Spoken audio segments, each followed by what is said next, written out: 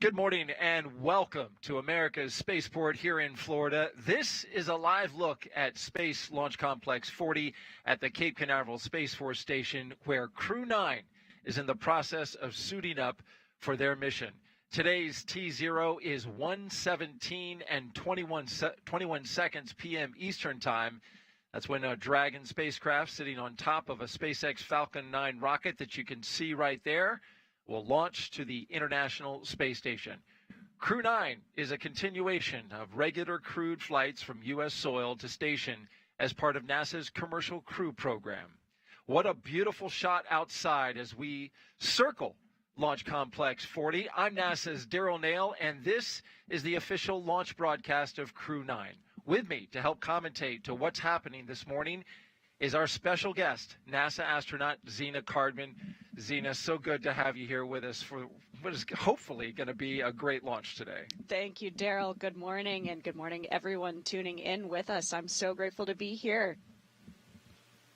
And we are very grateful to have you here as you look at the launch pad now. Such a great shot by our flight operations team here at Kennedy. The mission today is a new configuration for NASA's Commercial Crew Program as we go back into the suit-up room. We are flying one commander and one mission specialist, a crew of 2 instead of a crew of 4 as originally planned. Now, the reason is to use those 2 empty seats to return astronauts Butch Wilmore and Suni Williams. They flew up to the ISS in June, but remained on the International Space Station to prioritize their safe return. Meanwhile, their Starliner spacecraft, which had technical issues during a test flight, returned to Earth uncrewed earlier this month and returned successfully. And we'll have more on that in just a bit. Today, the crew's ride to space is the Dragon Freedom spacecraft, its 4th flight to space. As we look inside the suit-up room at the operations and checkout facility here at the Kennedy Space Center, we see both the astronaut and the cosmonaut sitting in their seats inside the suit-up facility. They've got their suits on, and now, Zena, of course, it's time to check them out. That's right, Daryl. This is the first time that the crew have gotten in their suits on launch day. Of course, this is not the first time they've been in their suits. We spend a lot of time training and practicing in these suits so that we are ready to go on launch day. But this is the first of multiple checkouts of the suits that will actually take them to the International Space Station. It's great to see. You can tell they're a little puffed up. When the helmet goes above the chin and the mouth area, you know that they're being pressurized, right? That's exactly right. Yeah, we're doing leak checks in these seats, and so it's great to see Nick Hague and Aleksandr Gorbunov here in suits that are looking good. When they pressurize, they get a little bit stiffer. They're actually about the same pressure as a volleyball. Oh, interesting. I Fun didn't know fact, that. yeah. That's a nice little factoid. Yeah. Well, over the next 4.5 hours, we will walk you through this detailed process and show you all the action live as it's happening from suit-up room all the way to liftoff and then in orbit. But first, I want to tell you a little background information about Aleksandr Gorbunov, our co-host today. Zena was selected by NASA as a member of the 2017 Turtle astronaut class. She completed 2 years of training as an astronaut candidate. Leading up to today's mission, she was part of Crew 9 and trained extensively with the team before the flight was adjusted to 2 crew members. As you can see, this is video of her doing that training. Zena is also a geobiologist. She earned her bachelor's degree in biology and her master's degree in marine sciences, both from the University of North Carolina. There, she also researched geobiology and geochemical cycling in subsurface environments such as caves. She also worked with NASA and supported field tests in Canada, Idaho, and Hawaii, and has been on multiple Antarctic research expeditions. And there you are in Antarctica, looking a little bit cold, That's but exactly vibrant right. nonetheless. Yes, in some ways a very different environment than the one that I am training to work in now, but it's also, I think, really exciting to see a continuation of scientific research in remote environments and research that is collaborative and uses people who are not necessarily the scientists themselves actually doing the research, just like Nick and Alex are going to do on ISS. And you found actually a lot of similarities with training to go to a place as remote as Antarctica and similar to space. Yeah, that's exactly right. Of course, the reason that we're going to these places is to do research and for exploration, but it also takes an entire team of people to get us there. We also need to do training on maintenance, how to live and work in this environment and not just do the research. All right, as you look here at Commander Nick Hague, I want to talk a little bit about him. U.S. Space Force Colonel Nick Hague is your Crew 9 commander. He was selected by NASA as an astronaut in 2013. This will be his second space flight to the International Space Station. In 2018, he and his Soyuz crewmate experienced a catastrophic rocket booster malfunction after launch. They were forced to abort but landed safely. 5 months later, Hague launched on another Soyuz and served as flight engineer for expeditions 59 and 60, and of course, a safe mission to the ISS. He spent a total of 203 days in space and performed 3 spacewalks. The Kansas native is a test pilot and a distinguished graduate of the United States Air Force Academy. Nick spent 5 months in Iraq in support of Operation Iraqi Freedom. He voluntarily transferred from the United States Air Force to the Space Force in 2021 and is an active colonel.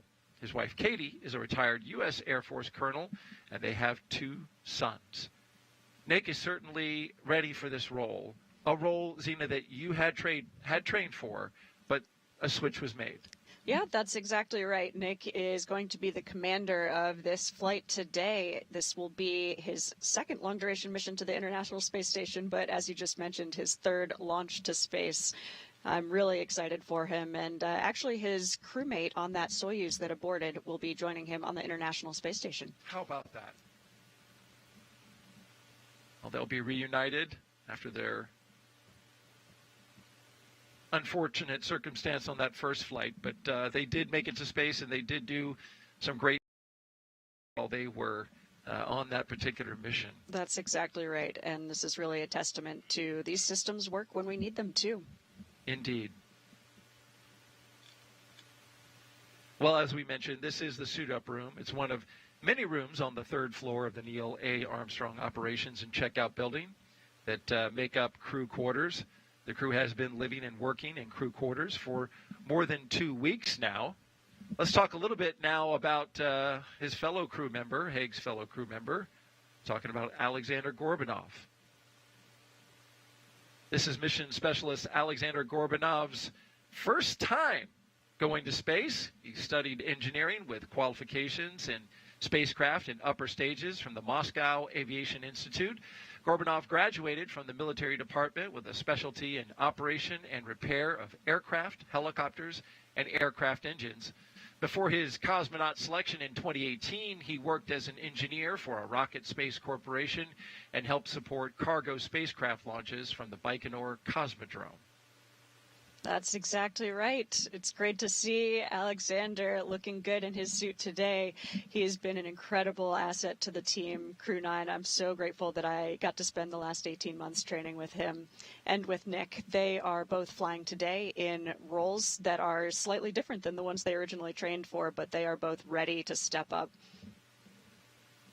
And talk a little bit about that, Zena. Initially, he was trained as pilot. Now he's in the commander position, but he also has to cover some of the responsibilities of the pilot, right? Because Gorbunov is still mission specialist, though he's also upped his level of ability for this mission as well. Yeah, certainly. It is an unusual circumstance.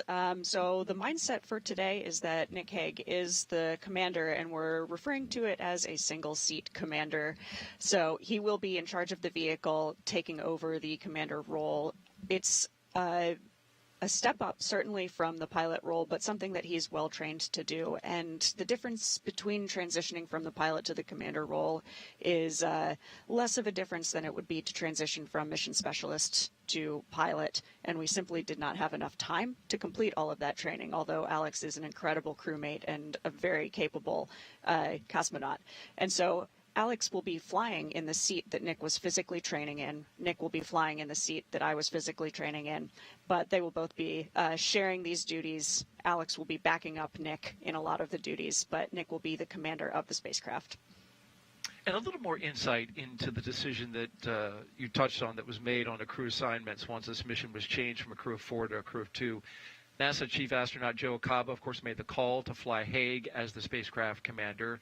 Acaba had to balance flying a NASA crew member with previous spaceflight experience to command the flight, while also making sure that the agency maintains an integrated crew with a Roscosmos cosmonaut who can operate that agency's critical systems aboard station for continued safe station operations. So a lot went into that decision, and we heard from NASA leadership in the press conference yesterday, and they said, look, you know, we had to make that call of experience in which it leaned, but they said it was a very, very close call between you and Nick. Very, very close. But it went to the experience, and you've been a professional about this. You're here on the broadcast talking about it, which, you know, I got to commend you for that as well. Thanks. But they said, look, you're going to fly. You're going to get a mission, and it'll be soon. Yeah, absolutely. I mean, this is a very privileged problem to have. If I can say, I don't know exactly when my launch to space will be, but I know that I will get there. That's a really great position to be in. I am here today to support my crewmates and to support the astronaut office and to support the International Space Station mission as a whole. As you just mentioned, it is really important to us that we maintain these international partnerships. It is an international space station, and so flying Aleksandr in that role enables that international partnership. It also facilitates my colleague Don Pettit and his seat launching on a Soyuz rocket just a few weeks ago. So they will all be together on the space station as an expedition crew, and I'm really proud to be supporting my crewmates here. Well said. Back into the room here, you can see everyone who is in the room. We have some supporting astronauts. You see Shannon Walker there off to the left, Deputy Chief of the Astronaut Office. And you see the folks who are dressed up in black. Those are the SpaceX support team. Yeah, that's and exactly it looks like right. Norm Knight made it back from Russia. Yes, indeed. Director of Flight Operations. Yeah, Norm Knight there in the beige jacket. He was supporting the Soyuz launch just a few weeks ago, but made it back in time to be with the crew. It's really amazing to have his support as the head of the Flight Operations Directorate. And in the blue suit just behind Alex there is Kostya Borisov. He was a mission specialist on Crew 7, actually, and is here supporting Alex. Right, and right between him, that's Luke Delaney. That's he's correct. an astronaut, but he's in the SpaceX outfit there. There he is in his That's blue right, suit. Luke Delaney, yes. So he is a member of the Flies class, the class just younger than the Turtles. And so it's been great to see him taking over this role. He is the astronaut support person, or ASP, so he will actually be riding in the Teslas with Nick and Alex and helping them get to the pad and get to their capsule safely. And then in between Luke and Norm Knight is Chaz Tacheny. He's our VITO, Vehicle Iteration and Test Office mission lead for Crew 9. Zena, how long does it take for crews to train together for a launch, and what does that training entail? Yeah, so as a crew, we are training for about 18 months together, and that training includes a lot of training in Hawthorne. As you see pictured here, this is Nick and Alex in Hawthorne, California, and we also have some simulators in Houston, Texas, training in the Dragon capsule itself. The large majority of our time is spent training for the International Space Station as opposed to our launch vehicle. But the launch vehicle is something that we don't train for until about the last 6 or 8 months of training before we get to the ISS. So it really takes a lot of work, a lot of practice so that on launch day everything is very familiar. There they are coming out of the hatch. That's exactly doing right. That training you're talking about. Yep. This training pictured here is for an unassisted egress in case they landed somewhere and rescue forces weren't immediately available to help them out of the capsule. So something that we practice for but hope to never use. Right. But of course, as we know, it's always good to practice for unexpected situations. And the red stuff, those are the life-preserving items. That's right, yeah. Like a raft. And there's a some life flotation. raft on board the Dragon, exactly right. Very good. And so, as you can tell, Zena has great knowledge and insight into the mission today and into spaceflight in general. And so, if you're watching right now, we want to invite you to participate in the show. If you'd like to ask a question over the next 4.5 hours, just jump on X, Facebook, YouTube, or Twitch. Send your question in. Countdown T-minus 3 hours and 50 minutes. Suit leak checks are complete, and then side hatch is coming open imminently. All right, good update there from the SpaceX launch director. 2 good suit leak checks, and they're opening up the hatch out at the pad. But again, the hashtag AskNASA, use that on the platforms X, Facebook, YouTube, or Twitch, along with your question, and we will try and answer that question live. While they get ready to go here, take a few pictures and with some of the team and talk to the crew before they get ready to head out here. I want to talk a little bit more about what led to the configuration of this mission today.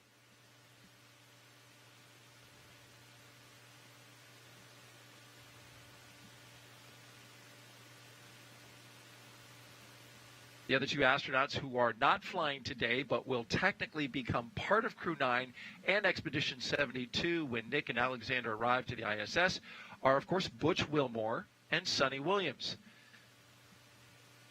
Butch Wilmore, he has flown on 3 missions, performed 4 spacewalks, and flown in 3 spacecraft, Shuttle, Soyuz, and Starliner. And Suni, she has flown on 3 missions, performed 7 spacewalks, and also flown in 3 spacecraft, Shuttle, Soyuz, and Starliner. Starliner arrived to the International Space Station on its test flight. This happened back in June, and we have video of it. There it is.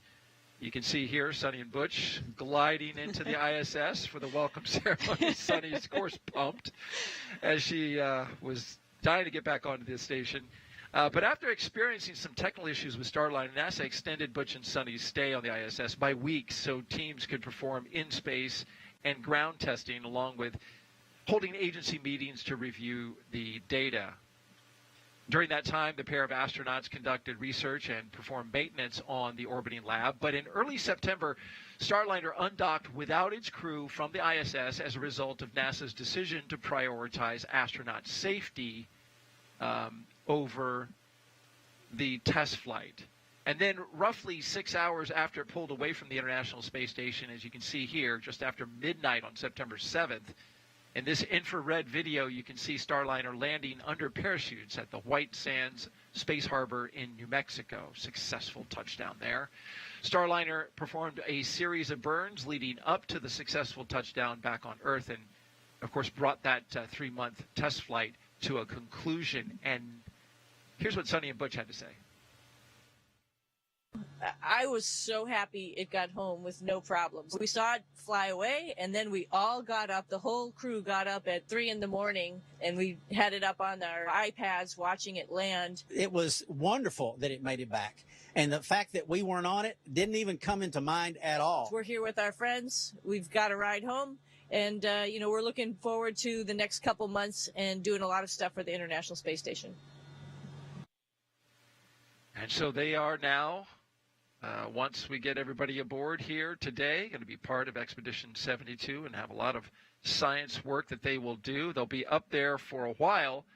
But if everything goes as planned and they return with Nick and Aleksandr on a Crew Dragon, then they will be, fun fact, the first astronauts to fly 4 different spacecraft that have launched and returned to Earth. That is a fun fact. Actually, really amazing. It's hard to do. It's difficult to do. Yes, that is quite the accolade. It's really actually incredible to me that I work with so many people, so many astronauts in our office who have now flown 2 different or 3 different types of spacecraft. And I mean, what a time to be alive that we have that many different spacecraft in operation.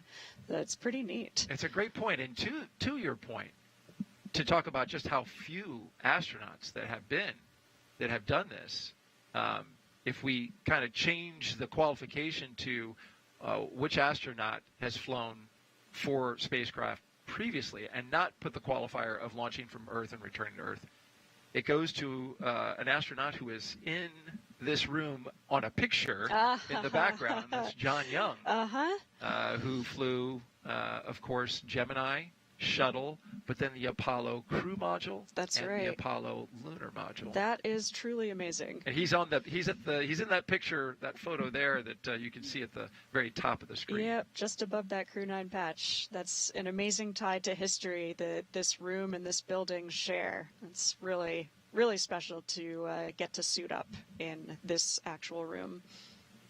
And so this is a tradition here. There's Shannon Walker with the 2 crew members laying out the rules to a card game. This is a tradition that happens before the crew can leave the suit-up room.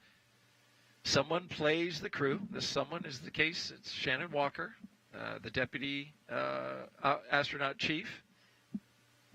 She'll play the commander and crew member, and they will play until the commander loses. That way, the team gets their bad luck out of the way and can now move on with nothing but good luck through launch. That's exactly right. I think spaceflight in general is full of traditions, especially on launch day. This is one of them that is just a really fun part of it. It's also a great thing to do. We have a lot of buffer built into that suit-up timeline, and so I absolutely love that we get to do this tradition, get to take part in this tradition. The rules change a little bit, and so the chief or the deputy chief might make up something special specific to that crew. So you can imagine maybe the number 9 is going to feature heavily today or something like that. So the rules change a little bit every time. But yes, you're exactly right. The tradition is that we must play until the commander loses. So we'll see what happens. And yeah, it's great to see they're playing with a card deck that I actually made for them. Oh, you did? That's right. Tell me about that. It's, well, you know, I guess my last name is Cardman, and so it's, trying to live up to the name. But this is something that I've done now for crews that I work closely with. So I've worked closely in the past with Crew 4, Crew 5, now Crew 9. And it's a really fun way to send them off on their launch day. And it's been really neat to draw the crew members as the face cards, actually. So I've got... Oh, that's cool. Nick Hague as the king for each suit, and Aleksandr Gorbunov is the jack of each suit. Any reason that you chose for those particular? Well, you know, that just happened to just work out that way. Yeah, I followed my instinct there. For Crew 5, it was fun because they had Anna, Koichi, Josh, and then I made so Nicole King, Jack, Queen. the queen. Yeah, that's right. So their initials kind of lined up nicely with the face cards. So do you happen to know, it looks like they're getting ready to start the game. Do you know what game they're going to play? I don't know exactly the rules of today's game. Well, only Shannon Walker knows right now, yeah. And perhaps, hopefully, Nick and Alex as they're about to start playing. She's been laying out the rules. Yeah, it's fun to see them laughing with each other. Yeah. It must have been pretty funny. Yeah, this is something to me that just is really the human side of spaceflight. Absolutely. And it's fun to get this insight. This isn't something that we saw in the past, although it was happening, you know, all the way back to the shuttle missions.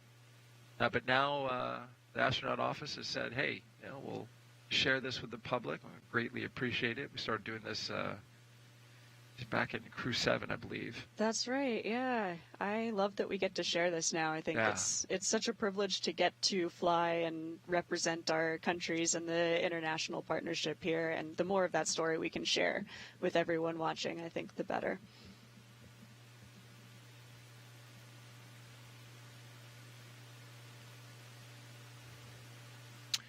Seems like Shannon's trying to stretch out the time a little bit as she checked her That's watch. a good sign, actually. I Yeah, think they must that's be right, that's doing true. well on time.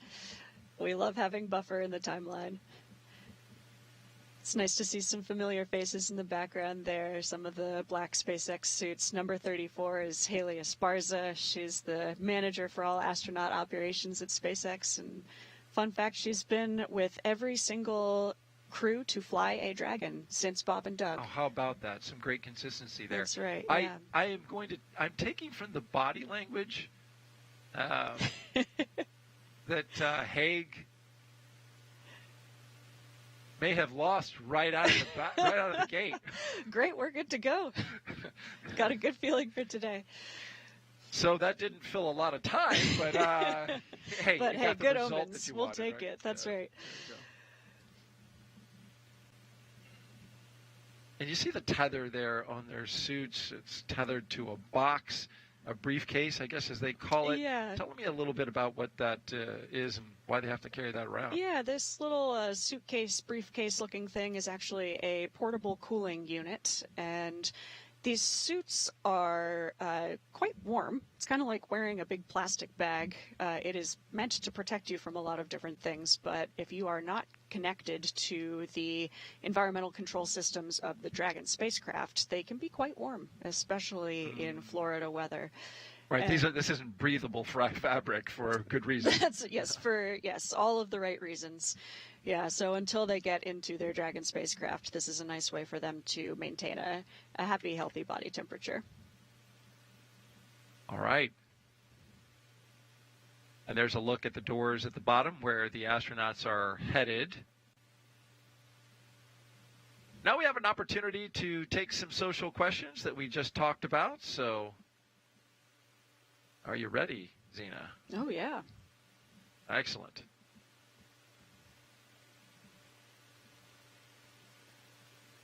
All right, first up, Dustin Burnham asks on X, can you share a surprising or funny story about the preparations for this launch that highlights the human side of space exploration? Oh, that's a great question. Oh, man.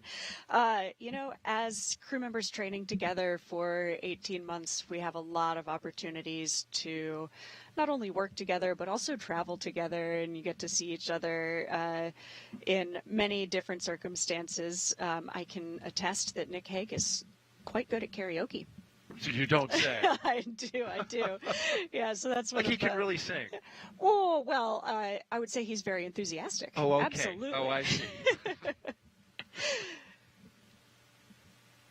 Is he the guy that, he's always trying to get to the karaoke bar to sing? Or Yeah, does he kind of push it a little bit? I think it's an especially nice tradition, for example, when we are training in a place like Japan, where this is one of our international partners, and what better place to do karaoke than in Japan?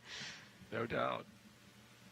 So we're looking outside the operations and checkout building at T-minus 3 hours, 38 minutes, and counting. This is where family, friends, loved ones have gathered to say goodbye to their astronaut. And let me tell you, the license plate is ready for it, as is the SpaceX Teslas that will head out to the pad. Always a great little tradition that they do with a custom plate. Yes, I love this tradition. All of the Teslas that have taken Dragon crews to their rocket have had a fun custom license from Haley Esparza, who just walked in front of the camera. She's the mastermind behind those license plates. I suspect this one is a Taylor Swift reference. Ah, I'm glad you got that. Uh-huh. Well, you see the 3 Teslas that are going out there, Teslas 1 and 2. Of course, with just 2 crew members today, they'll be in one Tesla together. That's right. It would be a lonely ride separate, so I'm glad they'll be together and listening to Pump It Up playlist on their way there. Well, you can see this is now the hallway back inside the astronaut crew quarters, and some really fantastic artwork that you can see lines the hall there. This has been a recent addition to the hallway, and it's just some beautiful stuff there. Yeah, I absolutely love this addition to such a historic place. And those doors, my goodness, it's amazing thinking how many crews, all of the people who have walked through those doors on their way to orbit. All the way back to Gemini in the 60s. It has been a long time as we zip over. And, well, there's Rajachari, one of our astronauts, former crew members. Yeah. Is out there helping out. That's right. Rajachari, a classmate of mine, Turtle classmate, and the commander of Crew 3. And he is here as a family escort for Nick Hague.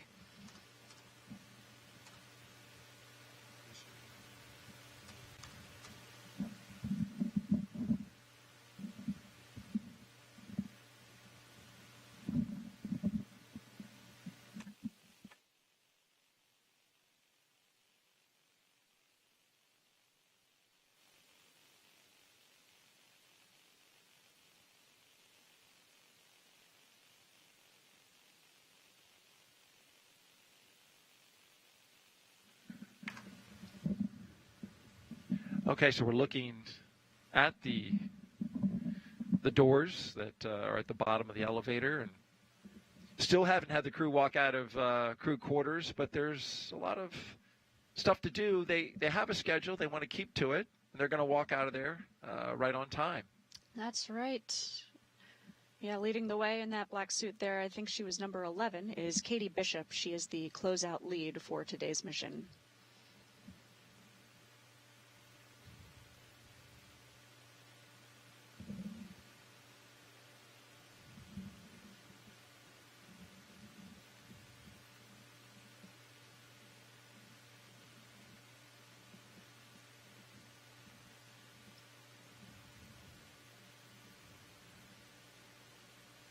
Crew quarters is a pretty big place as you look into the hallway there.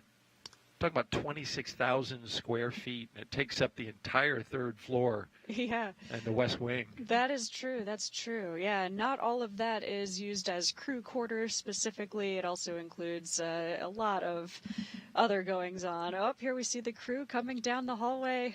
Oh, my goodness. Here they come. Crew 9 leaving the suit-up room and now on the move inside astronaut crew quarters. This is a big moment, and there's so many people who have supported them in quarantine who are lined up in these hallways, wishing them well on their journey. You can see them waving goodbye as they get in these elevators. Yeah, Aleksandr Gorbunov on the right, Nick Hague on the left, stepping into the elevator with Shannon Walker. That's right, and that poster that you see lining the walls of the elevator are signed by so many of the people who have supported this mission here at KSC. It's really humbling to see those posters as you step into those elevators. A very nice touch and a thumbs up as the elevator doors close. Now they're headed down to the first floor, and as they do so, since we're talking pre-launch traditions, and we had a few of them, here's another one. Both Nick and Aleksandr signing their mission patch inside crew quarters. The patch shows, of course, the trail of a rocket launching. And you can see a Falcon 9 in there with the number 9 on its beak, along with a crescent moon as its eye. That's a nod to the Falcon 9 rocket in the patch. And we'll have much more on this mission patch with a deeper dive into the design coming up later in the broadcast, which, you know, Zena, your team, when it was your team, all contributed to the design of this That's patch. right, yes. So this is a patch that I have so much affinity for, and I love the design. Nick and Alex will represent it well today.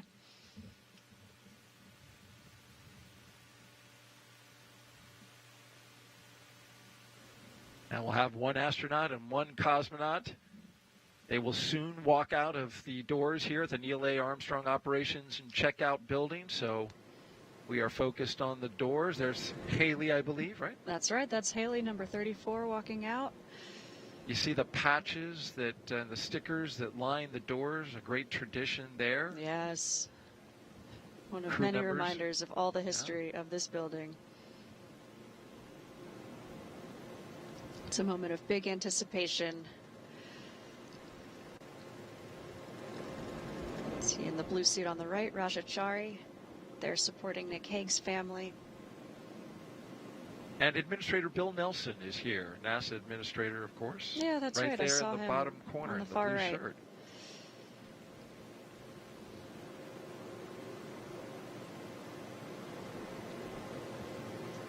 The doors are open on the Teslas. They've allotted about 25 minutes to the pad with a security escort that will lead the way.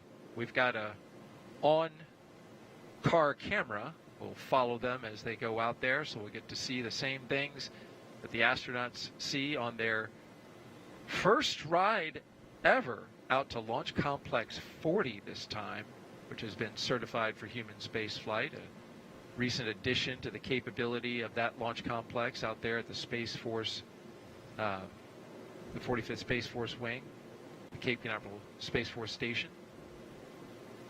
Yeah, that's right. This is one of many historic aspects to this Crew 9 mission, and it's neat to have Nick Hague, who is the first person to launch as a Space Force member. Ah, yes. Of course, Mike Hopkins transitioned over to the Space Force while he was already on orbit. So he launched as Air Force, landed as Space Force. An important distinction there, and I believe Nick said in his little crew pack, he's taking the Space Force flag. Yeah, we get a really small volume of personal items, much of which we tend to take up with gifts. Oh, here they come. There they are.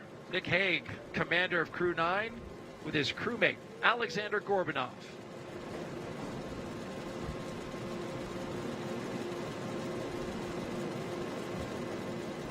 It's a big moment.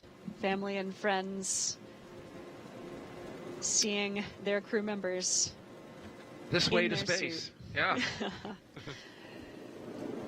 Yeah, so they'll have a chance here to say a few words with those who are closest to them.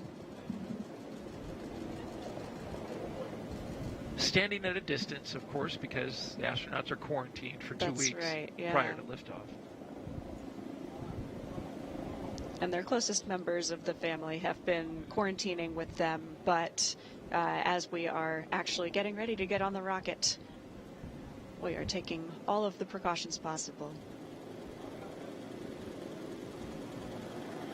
What's this like for you, Zena, seeing your former crewmates in this moment? Oh, gosh, at the same time, it is absolutely joyful, and it is also surreal.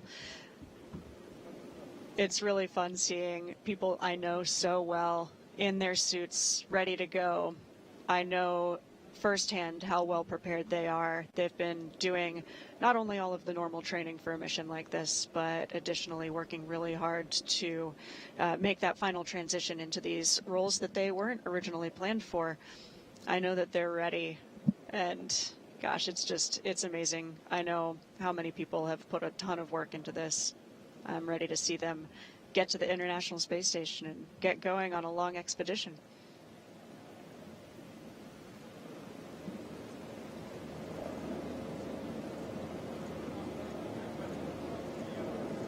And they'll have a few minutes here to say hello, say some words with their family. There's Haley letting them know it's time to move towards the Teslas.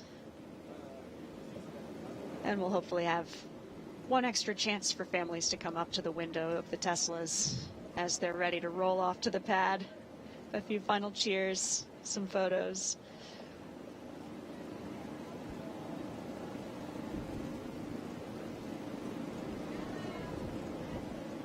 And now they are getting into the Tesla. And as Zena said, the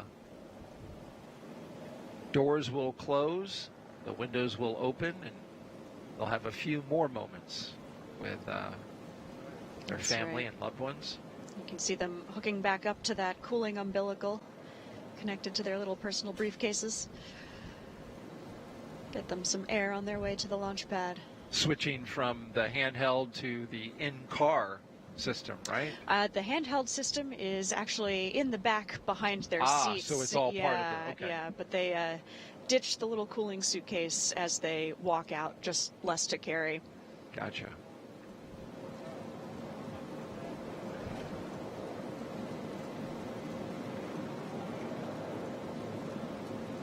This moment is such a mix of emotions.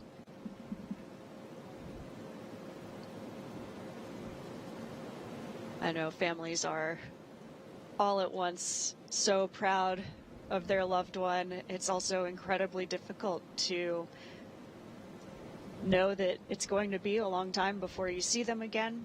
Of course, we have a lot of great communications assets. It's really easy to stay in touch, but it is nevertheless really challenging to be a family member on the other side of this. And as a crew member, you are feeling so excited for this launch that's about to happen. You're so ready for it, as this license plate says. They are ready for it indeed. And you've been down there on the ground as an astronaut support person with these crew members as they've been getting ready to. You were there for Crew 4, That's right. Yeah, I was the support person for Crew 4. I was a backup crew member for Crew 4 as well. I've been on most sides of this this barrier here. I've been there as a support person, riding in the Teslas with the crew to the pad. I've been a family escort. I've been there as effectively the family member for a crew member. So I've seen it from a lot of different sides. It's really, each one is challenging and humbling. So I know firsthand all the work that goes into something like this. And they are off on their way to Space Launch Complex 40 at Cape Canaveral Space Force Station. You can see the crew driving away from the Neil A. Armstrong Operations and Checkout Building, and this will begin a roughly 20-minute drive with a full security escort across NASA's Kennedy Space Center, including the Vehicle Assembly Building. And there they are, the onboard camera. I just want to follow up on a note that you said. You've seen this from so many sides that by the time you get to space, you will probably be the most highly trained astronaut to ever do a crew launch. Well, I don't know about that, but I will be ready for it as well, that's for sure. All right. Well, while we've got the astronaut and cosmonaut in their vehicles headed to the pad, let's hear from them now. And let's start with Commander Nick Hague, who spent 5 months in Iraq in 2004 in support of Operation Iraqi Freedom. Let's listen more from the test pilot from Kansas.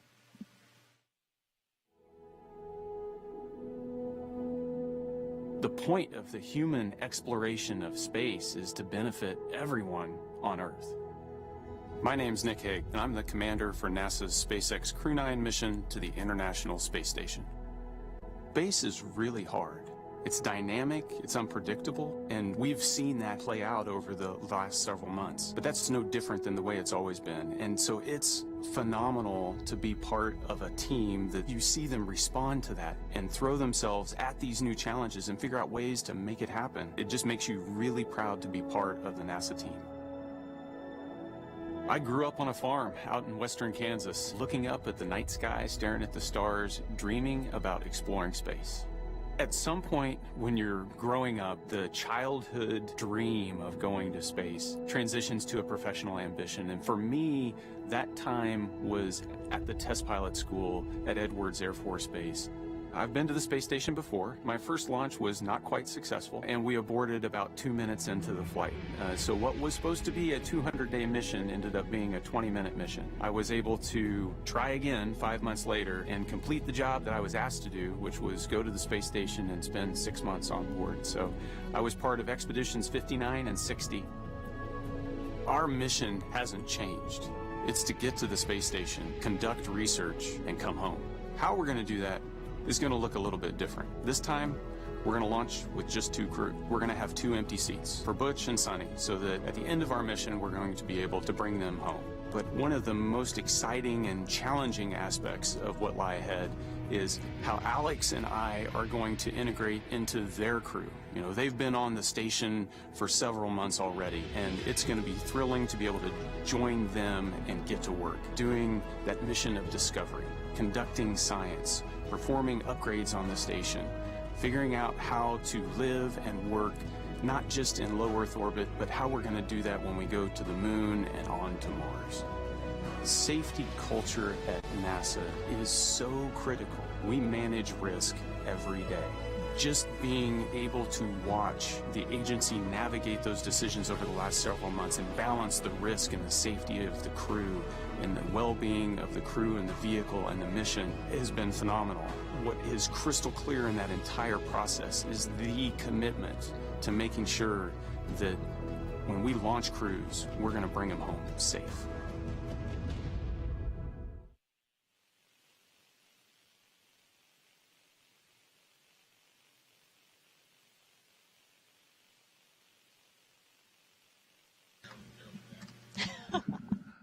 And we are on the road after hearing some really wonderful words from Commander Nick Hague. I like the part about him looking up at the sky and dreaming about space and translating that to a professional ambition. And here he goes. We also want to invite you to jump in to the conversation we're having right here on air. Send us your questions with the hashtag AskNASA on the platforms Facebook, X, YouTube, and Twitch. Astronaut Zena Cardman is here, and she is answering your questions and doing a great job of it. And so our next question is, well, Luke, who is just 8 years old, asks on Facebook, how tall is the rocket? Oh, the Falcon 9 rocket is a little over 200 feet tall. So that's roughly 20 stories if you think of a 20-story building, a hotel or a condominium. Right. That's right. I mean, it is a really tall rocket.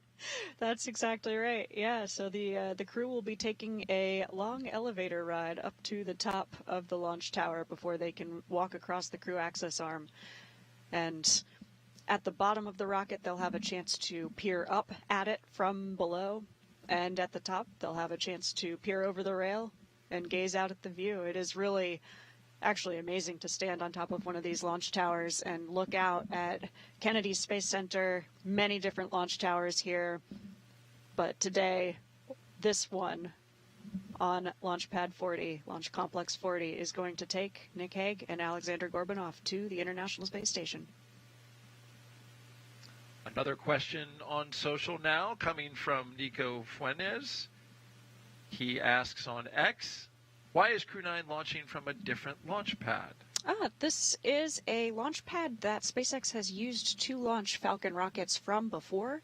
This is the first time that we will have actually crew, so people, launching on a rocket from this launch pad. And I think it's great. Now we have more options available. This adds some flexibility to the launch schedule. We have more and more rockets launching every week, and things can get a little complex. We have to not only abide by traffic laws, so if one rocket is launching, another one is not able to launch nearby, but we also have to dodge weather, as we are keeping an eye on today.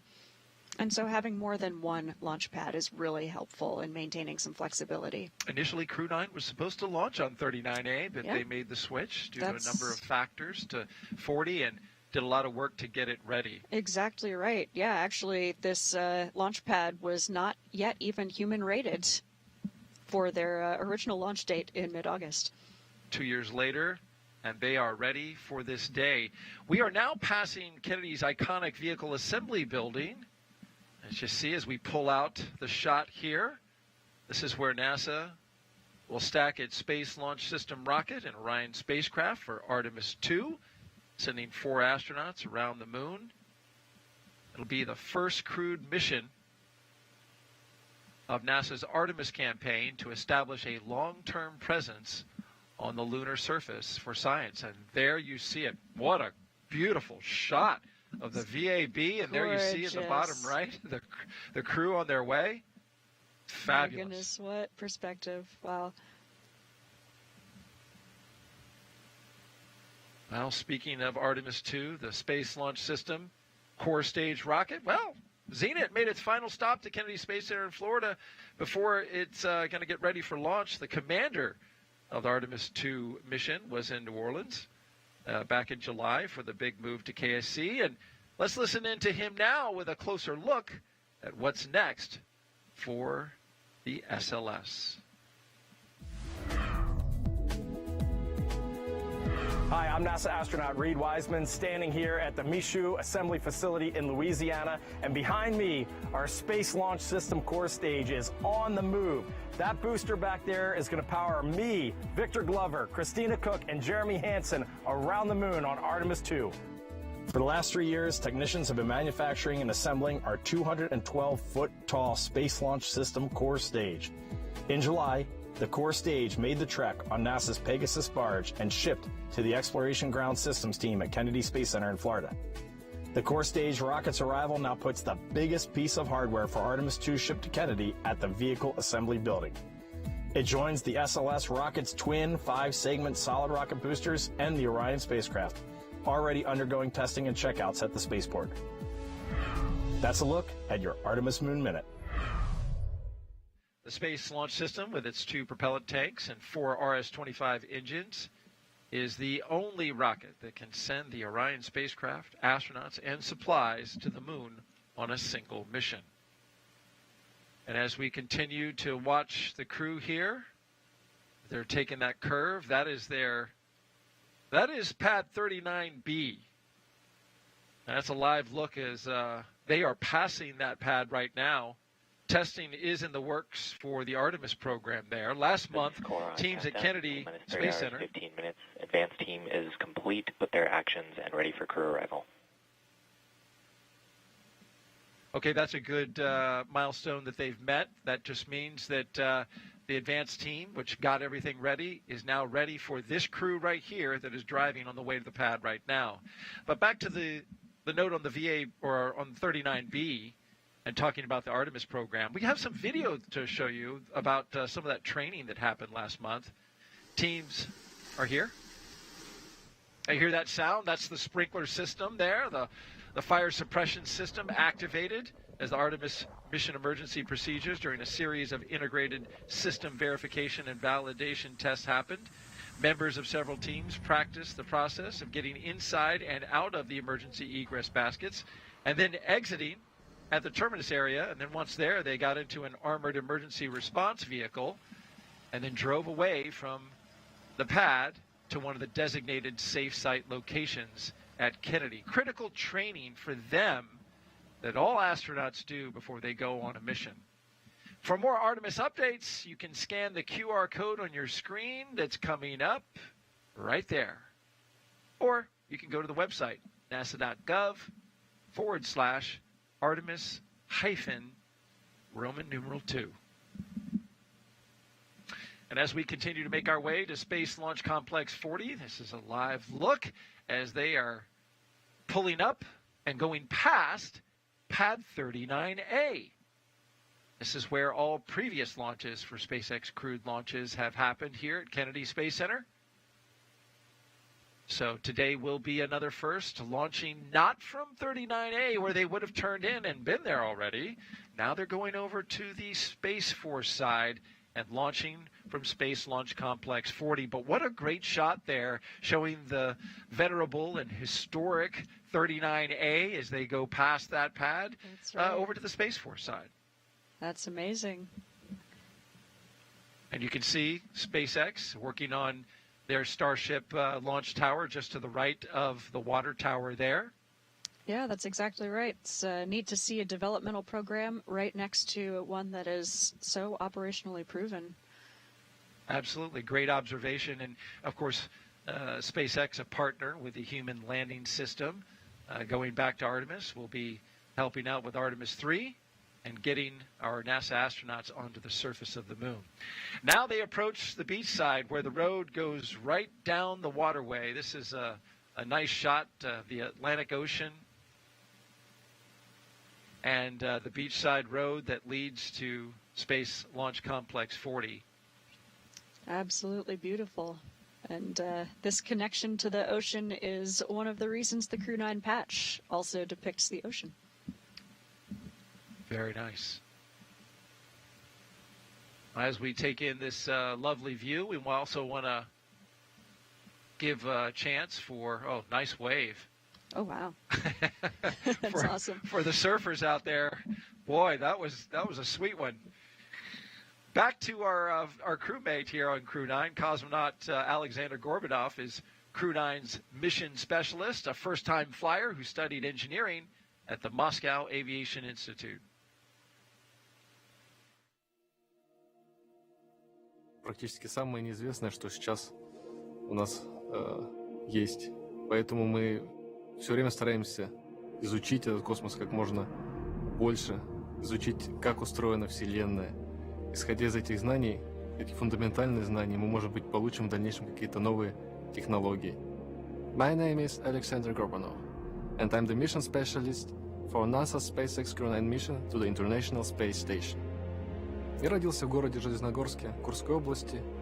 Это примерно в 500 километрах на юг от Москвы. Мне нравилась, например, биология. И когда я был совсем маленьким ребенком, я хотел быть биологом. Затем я познакомился с авиамоделированием. И после этого меня мысль о том, чтобы стать инженером, в частности в космической отрасли, полностью захватила. И в старших классах я уже осознанно готовился. Я закончил Московский авиационный институт по направлению космические летательные аппараты и разгонные блоки. По образованию я инженер. Учась в институте, я также параллельно работал. После этого я поставил себе цель попасть в отряд космонавтов. На это ушло примерно 10 лет. В 2018 году я был отобран в отряд космонавтов. Международная кооперация – это одна из самых важнейших частей при исследовании космоса. Мне кажется, что когда человек выходит за пределы земной атмосферы, то он становится не только представителем своего государства или своей нации, но также представителем всего человечества. Когда я учился в институте, то ходил в горные походы, в зимние походы, научился нырять с аквалангом. Но самое вдохновляющее увлечение, которое у меня сохранилось до сих пор, это парапланеризм. Это невероятное, непредаваемое ощущение, когда ты летишь, и тебя сопровождает только звук ветра. Ну, я думаю, это похожее увлечение. С каждым годом все выше и выше. Чем больше занимаешься парапланеризмом, тем выше получается подняться на параплане. Соответственно, следующая ступень — космос, но без параплана. Minus the paraglider. Well, we saw some beautiful waves for surfing, and then there were some beautiful views of paragliding. I haven't been, but that looks amazing. Yeah, absolutely. I know that's something that Aleksandr is very passionate about. Hopefully I get to give that a try with him someday. T-minus 3 hours and 9 minutes, and there you see the access road as we're going towards Launch Complex 40. The lead vehicle, part of the security team that's leading the caravan. That's right. A little bit longer of a drive than it is to 39A. Gives you extra time for your launch playlist. There you go. And I don't know what the playlist is for the car this time around. Sometimes the astronauts, as you know, post it on social media. We didn't get one for Nick, but you know, it got me to thinking. Sometimes it's just nice to just drive and just have the sound of the tires underneath you. You know? That is true. Though I don't know if that's suspect the case, but, yeah. today I know that they are listening to some tunes. Okay, so it is a good thing to rock out and get the adrenaline going. That's Absolutely. Certainly what the astronauts did on Demo 2 and many missions afterwards. Oh, for sure. Yeah, it's interesting. Some people choose to have some pump it up jams. Others really want to relax and just get in a calm mindset. And it's really up to the crew members. So this is pretty cool, Zena, as you're driving up and seeing the rocket in through the front windshield. Oh, yeah. There you saw the MRAPs just off to the side. Those are the vehicles. In case there were an emergency egress, they would use the emergency slide wire chute to get down there and get in those vehicles. But this is a wider shot of Slick 40. It's a beautiful shot. It is a smaller footprint than 39A. Of course, 39A, a very large NASA facility that has a very long flame trench. This one a little shorter, a little smaller footprint, about the third of the total footprint, but all the hardware is there that's necessary for successful spaceflight. And today, the first time that we'll have a crew launch from this launch pad. And a lot of work, about 2 years worth of work, went into getting this pad configured and outfitted with hardware that can support a crewed launch. And you need a tower, you need an access arm. So I want to give you a little closer look at what we're dealing with. You can see there's the entire complex. And if you look to the right of the screen, that's the launch tower. You see the elevators. Astronauts will be going into those elevator doors.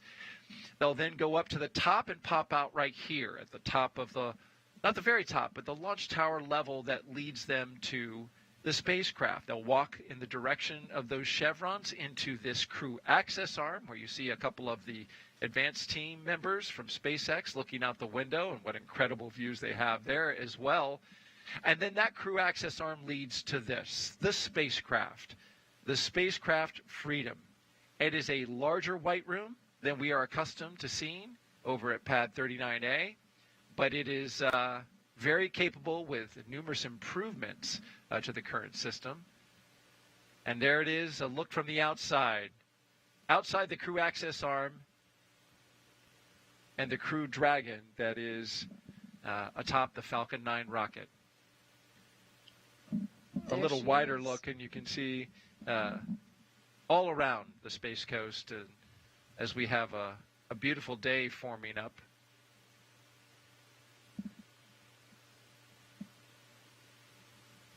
And that Dragon spacecraft Freedom is looking good on top of a Falcon 9 today. Absolutely beautiful shot.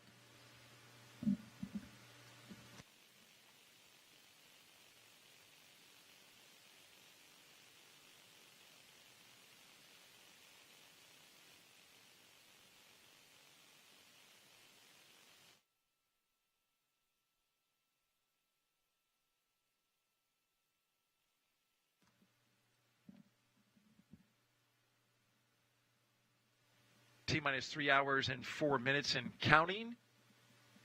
At T-minus 4.5 hours, we got a weather brief from the launch weather officer with the 45th Space Wing today. And though that shot looks beautiful there, we got a little blue sky mixed in there, there are some weather matters to talk about that the team is tracking.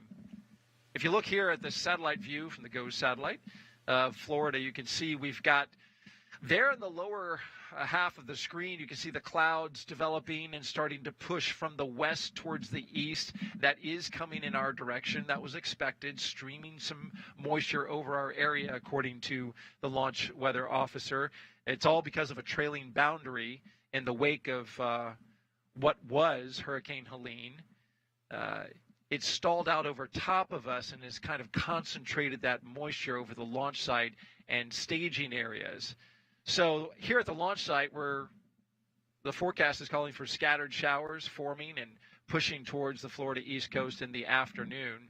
Fortunately, our launch time of 1:17 p.m. Eastern Time is early in the afternoon, hopefully before those storms start popping up and developing. But they are keeping a close eye on it. And as a result, our probability of violation at the launch site for today is 45%. That would mean a 55% go if you're a person who likes your glass half full. I do. And that's Sina. So we'll take that as a 55% go, and hopefully we end up on the good side of that. We're also watching the weather along the ascent corridor. That's a little more iffy even than the launch site weather, where the remnants of Helene have brought some precipitation and lightning over some of the areas up the ascent along the east coast of the United States. And this is important. This is something that the team is watching and they're tracking, and talk about why that's important when it comes to emergency egress. Yeah, absolutely. Weather on launch day is a really interesting puzzle, and so not only the weather right here at the launch site matters, but all up the East Coast matters as well. And as Nick Hague knows firsthand, if you needed to abort and escape from the top of your rocket, your Dragon would come down on this launch trajectory somewhere on the east coast of the U.S., all the way up to about Shannon, Ireland. And so we really need to make sure that the weather and the wave heights are conducive to that being a safe place for a crew to land if they ever needed to. So the weather in those areas is something, as you mentioned, they're watching closely. The conditions were moderate when they were forecast yesterday, but the team is watching.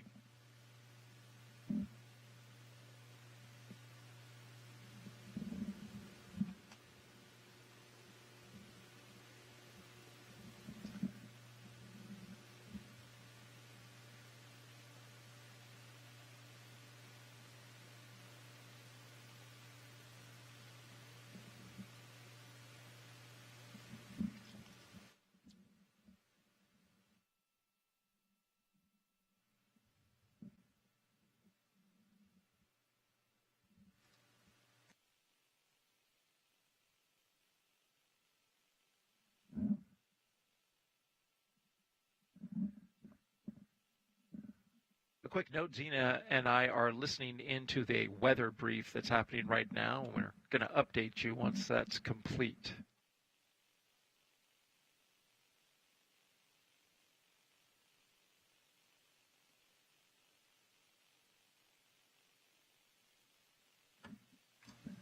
All right, I believe that was Launch Weather Officer Brian Sizik. Stand by.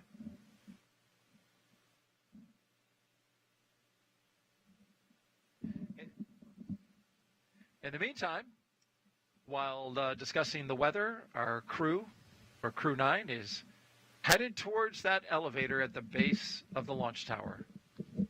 Yeah, you can see them walking towards that elevator right now. I am sure they will take a moment to look up and really take in their rocket from the foot of that 200 and change foot tall rocket.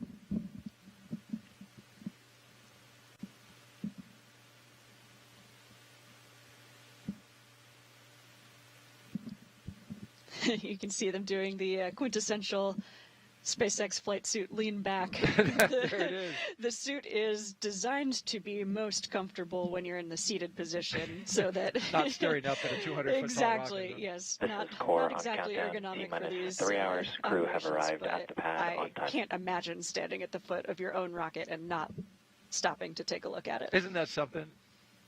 What a view that we just saw there as they No were kidding. craning backwards. We call it the rocket recline. The rocket recline, I love that. And Should into be the a dance elevator move. they go.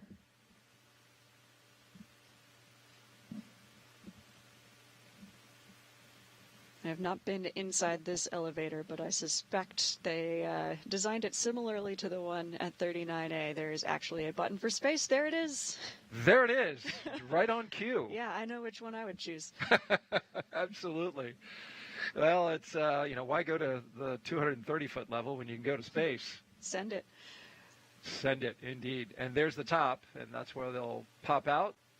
And the crew, as we showed you in our little mini tour, will follow those chevrons on the ground, which are also there in white, high contrast with the black paint, so they can be seen in the case of an emergency egress. Yep, that's exactly right.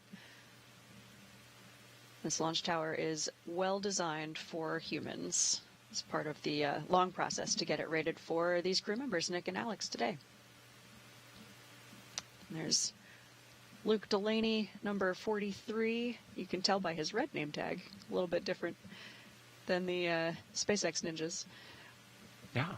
And there's some important differences between this crew tower. This elevator takes the crew all the way up to the level of the crew access arm, as opposed to at 39A, they have to actually go up a few flight of stairs. That's exactly right, which is no easy feat when you're in a suit like this. So quite nice to just go all the way direct in your elevator.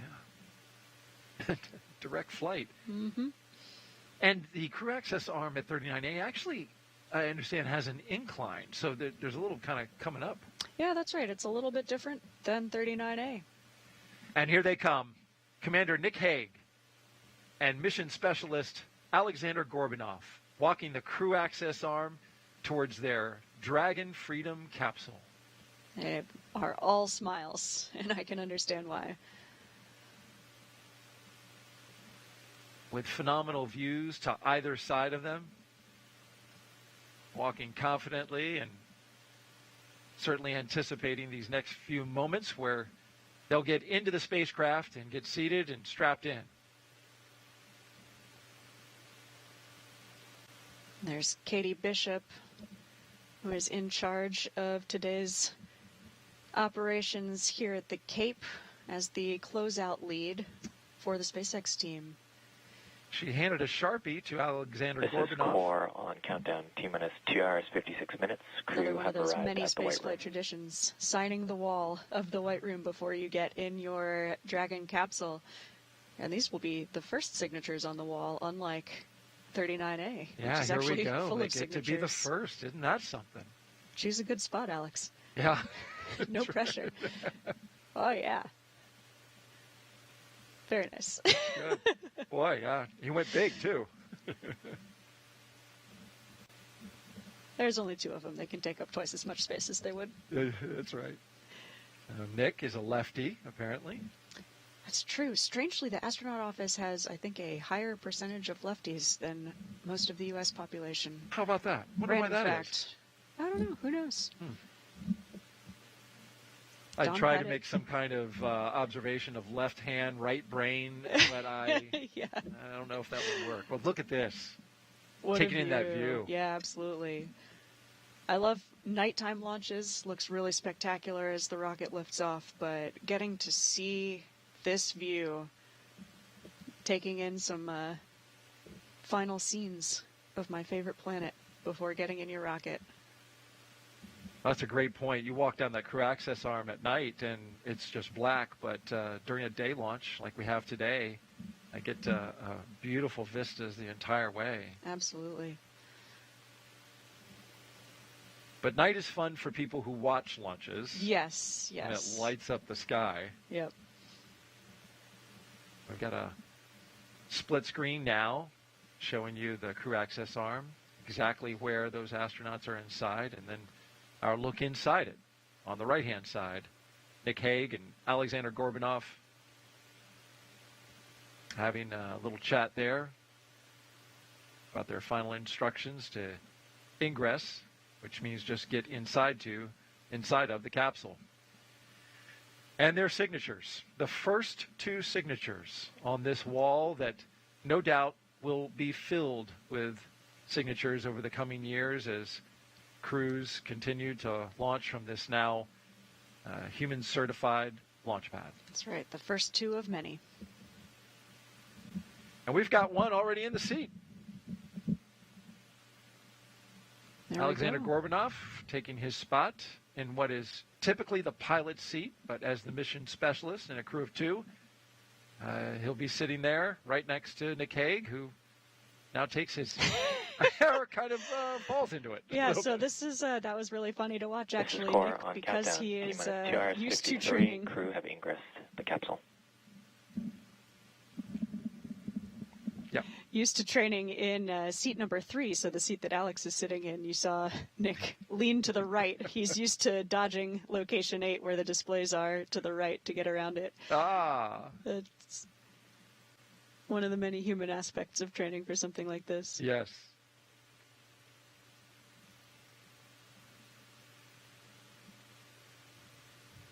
And while they're getting situated, just wanted to catch you up on the weather brief that we listened to. The launch weather officer, Brian Sizik, in this case, was observing a line of storms that are headed our way over Florida right now. They're coming up from the southwest, and that's what's contributing to our launch day forecast. Our winds are 10 miles per hour out of the south-southwest. Temperature is a nice warm 87 degrees.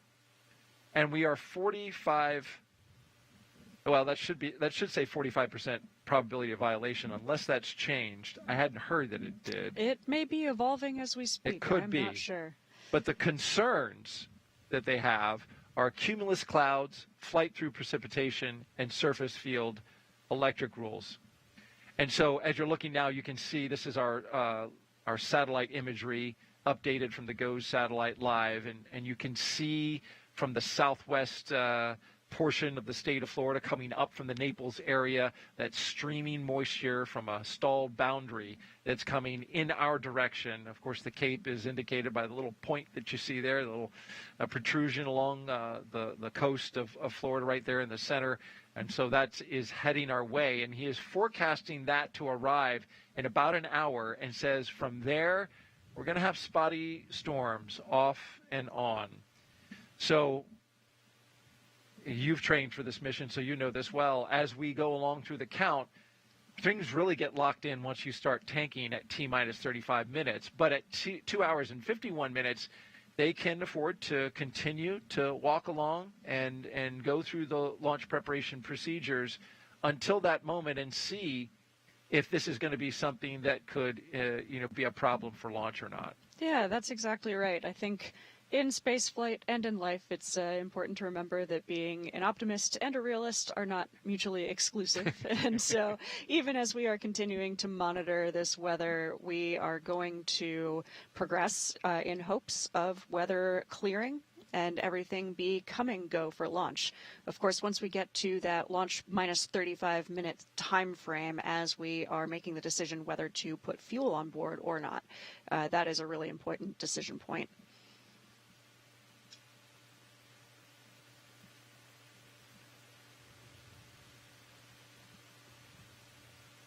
And so our crew are now getting settled into their seats. It looks like Aleksandr has his 5-point harness on already and moving through his procedures there.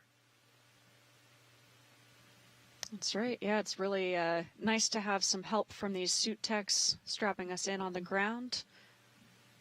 The seats are in a slightly more upright configuration than they will be for launch, and so that helps you with ingress, with getting in your seats. But it is still difficult to strap yourself in. You can see Nick is taking care of his shoulder harness straps right now, plugging it into the center point where all 5 points of that harness attach. It certainly is cozy and comfy, isn't it? I mean, they're elbow to elbow. Absolutely, yeah. It's pretty roomy inside as Spacecraft Go. It's a really nice cabin interior.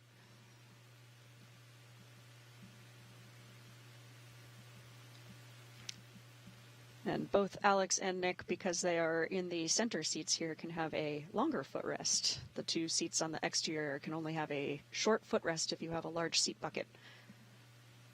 So I'm sure they're grateful for the extra leg room. Absolutely, because they're going to be there a while. We got a 28-hour transit to the International Space Station once they lift off, and we've got another just a little under 3 hours in this position now. So absolutely, yeah. And of course, once they get on orbit, they can get out of their seats and out of their suits as well. But they've got a few more hours to go. And here, where you are not weightless, it's important to be not only safe, but also comfortable. And I did double check the probability of violation. We still are at 45% probability of violation, so 55% go with the weather, and that hasn't changed. Though, just to briefly recap, there are a line of storms heading this direction set to arrive in about an hour. And launch weather officer says they'll be off and on as they pass over the spaceport. But I have seen, it's rare, I think actually I only saw it one time, 80% no-go. And as long as it's clear right at T0, you got a hole in the clouds. That's and right. it's clear you enough just away. need 10 one mile window. Yeah, that's all you need.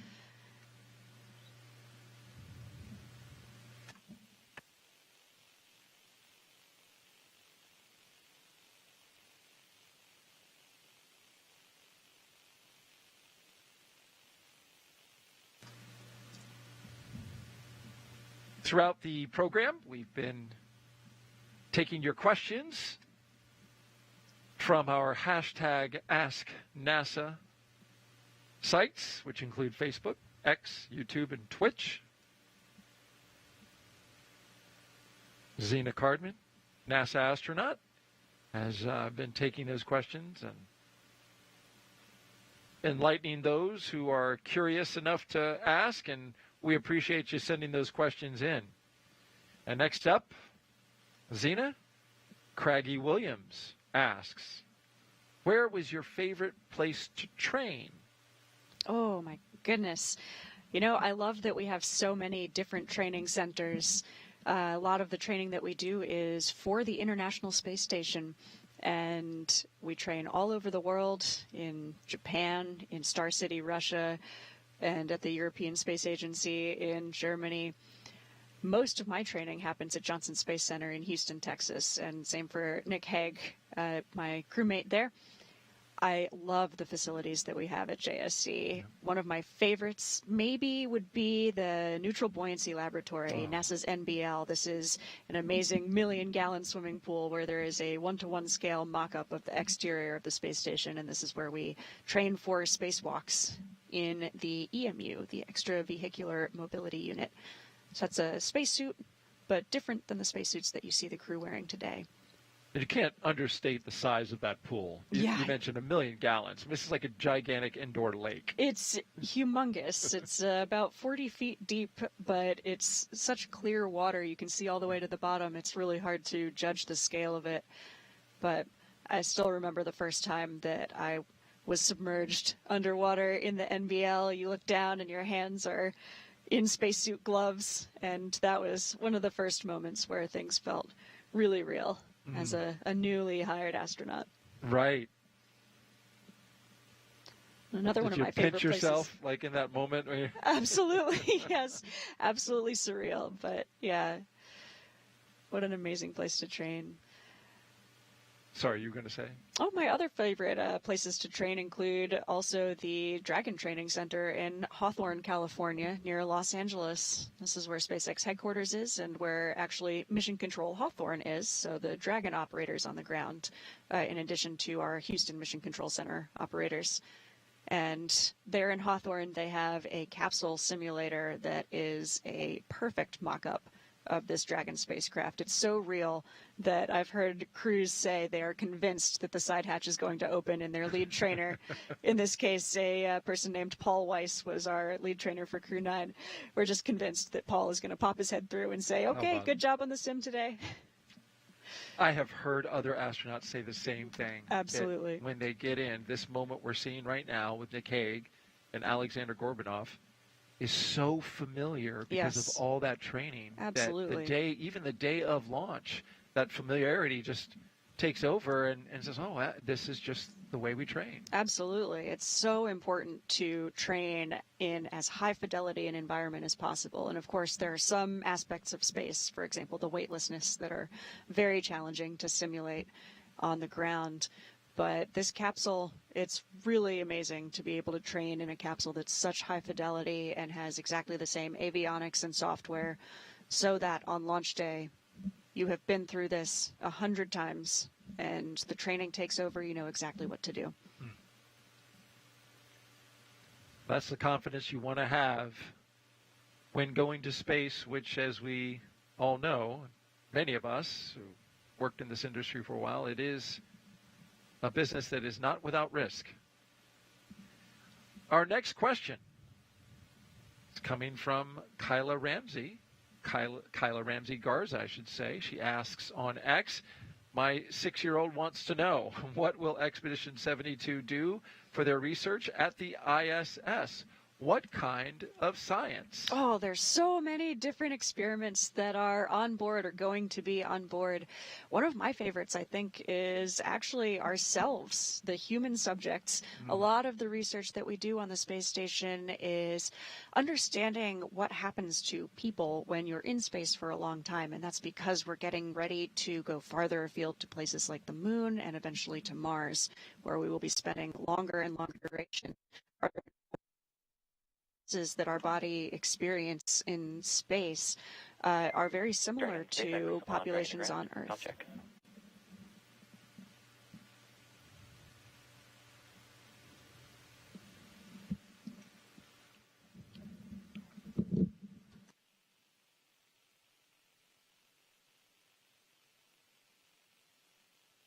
Tex Freedom, I'm with you. Got you loud and clear.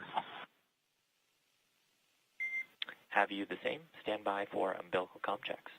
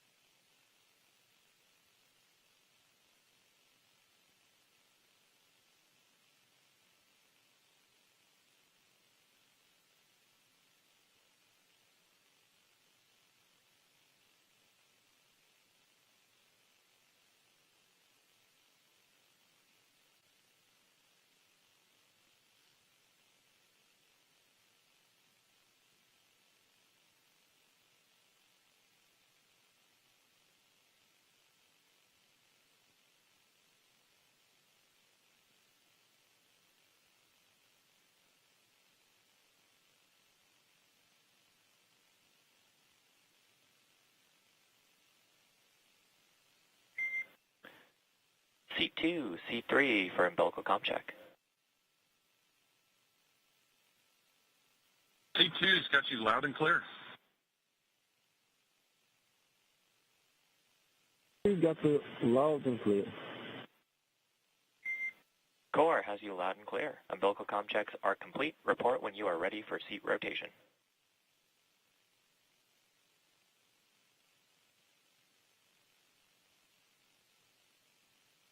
Freedom's ready for seat rotation. Copy. We will report when initiating.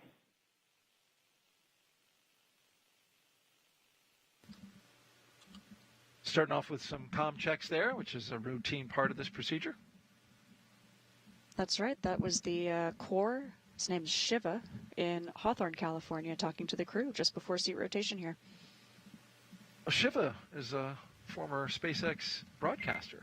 Yes, Dragon, we are initiating seat rotation. A good communicator. Yeah, good to hear his Ready. voice.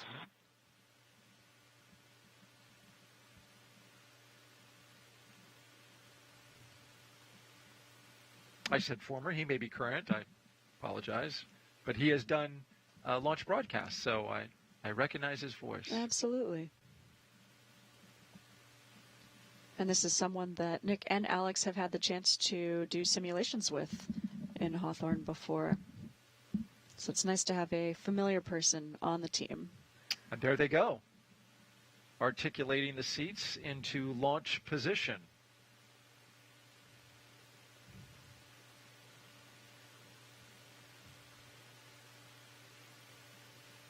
Boots up.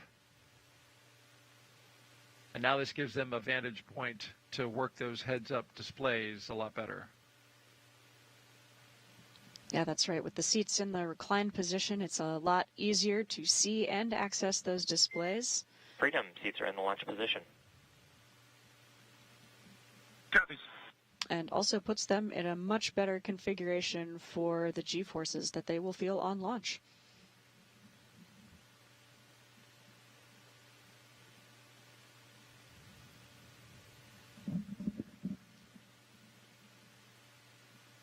If you just joined us, welcome to our coverage of NASA's and SpaceX's Crew 9 mission, launching from Launch Complex 40.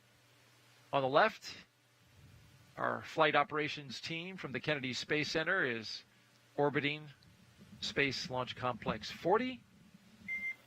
Dragon SpaceX, you are go for 4.100, Section 2, suit leak check prep.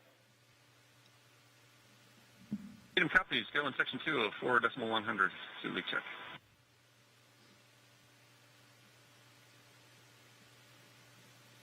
And we are currently here in a split screen. With the left, you see the rocket, and on the right are our crew. One astronaut, one cosmonaut, getting ready for the second of 2 leak checks so far today. Exactly. They did the first in the suit-up room at the operations and checkout building before they walked out and saw their families. This second one is because they have actually had a chance to open up the zippers of their suit, And we are now also zipped back up and connected to all of the systems of the Dragon. So their actual umbilicals connecting to the Dragon vehicle itself is one place where you might have a leak. So in the suit-up room, we've eliminated the variable of the suits themselves, and now we're just making sure that our care complete, ready for leak checks. all of those interfaces with the vehicle itself are going to be good to go.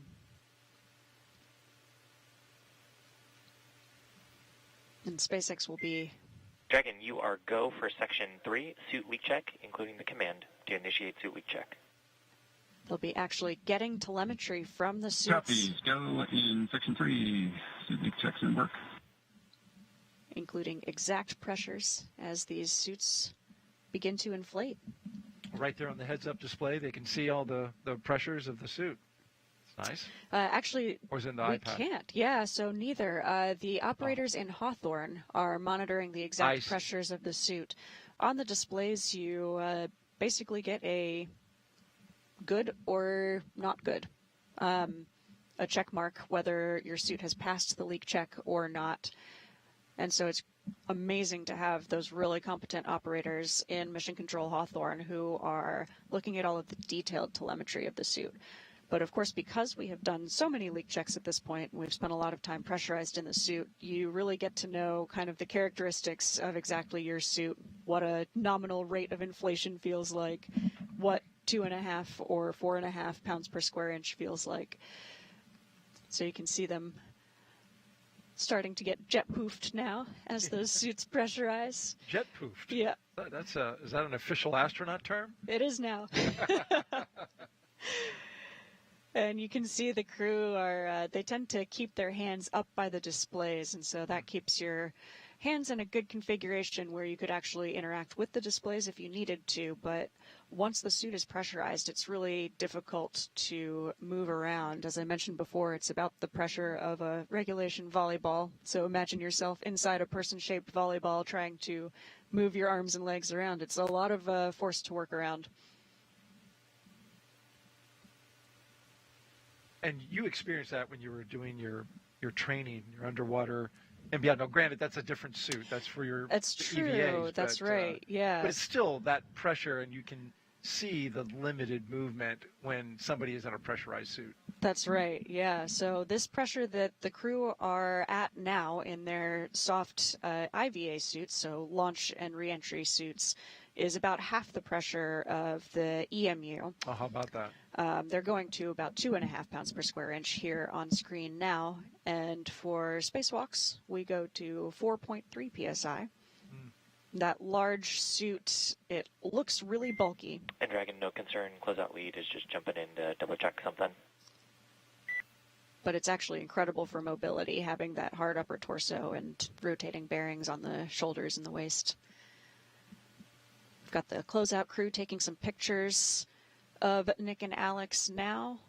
This will just give them some good verifications and the ability to send those pictures to a whole team of people who will take a look at it, make sure everything is good to go. And you can see in seat 4 and seat 1, we've got some extra mass simulators. Dragon, we show 2 healthy suits. Yeah, Freedom copy. 2 good suits. And there's that core Shiva who is confirming 2 good leak checks. And there they go, deflating. Dragon, with that, closeout team is going to be performing their final closeout steps and exiting the capsule. Please proceed to Section 4 for side hatch close and report when you are ready for hatch closure. Copies. So at this point, we are preparing to close that side hatch where the closeout crew have been coming in and out of the Dragon capsule. Of course, we want to make sure that you have a good suit and a good leak check before you close that hatch, just in case somebody needed to help with your suit. Make sure all that's in order, because when you close that side hatch, that is another big milestone in the march towards liftoff. That's Freedom. We're ready for side hatch closure. That's right. SpaceX copies. Currently scheduled. An instantaneous window at 1:17 and 21 seconds Eastern Time. About 2.5 hours from now, we are making great progress. And there's a bit of buffer built into this timeline, especially for side hatch closure, because something even as small as a human hair can actually cause a slight leak when you do a pressure check on that hatch seal. And so we really want to take our time and get it right. But if we do see anything, there is still the chance to open the hatch back up, inspect it, remove whatever tiny thing might have been in the way, reclose it, do another leak check, and still launch on time. And we've had that happen. Exactly. That's exactly right. Yeah. Yep. You want a really good seal between you and space. Yes, indeed. Yes.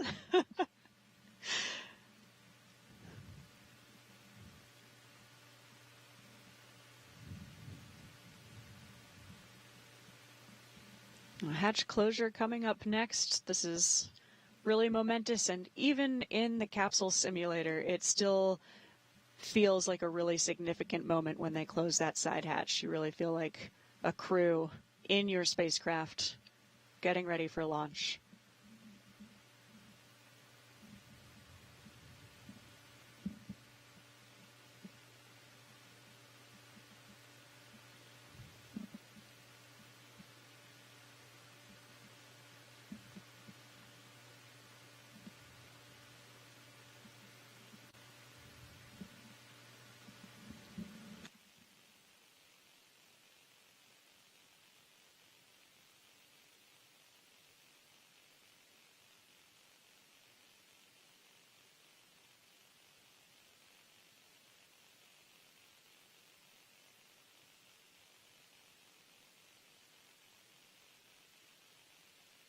Dragon, SpaceX for a Tetris comm check.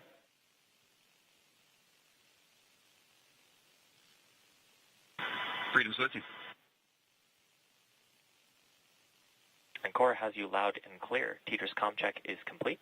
Stand by for comm checks with the DC, MD, and LD in the launch configuration.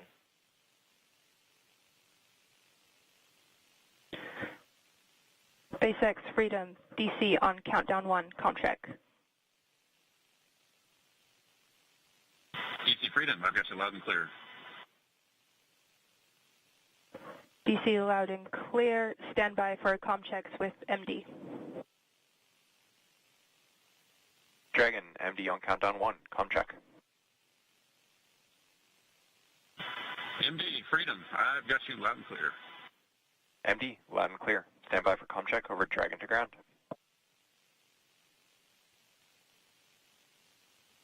Dragon, MD on Dragon to ground, comm check.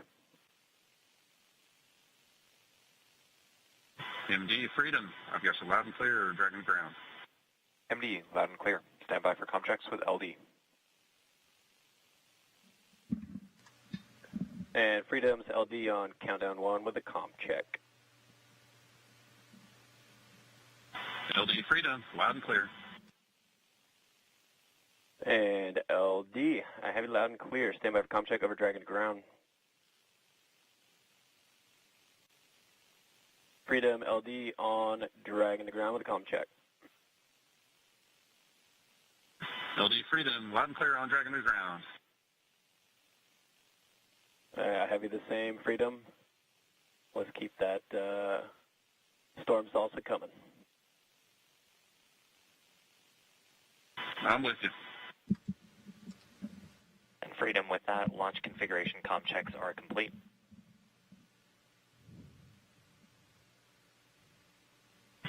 Copy all, Sulu. So, Zena, they just completed a number of communication checks with the crew, and there are a number of paths, right, that the launch team has in order to communicate with the crew. Absolutely. There are multiple different communication loops to the Dragon capsule, and with multiple different ground operators. We have some people actually here in Florida with us. So that's the launch director, the mission director in Hawthorne, the Corps, who is like the Houston Capcom.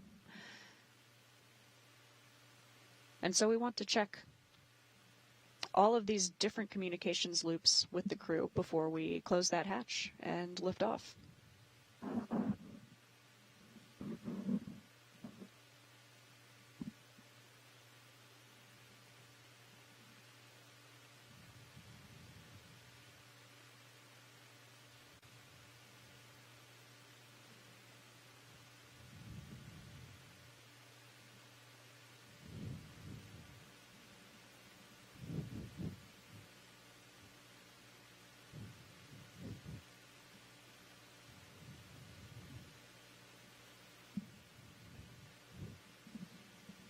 And just another quick update on the weather.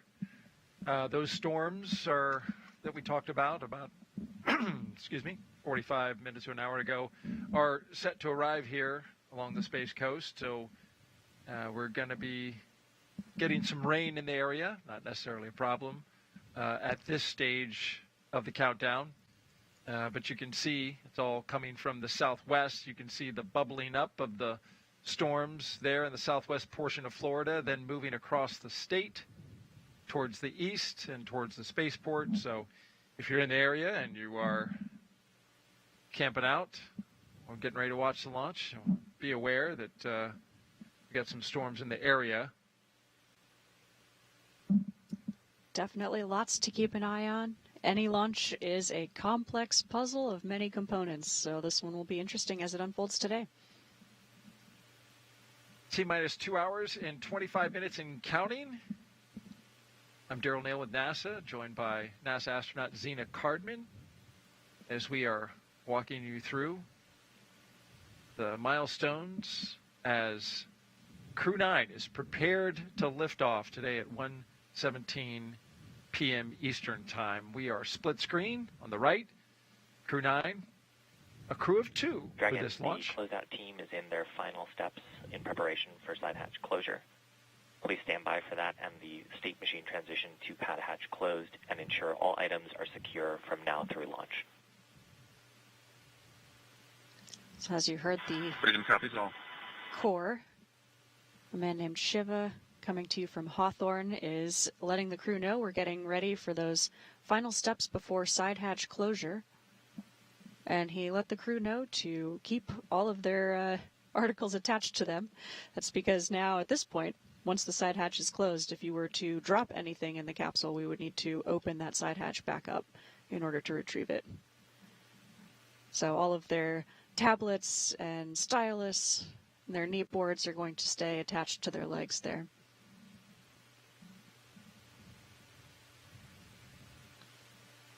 On the left, you can see the closeout crew removing some of the final pieces of protective material that you have over the side hatch seals as the crew ingress the capsule.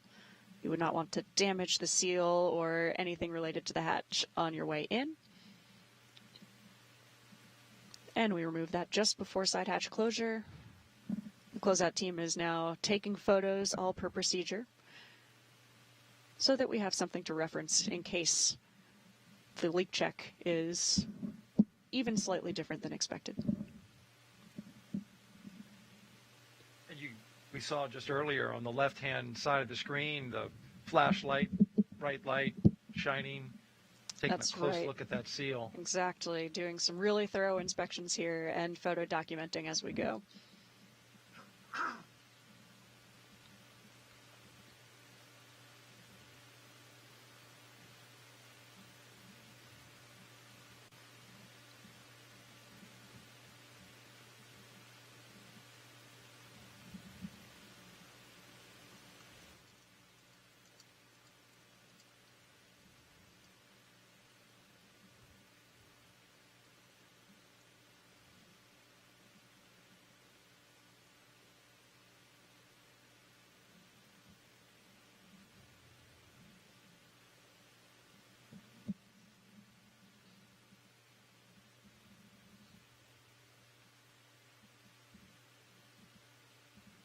now's an opportunity to take some more social questions. Zena, what do you think about that? I'm ready.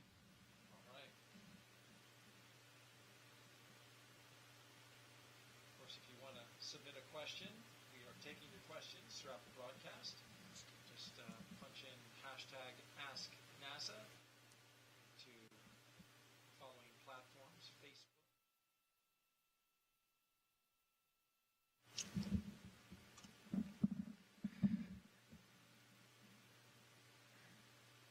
So if you want to submit a social question as we watch the SpaceX team do the final maneuver of closing the hatch, just go to our platforms, Facebook, X, YouTube, and Twitch, and put in hashtag AskNASA.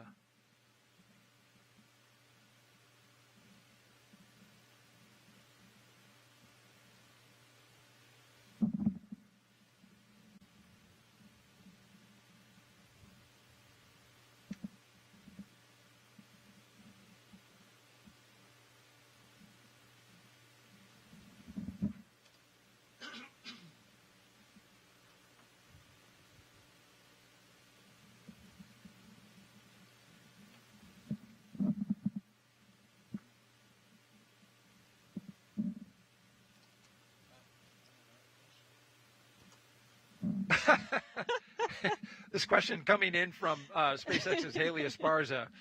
Zena, why are you so cool? Oh my goodness, probably because I have such cool friends. Like well SpaceX done. Ninja number 34. Is she out? She's not out there, is she? Not today. She's not She on was- the launch tower, yeah. although she has certainly been there in the past. So she's She rode. somewhere with her cell phone sending in a question.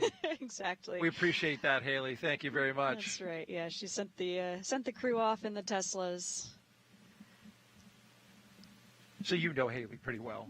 I know Haley really well. She has been an amazing support person for all of the crewed launches on the SpaceX Dragon capsule.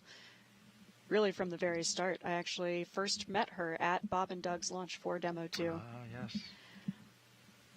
Back in 2000, the test flight, the first flight of NASA astronauts on a SpaceX Falcon 9 and Dragon.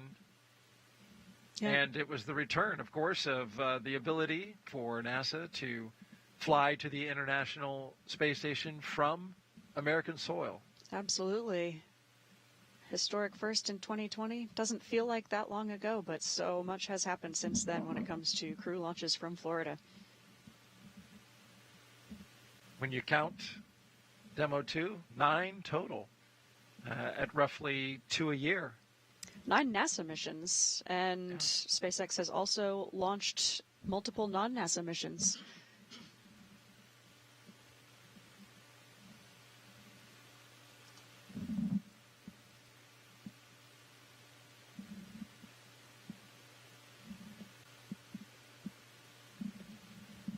It's really amazing to see how much diligence it takes to get this side hatch closed.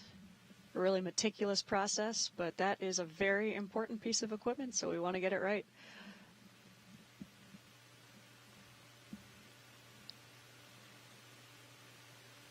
And that side hatch needs to stay closed throughout the space flight for the 6-month increment. It sure does. All the way until, and it won't open again until they splash down in the ocean. That's right. Yeah, its current planned next reopening would not be until February 2025. So close her up good. Yes, indeed.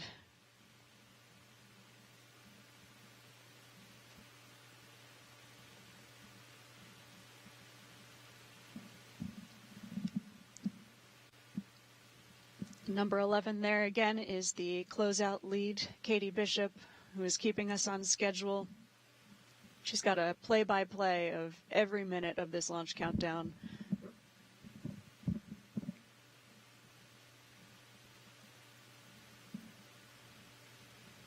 Keeping everybody on time. Yes, indeed. Integrating many teams who are working together to make this launch happen today, including the crew inside the Dragon capsule, the closeout team, in the white room there, as well as teams on the ground.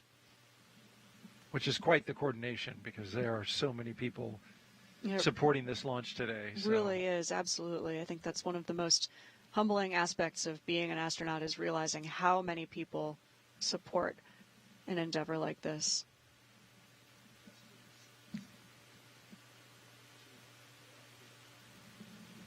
As we watched the side hatch getting closed, note that we are at T-minus 2 hours and 16 minutes and counting from liftoff of the Falcon 9 from Space Launch Complex 40 at the Cape Canaveral Space Force Station. To bring you up to speed, if you're just joining us, Crew 9 is currently inside Dragon Freedom. It's a crew of 2 today. Commander Nick Hague. It's his second flight to the International Space Station.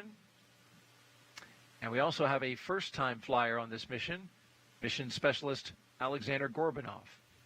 So far, they have completed their comm checks and making sure they can communicate with the teams here on the ground. You see the technicians on the outside on the left screen working to close the hatch, but they got to make sure that seal is clean first and documented. And on the right-hand side, we see our 2 crew members. Their seats have rotated from upright to their reclined launch position, which allows them to see and access their display panels. They have also completed their suit leak checks to make sure their spacesuits are working properly, and we got a good confirmation of that. The closeout lead verified the cabin environment was good, and they all exited or I should say egressed the spacecraft and began their procedures to close the side hatch of the Dragon spacecraft.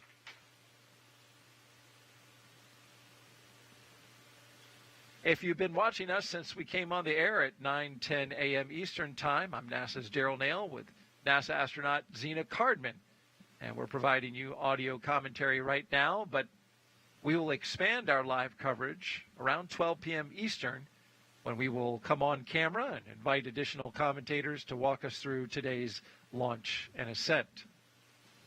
It's going to be a really exciting day here. We're a little over 2 hours from launch, and I am just so excited to be here with you, Daryl. This is a crew I know really well. I'm excited to watch them launch to the International Space Station today. And we couldn't be happier to have you, Zena, here as well. You trained with this crew, you know this crew, and you have great insight, and we appreciate you sharing that with the audience. Absolutely, yeah. These 2 especially feel like not only colleagues, but family and friends. We've been working really hard together for about the last year and a half, getting ready for this mission. And as we've said before, it takes a huge team of people to make a space flight like this happen. I'm proud to be one of them. And Dragon, we're doing final photo verifications on the side hatch seals. We'll let you know when we're stepping into side hatch closure.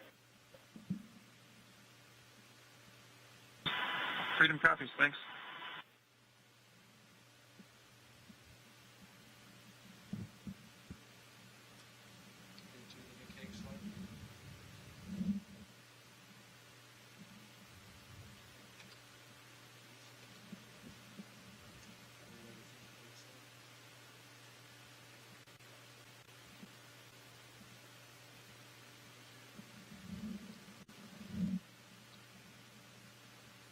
I think one of the hardest parts for crew at this point in the countdown to launch is just waiting. Waiting. Yep. Yeah, you'll see some crews play games amongst themselves, almost like road trip games. Thomas Pesquet, he was, I remember it during his launch, and the number escapes me, but they were playing some games. I remember training with Crew 4 and playing some word games with them. Yeah. Try to guess your crewmates to guess the word, almost taboo style. There's some waves from our crew. Waving goodbye to their closeout team, and this is There they go. And Dragon, side hatch is coming closed. Expect a state machine transition to pad hatch close shortly. A big moment during the launch countdown. Freedom copies. And that state machine transition that they mention is the flight computer state on board the Dragon. So that software is transitioning now to a state where the vehicle knows its side hatch is closed. What does it feel like and what does it sound like when they close that hatch? It's really difficult to hear the hatch itself closing. At this point, the crew are in their suits with their visors down and their earpieces are in. And so you really are getting only muffled sounds from the outside world. Do you get like a little pressure change? You know, when you seal something up like that Yeah, sometimes? you know, not that I have actually noticed. Not significant enough to make my ears notice. Okay.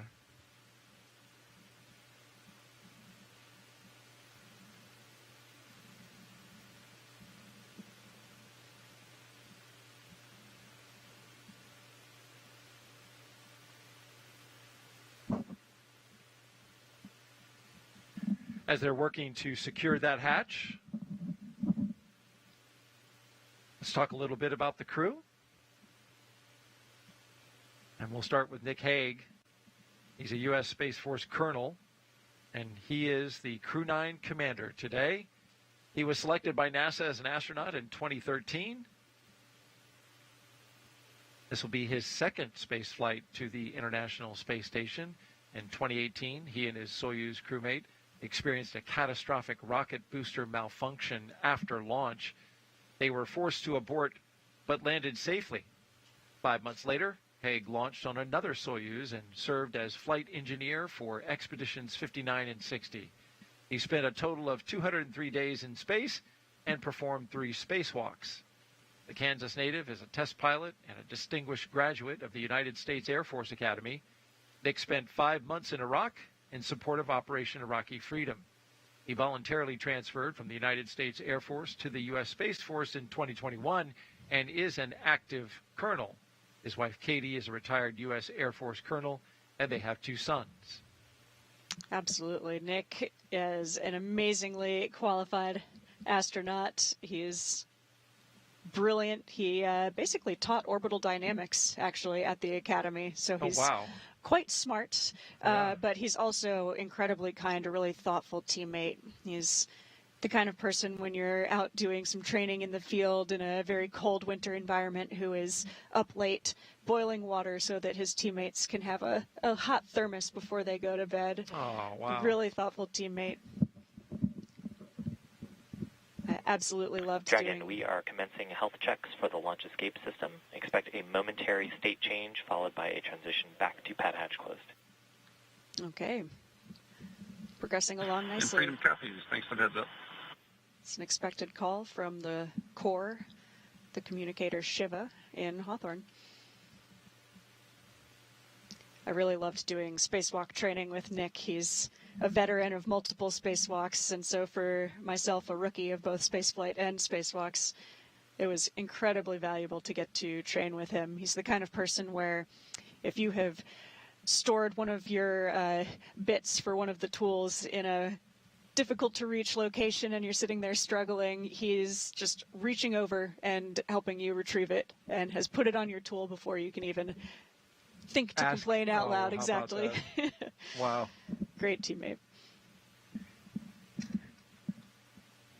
And in this configuration today, he has a lot to be thinking about, to your point there.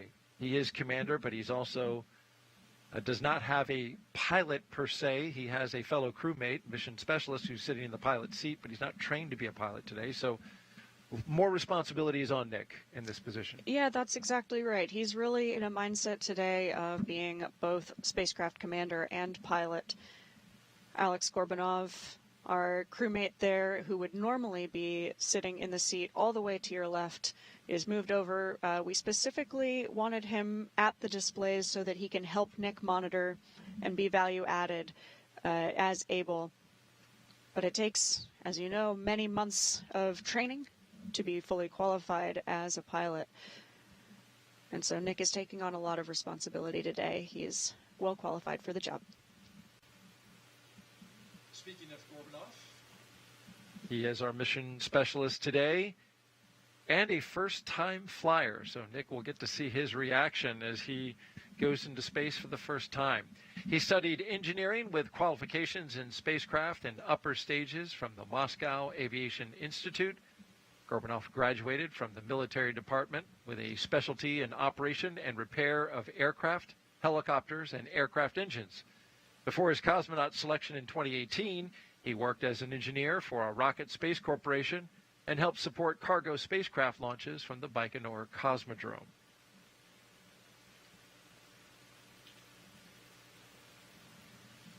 Alex is a brilliant engineer. He's always got really insightful questions. I've loved getting to train with him, especially because he has experience with other types of spacecraft. And knows a lot about it. Absolutely. Yes, he was trained in the mission specialist role. He was always very engaged, asking thoughtful questions, keeping track of procedures. One note on that storm that we were telling you about that is now here. You can see it on your screen there, and the raindrops hitting the lens. So it is raining at the launch site right now. It's some classic Florida weather for you. It certainly is. Engulfed nice and sunny before. Here we are. That's right.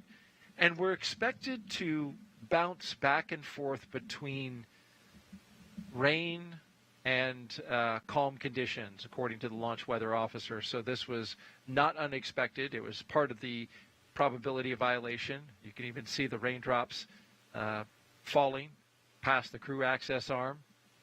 So the pad's getting a nice dousing, a nice soaking out there, but not to worry about any of the hardware out there. The rain itself is not an issue. So far, there haven't been any lightning strikes detected in this cell that is currently over top of us, so that's good. But it is moving. It's moving about 20 knots to the northeast. It passed over Florida on its way to us.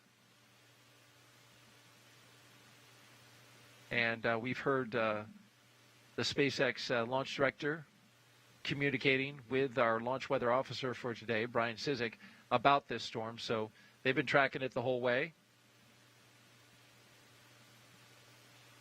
And it's worth noting, even as we're getting a little rain, that as once hurricane, has now been downgraded, Hurricane Helene passed over a few days ago, it left this, which is a stalled boundary over the middle of the state of Florida. And you can see there, it's really bubbling up to the southwest and then funneling over top of us. We're expecting spotty showers off and on through the rest of this countdown.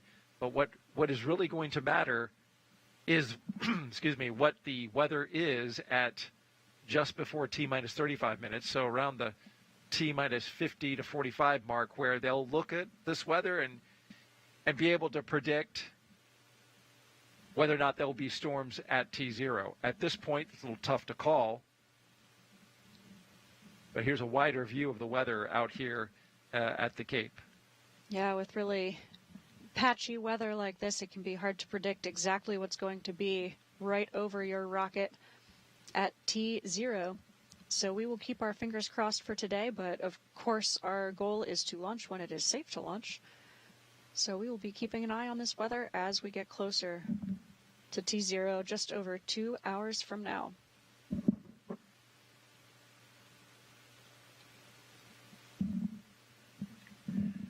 We're currently at T-minus 2 hours and 2 minutes and counting until the liftoff of NASA's SpaceX Crew 9 mission. We have one astronaut and one cosmonaut inside of Dragon Freedom, atop a Falcon 9 rocket from Space Launch Complex 40 at the Cape Canaveral Space Force Station. They are headed to the International Space Station to help maintain the orbiting lab as well as conduct science, critical science that benefits all of us.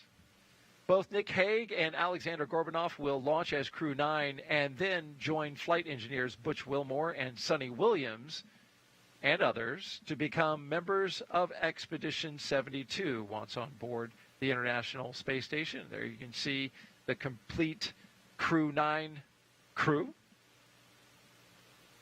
Again, once on board the International Space Station, they will conduct plenty of science experiments, research, technology demonstrations, and perform maintenance activities.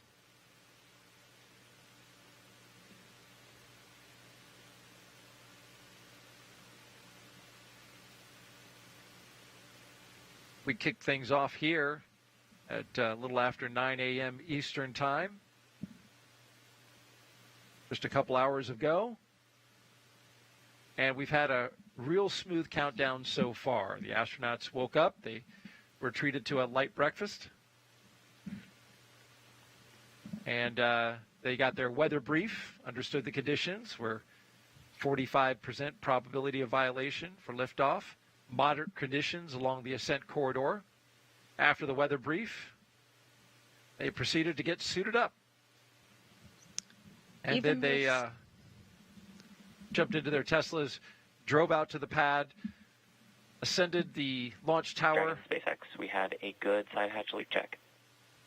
Climbed into their capsule, climbed into Dragon Freedom copies. Good side hatch leak check. Good news on that leak check. And just shut the door. That's right. So another big milestone complete. Things going really smoothly. Up next at T-minus 1 hour and 54 minutes, just about 6 minutes from now, they'll reset the crew arm, GSE, for launch. GSE. Ground support equipment. And so the crew access arm, you can see it on the left-hand side of the screen there, is kind of the breezeway going from the launch tower to the Dragon capsule, which is how the crew get inside. And before launch, of course, that crew access arm will need to be retracted so that the rocket can depart the ground. And we'll get to see that first time that crew access arm will pull away from a Dragon with 2 astronauts on board at this launch complex. The first time ever. First time launching humans from Complex 40. It's an exciting day. It is indeed a historic day. We're coming up on 1 hour and 59 minutes and counting. Definitely see some clouds rolling through on the left-hand side there, but it's definitely worth giving it a try, just in case we get that Dragon launch. SpaceX for post-ingress briefing. Good window of weather at launch time 0. Freedom's with you. Dragon, so good news is we've got a healthy pad, Dragon is healthy, and Falcon is looking good. The story remains weather, as previously briefed. We're watching radar data in real time.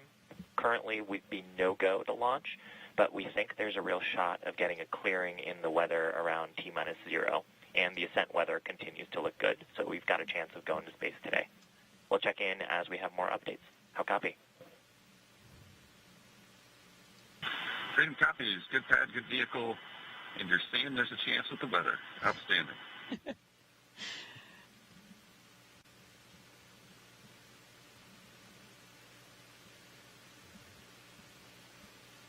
So they just got their crew brief from SpaceX, and mostly good, except for the weather. But as Nick Hague just pointed to the positive side of things. So you're sounds saying like there's a chance. That's right, exactly. That's right. Well, from that left-hand side, you can certainly see it. It's a small storm with rain on the left-hand, left part of the screen, and a little more of a clearing area on the right hand. That is exactly how it is on radar. Yep, we've got some patchy weather rolling through, but it sounds like the vehicle itself is in great shape. That launch countdown going really smoothly. Hatch closure right on time with a good leak check. The suits are in a good configuration. Crew members are doing well. So we'll just keep hoping for a good weather window. just under 2 hours from now. And of course, we'll have a big decision point before we start to put fuel on board the rocket, because that's something that's harder to back away from once we start that process. So we really want to commit thinking that there is a very good positive shot of launching today before we start fueling the rocket. That's right, because when that fueling operation begins, it's all very tightly choreographed. It's autonomous. All of the procedures, the flowing of the propellants, they're automated. It all happens. So it kicks off at T-minus 35 minutes and rolls all the way to that T0, locking in that exact second for launch. Absolutely. And for the crew, it's a little bit different for every rocket, but for Falcon, the way we would do that is we would actually take all of that fuel that we've loaded onto the vehicle and take it off of the vehicle before the crew themselves would get out of their Dragon capsule. But weather scrubs certainly happen. Of course, we don't want to launch if the weather doesn't say it's a good day to launch. Throughout the broadcast, we've been engaging you, the viewer, handing off your questions to Zena Cardman, NASA astronaut, through the hashtag AskNASA on Facebook, X, YouTube, and Twitch. And so we've got another question now from Santosh. See, want to be accurate with the pronunciation. Santosh on X asks, do they, astronauts, eat something before liftoff to space? Yeah, absolutely. It's a long journey. These astronauts will be on a roughly 28-hour ride from the ground here to the International Space Station. Of course, they can eat while they're on board the Dragon spacecraft, but today is a long day, so they do have some breakfast. But their bigger meal was dinner last night, and we have an amazing support staff in crew quarters where these crew have been quarantining for the last week. And you actually get to put in some requests for a special meal of your choosing for that. We call it the ultimate meal. And the chefs here are amazing. I hear they can make just about anything. Absolutely. Yeah. They are incredibly talented. And we have those people in place because the crew are in quarantine. And so we really want to keep them healthy and make sure that all of the food that they're eating is not going to be one barrier of many little puzzle pieces that all have to come together on this launch day. Right. You wouldn't want any food poisoning happening, any kind of shaking, any kind of chance no, of the indeed. food. No, indeed. Not on this day. Absolutely. And probably good to get a really good meal as your last meal on Earth, because space food is different. Yeah, it's different. It's actually, in my opinion, really quite good. I've had a chance to try a lot of it. Of course, everybody's different. Some people are more food motivated than others. And for crew members like Butch Wilmore and Suni Williams, they didn't necessarily have exactly the menu that they would have chosen for this longer than expected mission. And so we all have to learn to be flexible and share our food with each other. But the ability to have a hot meal that you can share with your friends and colleagues is still really, really amazing for morale when you're in space. For their free flight on the way to the space station, they will, of course, have food in their Dragon capsule, but they don't have a way to heat it up. And so they'll be eating room temperature food, which is better than nothing.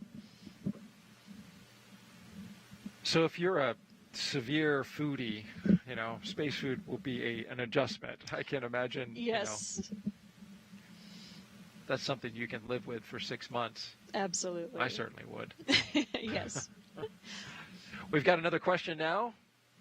K Aerospace asks on X, how does the astronaut underwater training significantly simulate in-space conditions and microgravity? Yeah, so being weightless is actually pretty similar in some ways to floating underwater. And it's really difficult to find an environment here on Earth where you could be weightless, but floating in a pool is a great way to practice. One difference is that, unlike in space, underwater in a swimming pool, you experience water drag. And so that can be both a blessing and a curse. In the swimming pool, it is really difficult to get moving, but it's pretty easy to slow down. Whereas if you're doing a spacewalk on the International Space Station, it's pretty easy to get going, but it can be harder to stop. So you have to really think ahead and remember to decelerate yourself. The spacesuits that we use for doing spacewalks, unlike these launch and landing suits that you see Nick and Aleksandr wearing today, they weigh about 350 pounds. So, and of course that's on Earth. They're weightless in space, but they still have mass, and so they still have inertia. So it's really, really valuable to get to train for those spacewalks here on Earth, getting to know all of the procedures, all of the equipment, and how to move in a spacesuit that doesn't necessarily move exactly like your body does.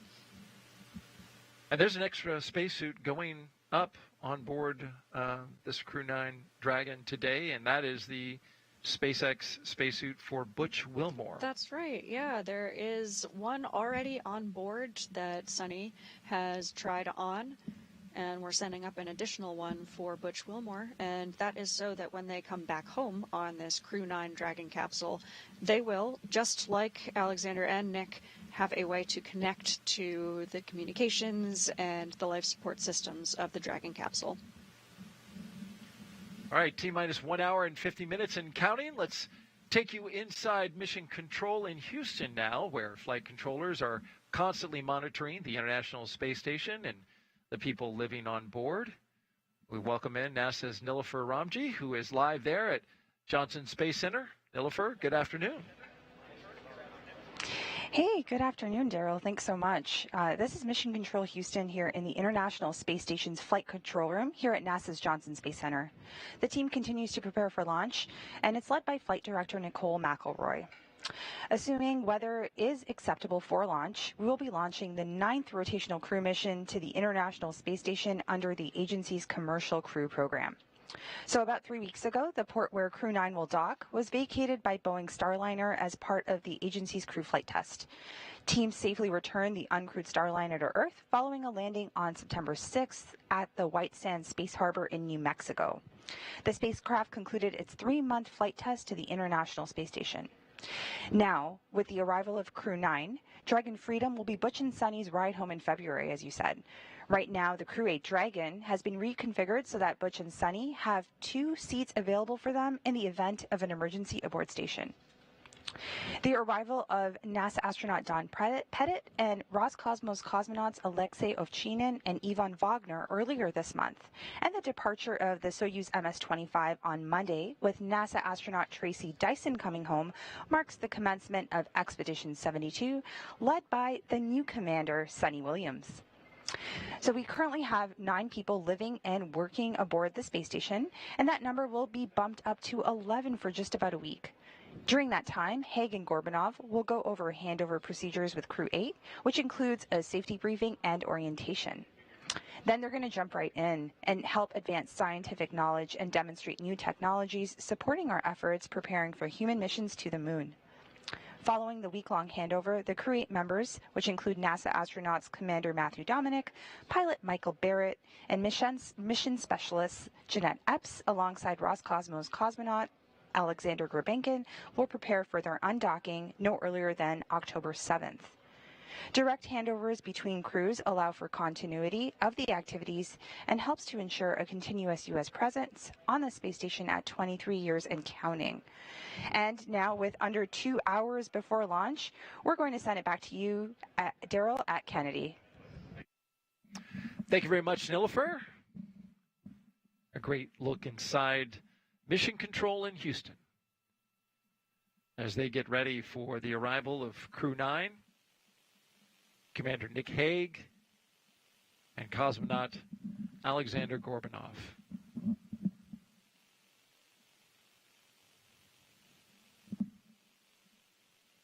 We're launching today from Space Launch Complex 40, and it's a historic day, should we be able to get a launch off through the weather. Slick 40 previously hosted NASA missions NG-20, CRS-30, and NG-21. Those are cargo resupply missions.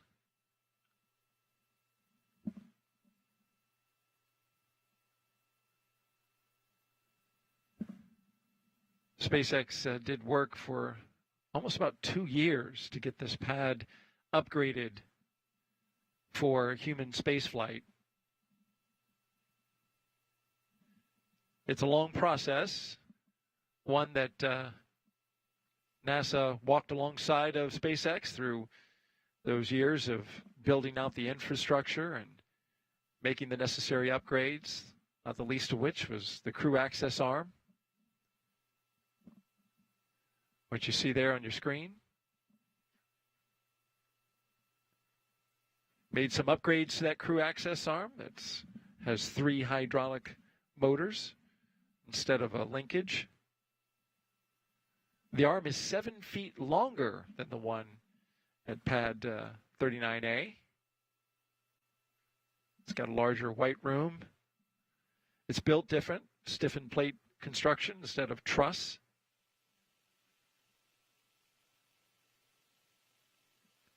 And the arm, you can't really tell from this shot, but it is horizontal and perpendicular to Dragon versus coming in at an angle. And this pad is also just a little bit farther away from the water that you see there in the background, the Atlantic Ocean. And that calculation has to be taken into account for the if there were to be an emergency egress. That capsule would come right off the top of the rocket and go out over into the Atlantic and come down under parachutes. Well, that's a different trip from that location than it is from 39A even. So there's a lot that went into even some small things that you might not think of. Even the launch azimuth is slightly different from, and I mean, we're only, what, a half mile, a mile away? That's exactly right. Little details like that matter when you're trying to get from the ground all the way to Dragon, the International Space Center. The closeout team has departed the crew arm and is on their way back.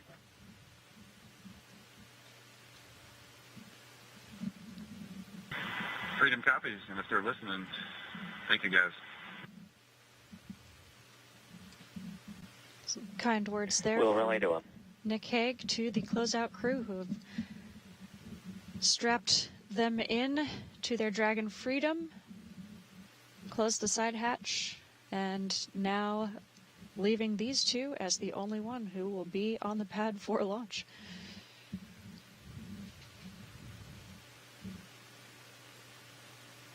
It's a lonely place, but you do have your crewmate there. Absolutely.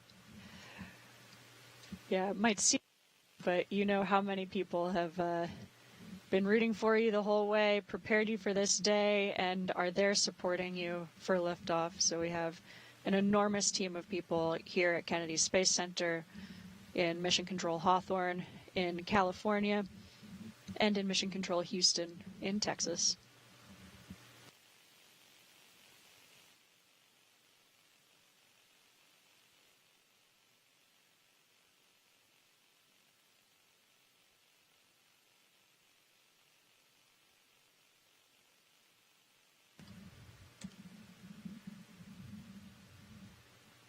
Let's talk a little bit about the patch. We mentioned that at the top of the broadcast. It's a very special patch. One of the first tasks Crew 9 did was design this patch. This is their mission patch. It has since been modified, though, due to changes in this mission. And as you're looking at it here, you can see that it shows the trail of a rocket launching to the International Space Station with the constellation Draco honoring the Dragon spacecraft that will take the crew there. Below everything are what you mentioned earlier, coastal waves representing our blue planet, the global ocean linking all continents. You also see a falcon with a number 9 on its beak and a crescent moon as its eye, a nod to the Falcon 9 rocket. And the Delta symbol at the bottom there, used since 1961, signifies historic connections to the earliest days of space ventures. And That's you had a right. hand, you and your team, when you were part of this crew of designing it. Absolutely. One of the traditions I love in human spaceflight are these patches that represent the crew and the teams who prepare us for the mission, prepare us for flight. And so our entire crew was able to contribute to the design of this patch, able to include meaningful symbols, even some of the colors that we used for the patch. The gold and the red, the black and the white are a nod to the maritime signaling flag for the number 9, another little piece of trivia. So there's so much symbolism that goes into a patch like this, and a patch that I've been really proud to wear on my shoulder for the last year and a half. It's a little bit modified today, as you mentioned, Daryl. It's been modified to have no names on the patch. Previously, we had the names of the 4 launching crew members across the top there. But as we have modified this mission to save 2 seats for Butch, Wilmore, and Suni Williams on the downhill, we removed the names from the patch, and this was a gesture to, it's not just the people on the rocket who are a part of this mission. It takes an entire team to include my crewmate Stephanie Wilson, myself, and all of the people who have gotten Nick and Aleksandr ready for this launch today. So I'm really, really honored to see that patch that they've represented. We've seen it several times here on launch day in the operations and checkout building as they were walking out to the Teslas, and we've seen it many times throughout this launch day. And great seeing Nick and Alex ready there. We are doing well on the timeline. The Dragon capsule is in great shape. The hatch is closed with a good leak check. Their suits are closed with a good leak check.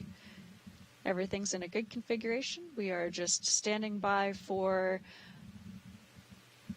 monitoring the weather as we continue to progress towards T0 in an hour and 40 minutes from now.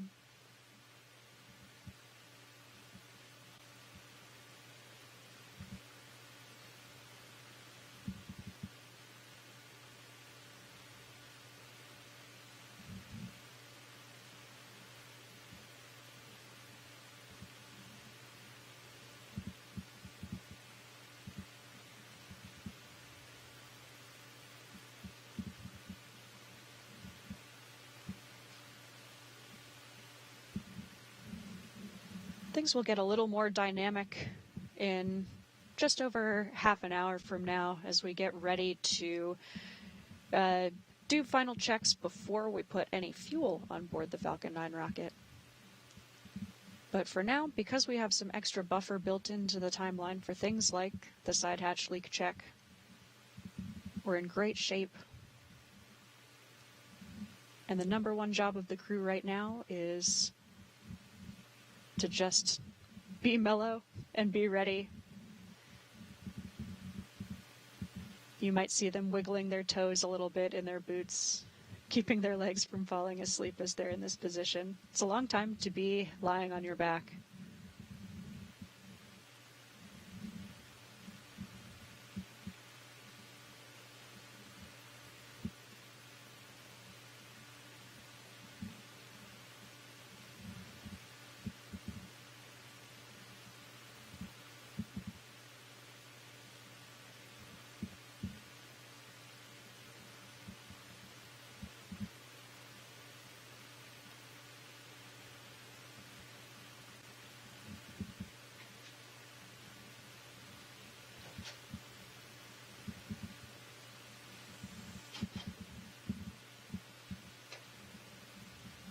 You can see Nick Hague on the right there. He's reaching up, interacting with his displays a little bit. It's a great time to read through some of the procedures and cue cards that we have. These are all procedures that the crew have rehearsed many, many times before. But since they've got some extra bandwidth in the timeline right now, it's a great time to review all that material. so that when things get a little busier, they are fully ready to go. We've seen in the past some astronauts so relaxed in this moment that get a little shut-eye. This is true, yeah. We have certainly seen more than one crew member take a little bit of a snooze on the launch pad. But you know you're comfortable and confident if Exactly. you can do that. Absolutely, yeah. It's easy to laugh at, but I think it's also a great indication of how calm and confident the crew are in the team and in the vehicle. They will definitely wake up when it's time to go. But doesn't look like any shut-eye for Nick or Alex today. No. Yeah, nothing like a launch to get the blood flowing. Absolutely, yep.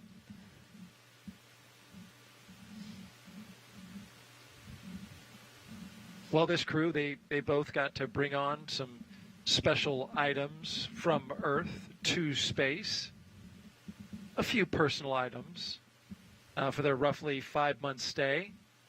And for this particular crew, here's a few of the items that they're taking up in space with them.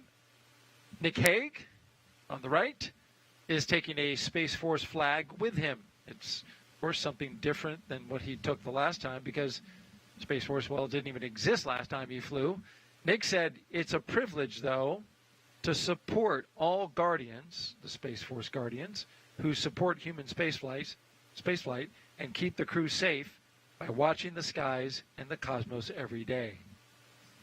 Absolutely, and it's really exciting as well because Nick and Alex, as Crew 9, will be taking off from Pad 40, which is actually on the Space Force base.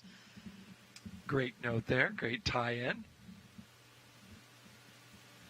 For Aleksandr, he has pictures of his family and friends and other personal items excuse me, that represent different milestones of his life. They include the patch of his 2018 class and the flag of the higher education institution where he graduated from back in 2014. And during interviews on board the ISS that we see from time to time, you will see some of the astronauts bearing the collegiate paraphernalia, maybe a sweater or a flag or something. Absolutely, yeah. I think that's a common theme. Of course, everyone feels an allegiance to their alma mater or to their hometown. It's part of what makes us who we are, which is really a huge, important part of the reason why we make it to the International Space Station. We're bringing with us not only our professional backgrounds, but this incredible personal history. T-minus 1 hour and 34 minutes and counting. We are just 4 minutes away from doing a health check on the launch escape system at T-minus 1 hour and 30 minutes. We'll hear that called out and communicated with the crew inside.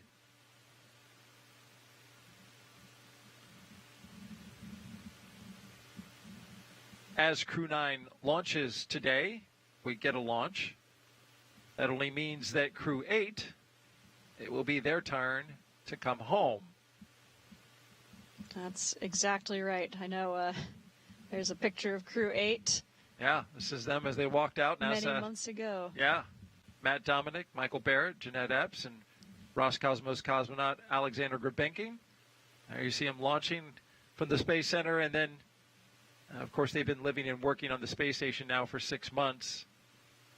Once Crew 9 arrives, there will be what's called a handover for about 5 to 7 days, and then Crew 8 will undock.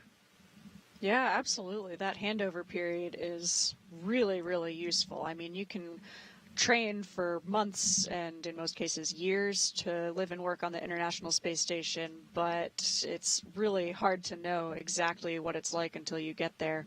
So for rookie flyers, first-time flyers, that handover period is a great time to get a lot of advice from the people who are the experts who have been there most recently. And even for a veteran flyer, someone like Nick Hague, this is not his first trip to the International Space Station, so in many ways he's an absolute expert. But the International Space Station is changing and evolving constantly.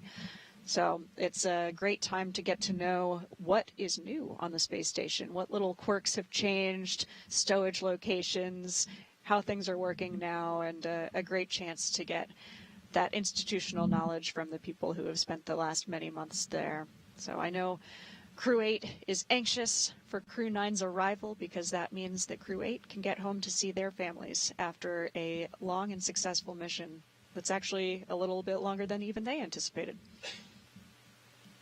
Indeed, and a little longer of, a transition period. One of the first things we're going to do is get the Dragons deconfigured from what they were, where Crew 8 was configured in order to bring Butch and Suni home in the case of an emergency. That's right, yeah. Deconfigure that, right, and then get Crew 9 configured? Absolutely, yeah. So that is one of the most important things that we do during handover is configure the Dragon capsule to be a lifeboat in case you needed to leave the space station quickly. And so that's something we do for every mission. It's one of the most important pieces of handover that we do. So Nick is going to get that handover from Matt Dominic, who was the previous Dragons commander. But in this case, it's a little bit extra special because they've been configured to bring Butch and Suni home for the last couple weeks. And so that would have meant 6 people coming home in a Dragon, but there are not, as you will notice, 6 seats. And so this required a lot of extra special engineering that a great team in Hawthorne especially led with the help of a lot of NASA personnel, NASA flight surgeons, and engineers, making sure that that would be a safe enough option. But the better option would be bringing Butch and Suni home in suits that interface with seats so that they have all of the life support systems and communications that you normally would in a spacecraft.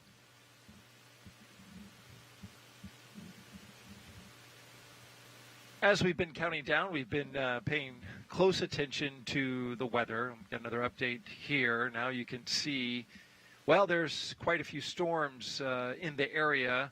We're right there at the Cape in the middle, dead middle of the screen. You see the outline of the state of Florida. We've got moisture that has been flowing over the state of Florida throughout the countdown today, and it's bringing with it some storm clouds. Our current probability of violation is at 45%, according to the launch weather officer, and that's a reason why. All of this is a remnant from Hurricane Helene's passage through and over the Gulf, which our thoughts and prayers are very much with the people who have been severely impacted by that storm, not only the Gulf of Florida, but also Georgia, North Carolina, and up into Kentucky, with some of the flooding that they've been dealing with, and some of the tragic loss of life as well. The conditions aren't they were not as nearly bad here. Had some winds in the area, but we're still seeing the effects of that storm having passed through from a meteorological standpoint, and this has left us with a band stalled out with moisture over the state that's firing up some storms. But all we need is just a little gap. So we know that it's not going to be a complete rainout today. We are having off and on storms. I just briefly stepped outside, looked out, and it was dry all around. But as I looked off into the distance, about a mile away, got a little rain coming down. So it's very spotty, and we'll see how it all plays out here. Everything else is good. We got an update from the Corps that said the spacecraft is healthy, the booster is healthy, the pad's good to go. So we're in a good position to take advantage of a little break in the weather, which is what we have for a forecast today. Yes, indeed. With all of those other components all coming together, the vehicle is good, the crew are in good shape, downrange weather is looking good. So we'll just hope for a window in the weather right here at Pad 40.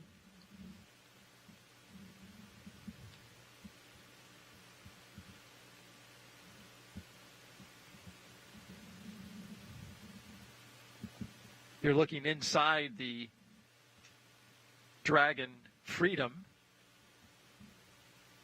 This is the spacecraft that will take Crew 9 up into space, and there's a look at it from the outside. It is the capsule's 4th space flight.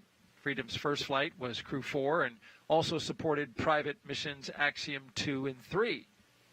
Freedom was given its name by that man right there, Commander Kjell Lindgren, who said the name celebrates a fundamental human right and the industry and innovation that arises from the unencumbered human spirit. So far, Freedom has totaled 201 days in space. It will, of course, add to that number once it launches with Crew 9 on board and docks to the International Space Station.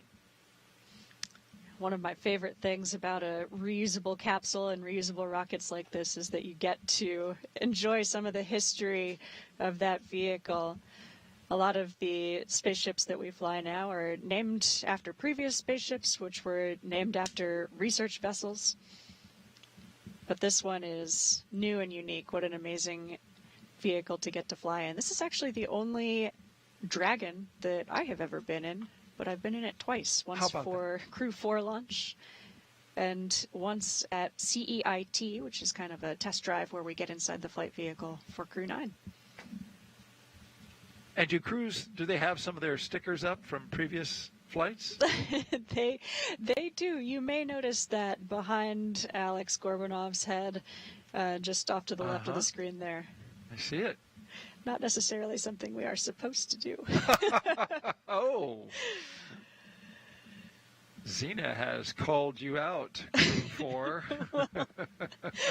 Well, I can also say if I were in that spacecraft, I would be adding a Crew 9 sticker right there. There you go. There you go. I mean, yeah, puts a little, mark there on the capsule, and I mean, you spend so much time in it, the training, the flight. It's with you there on orbit. Yeah, I mean, this place starts to feel like home, absolutely.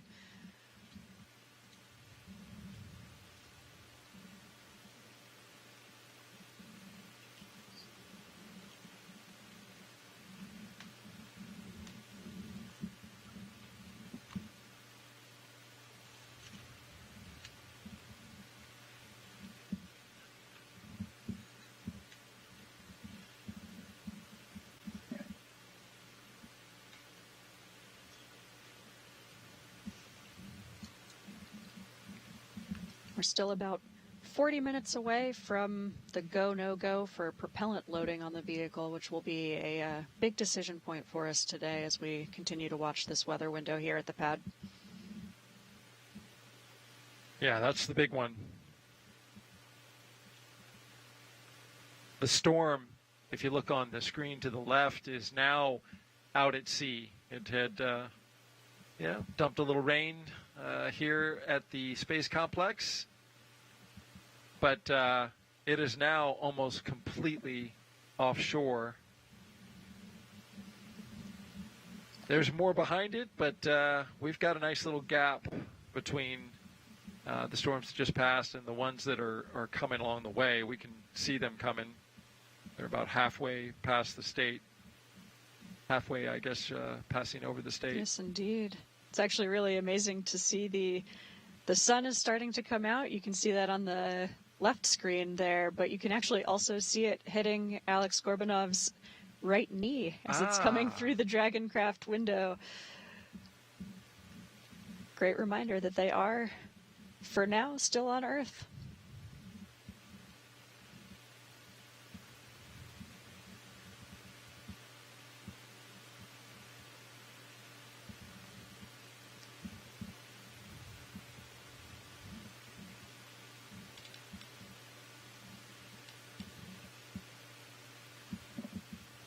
This is certainly not the first time it's been down to the wire for weather on a launch. I remember being here for Demo 2, the first crewed Dragon launch. Oh, yeah. We got so close. There was a weather scrub. That's right.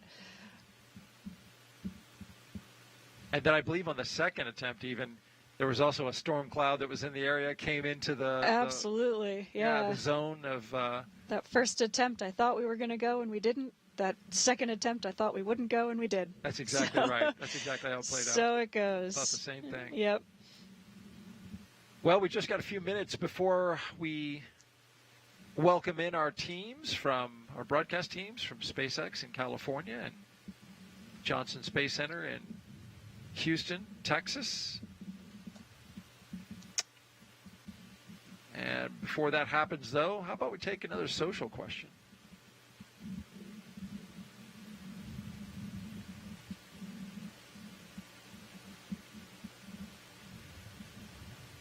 If you want to submit your question, you can do so on the platforms Facebook, YouTube, X, and Twitch.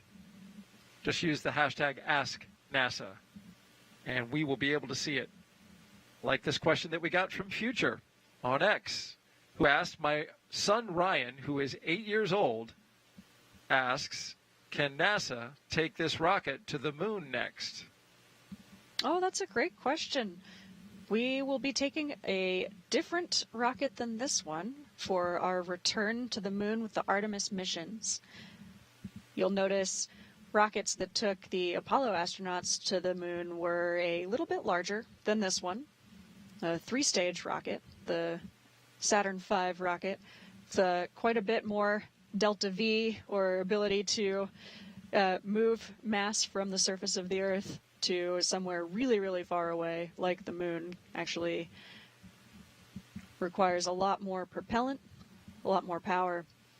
So we won't be taking the Falcon 9, but SpaceX is certainly involved in developing their own heavy lift rocket, the Starship, which will be part of the infrastructure of the Artemis missions. So the current ConOps, or the current way we're going to do this, is that crew, the astronauts, are going to take off from Earth on a NASA rocket in an Orion capsule, and then a different rocket, the Starship, will rendezvous with those NASA crew members and then take them to the lunar surface. Part of the human landing system that we've contracted with SpaceX to provide that descent down to the lunar surface. And the rocket you mentioned, Space Launch System. We currently have the segments for that rocket here at the Kennedy Space Center in our complex around the VAB, or Vehicle Assembly Building. It's all part of the Artemis program, NASA's program to return to the moon, put the first woman and person of color on the surface of the moon.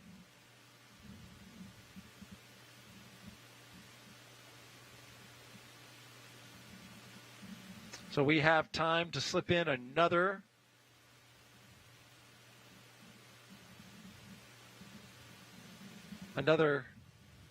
comment from Zena, I was going to say.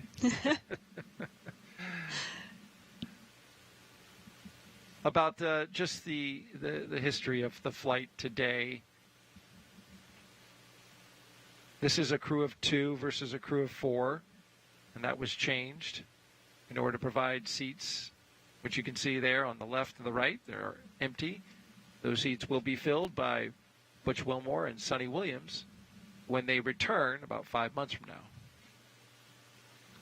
That's right. This is a crew of 2, although we spent the last 18 months or so training as a crew of 4. My crewmate Stephanie Wilson and I are very much alongside Nick Hague and Aleksandr Gorbunov as they prepare for liftoff today. It takes a whole team, and so even though we will not be leaving Earth today, I am really proud to have been part of this team getting them ready.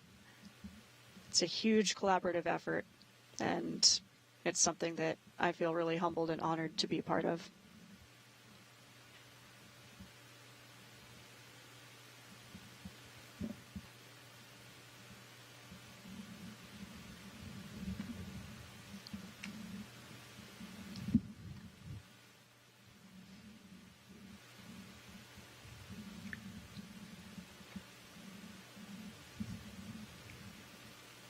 Just a few seconds away now from our joint coverage with SpaceX.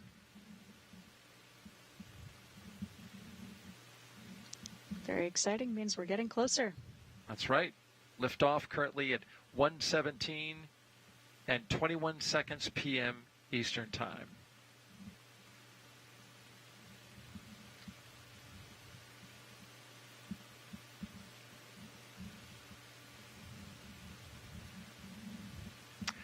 Good afternoon. I'm NASA's Daryl Nail, and I'm joining you here from the Kennedy Space Center. And this is NASA astronaut Zena Cardman, who has been gracious to spend the last 3 hours with us as we count down to the launch of Dragon spacecraft Freedom, sitting on top of a SpaceX Falcon 9 rocket.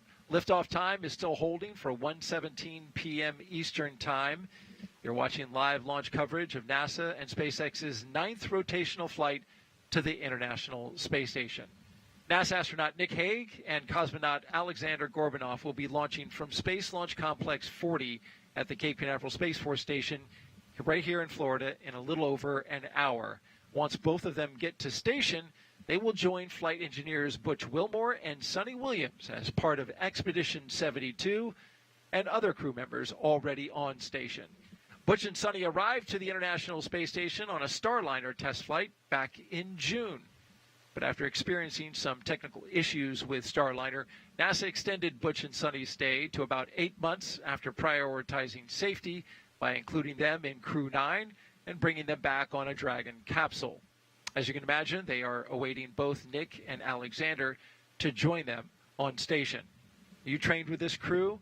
You were at one time the commander of this crew, but it had to change due to the decision made to prioritize the safety of Butch and Suni. What are your thoughts about just that change? What was your reaction when you heard about it, and how have you been carrying yourself forward in that moment? Yeah, Daryl, it's complex, but so is spaceflight. Butch and Suni are both test pilots, and they were on a test mission for that Starliner spacecraft. And so I think it's actually really valuable experience that we've gotten and a lot of great data. But we always prioritize the safety of the crew. And so even though we were all grateful to see that spacecraft land safely without crew on board, I personally think it's a good decision to always prioritize safety of the crew members. And Butch and Suni are professionals who are well prepared. They are previous space flyers who have spent time on the space station before. So they're doing great work on board the space station now. And you're quite the professional as well, Zena, caring not only about your team and supporting them as they've continued to make these changes, but also being here with us to walk us through the milestones as we get ready for launch. Yeah, Let's take you. Pleasure. Yes, absolutely. Let's take you through Crew 9's launch day preparations so far this morning. After waking up and having a bite to eat, SpaceX helped Nick and Aleksandr into their suits inside historic crew quarters suit-up room. They also played a card game, a tradition, to beat the commander, to use up all his bad luck before the flight. Then the crew followed in the same footsteps as every NASA astronaut since Apollo 7 in 1968, walking out to greet a crowd of family and friends. Freedom's with you. Dragon, just wanted to check in. Falcon and Dragon are still looking healthy for a launch attempt today. We're still watching the real-time weather for conditions at the T0. Ascent corridor does still remain go based on the latest forecasts. At this time, we are trending to continue, and we expect to have the next update around the T-minus 1 hour mark. How copy? And Freedom copies. Ascent corridor is good, and we're just looking at local weather. We'll get an update at the T-minus 1 hour, and crew's doing good. Great to hear. Well, there you got the update. We got to listen in as SpaceX updated the crew right there, Crew 9 inside their capsule. And just to complete the thought, you see them now. The crew drove out to the pad. They ingressed the capsule, and they got buckled in, had their suits pressure checked, and are in good shape for launch at this moment. So at this time, we are expanding our coverage and would like to welcome SpaceX and NASA commentators joining us live from Hawthorne, California. Welcome to Leah and Atticus. Thanks, Daryl, and hello to those of you joining us today. I'm Leah Cheshire with NASA Communications. And I'm Atticus Federa, a propulsion engineer here at SpaceX. We are excited to be joining you from Mission Control here in Hawthorne as we count down to liftoff of Crew 9 just over an hour from now. So far this year, we've launched 5 missions to the space station, which includes 3 resupply missions, and those are CRS-30, Northrop Grumman 20 and 21, as well as 2 human spaceflight missions, Crew 8 and Axiom 3. Overall, this will be Dragon's 44th visit to the space station and its 13th human spaceflight mission to the orbiting lab. As Daryl mentioned, today's crew will fly aboard the Dragon spacecraft named Freedom, which previously flew the NASA Crew 4 mission, in addition to Axiom missions 2 and 3. Over the last 3+ hours, Crew 9 has been going through the detailed process of getting ready for their mission to the International Space Station. So let's introduce you to the crew. In the commander's seat, NASA astronaut and U.S. Space Force Colonel Nick Hague. He is making his second trip to low Earth orbit. This Kansas native and test pilot was selected by NASA as an astronaut in 2013 and has spent a total of 203 days in space conducting 3 spacewalks. Next to him is mission specialist Aleksandr Gorbunov, who was selected to be a cosmonaut in 2018. He studied engineering with qualifications in spacecraft and upper stages from the Moscow Aviation Institute, and he is a first-time flyer. We are so excited to have Nick and Alexander on board today. To date, SpaceX has flown 54 passengers to space since the Demo 2 mission in May of 2020. And coming up here at about T-minus 45 minutes, we'll be listening to the team to report their readiness for the propellant load with a final go-no-go pull. So far, it continues to be a smooth countdown, and we're looking good for an on-time liftoff at 1:17 p.m. Eastern Time from Slick 40 in Florida. Today's launch is a big day for spaceflight. It will be the first time in history astronauts will launch from Space Launch Complex 40. So while we wait for that go pull, let's learn just a bit more about how Slick 40 was prepared for today's flight. SpaceX acquired the lease for Slick 40 back in 2007, and 3 years later, Falcon 9 made its inaugural flight from the pad. Since then, Slick 40 has launched dozens of notable missions for SpaceX, including our first demonstration missions as part of NASA's Commercial Orbital Transportation Services program, as well as the very first Dragon Commercial Resupply Services missions. As of today, Pad 40 has hosted over 200 Falcon 9 launches. In 2023, in order to accommodate for the growing Dragon manifest, we added a tower and access arm to support human spaceflight missions. So we now have the flexibility to launch Dragon missions at either Launch Complex 39A or at Slick 40. And in March of this year, the CRS-30 mission to the space station was the very first to use this access arm for the late loading of time-sensitive cargo. And today, for the very first time, a crew boarded Dragon using this new access arm to fly to space. To help prepare Slick 40, the team also added emergency egress chutes that provide a new way to rapidly evacuate anyone off the tower to maximize human safety across a variety of scenarios. This is a bit different from the slide basket system that is used at Launch Complex 39A, where baskets are suspended from slide wires that extend from the launch tower to a landing zone. This is something that, we hope we never have to use, obviously, but it is really amazing how quickly it unfolds and how quickly it allows someone to get off of the pad or out of the kind of danger area, get into that car and move away. Yeah, certainly. So sorry about that. No worries. As a reminder, 2 of the seats will be empty for today's flight, and they will be filled during our return next February by NASA astronauts Butch Wilmore and Suni Williams, who are currently living and working aboard the space station. Butch and Suni launched on June 5th as part of NASA's Boeing crew flight test on the Starliner spacecraft. As Starliner approached the space station for docking, NASA and Boeing identified helium leaks and experienced issues with the spacecraft's reaction control thrusters. Following weeks of in-space and ground testing, technical interchange meetings, and agency reviews, NASA made the decision to prioritize safety and return Starliner without its crew. Starliner did safely land uncrewed on Saturday, September 7th. To prepare for those manifest changes on today's flight, Nick Hague and Aleksandr Gorbunov ran through a number of training exercises to allow Alexander to build his expertise on Dragon operations. They also performed emergency scenarios with stand-ins for Butch and Suni to simulate the conditions they could face during the downhill or return portion of flight, and that is targeted for February of 2025. For each crew, SpaceX suits are custom tailored to fit each astronaut and provide oxygen, cooling, communications, and protection during the dynamic phases of flight. For Crew 9's return, there was already a reserve spacesuit on the space station that NASA astronaut Suni Williams will wear for the journey home.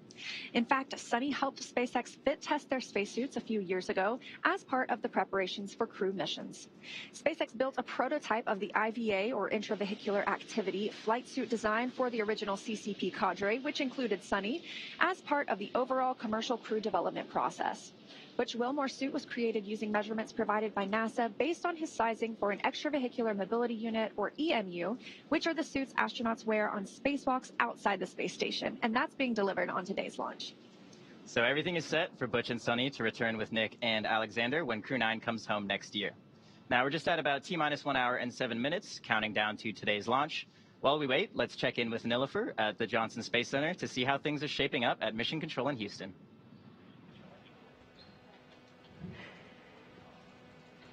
Yes, and thank you so much, Atticus. Welcome back to Mission Control here at Johnson Space Center in Houston, Texas. We are here in the hub of human spaceflight at NASA. The team has pulled go for launch. The International Space Station is ready for the crew to lift off as they begin their journey to the orbiting laboratory. In the home of Rendezvous Tomorrow, NASA and SpaceX flight controllers will enter into integrated operations. This means that both flight control teams will conduct a series of go and no-go polls for Dragon Freedom's docking to the space station. Rotation missions like Crew 9 help NASA to continue to maximize the important research and technology demonstrations made possible only in the International Space Station's unique microgravity environment.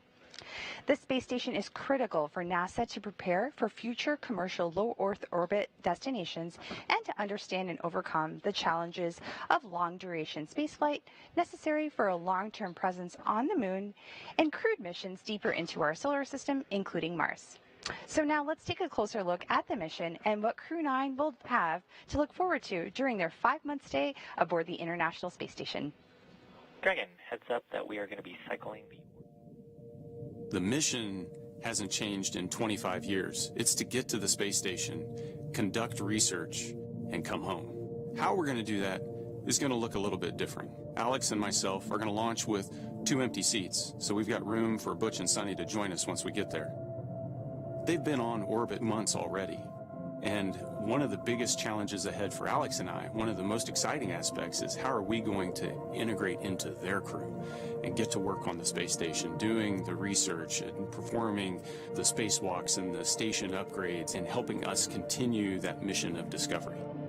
The International Space Station is this unique place that we have built over the course of a decade with 100 launches and 100 spacewalks to assemble it on orbit. It lets us remove gravity from all of our science experiments. You've all seen video of balls of water floating around and morphing it, and we can do that with other materials and see what properties we aren't able to see when gravity just squashes everything flat. That knowledge helps us make life better on the ground. I've had the privilege of spending more than 200 days on the International Space Station, and what is crystal clear to me is how important the international is in the International Space Station. Together we accomplish more than we could by ourselves. Together we tackle all the problems that dynamic nature of space throws at us. The more we explore, the more we try to overcome all those challenges of living in weightlessness, in a high radiation environment, and how to counteract those things, the more we learn about how the human body works. But a long-duration mission is something really to cherish because it's a unique opportunity to let your body fully adapt, and then at some point you reach this kind of steady state where you are working and living in space, and that's your normal. Spaceflight is hard. It's dynamic, it's unpredictable, but that's no different than the way it's always been. And just being able to watch the agency navigate those decisions over the last several months and balance the risk and the safety of the crew has been phenomenal. And what is crystal clear in that entire process is the commitment to making sure that when we launch crews, we're going to bring them home safe. I'm excited to get back to the space station. I'm excited to be part of Expedition 72 so we can get to work, because that's what this is all about. It's about exploration, exploring the human body, exploring Earth, exploring the universe. It's about discovery. It's about learning. It's about how do we imagine the impossible and make it possible.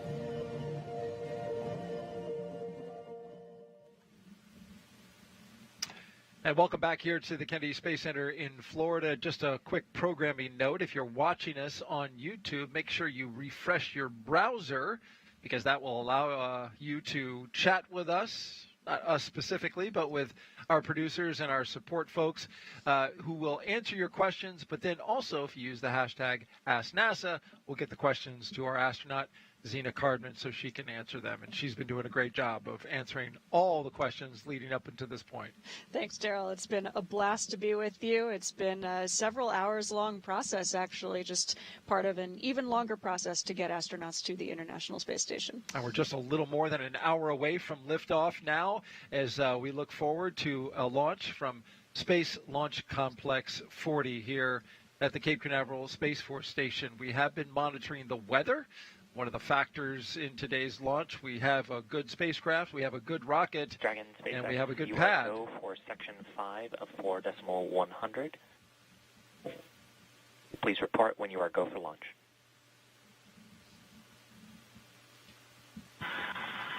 And Freedom copies. We're go for section 5 and 4.100.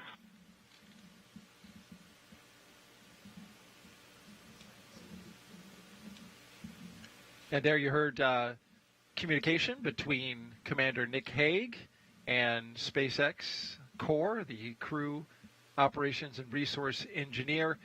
This is communication we're going to be hearing throughout this point leading up to liftoff. That's right. Core, that voice from Mission Control in Hawthorne, is the one voice who is communicating directly with the crew today. You'll hear a few voices, but for the most part, we really like to keep those communications to a minimum. But our core, whose name is Shiva, just told the crew that we are continuing to progress towards launch. The next big milestone coming up will be the go, no-go decision to start loading propellant onto the Falcon 9 rocket.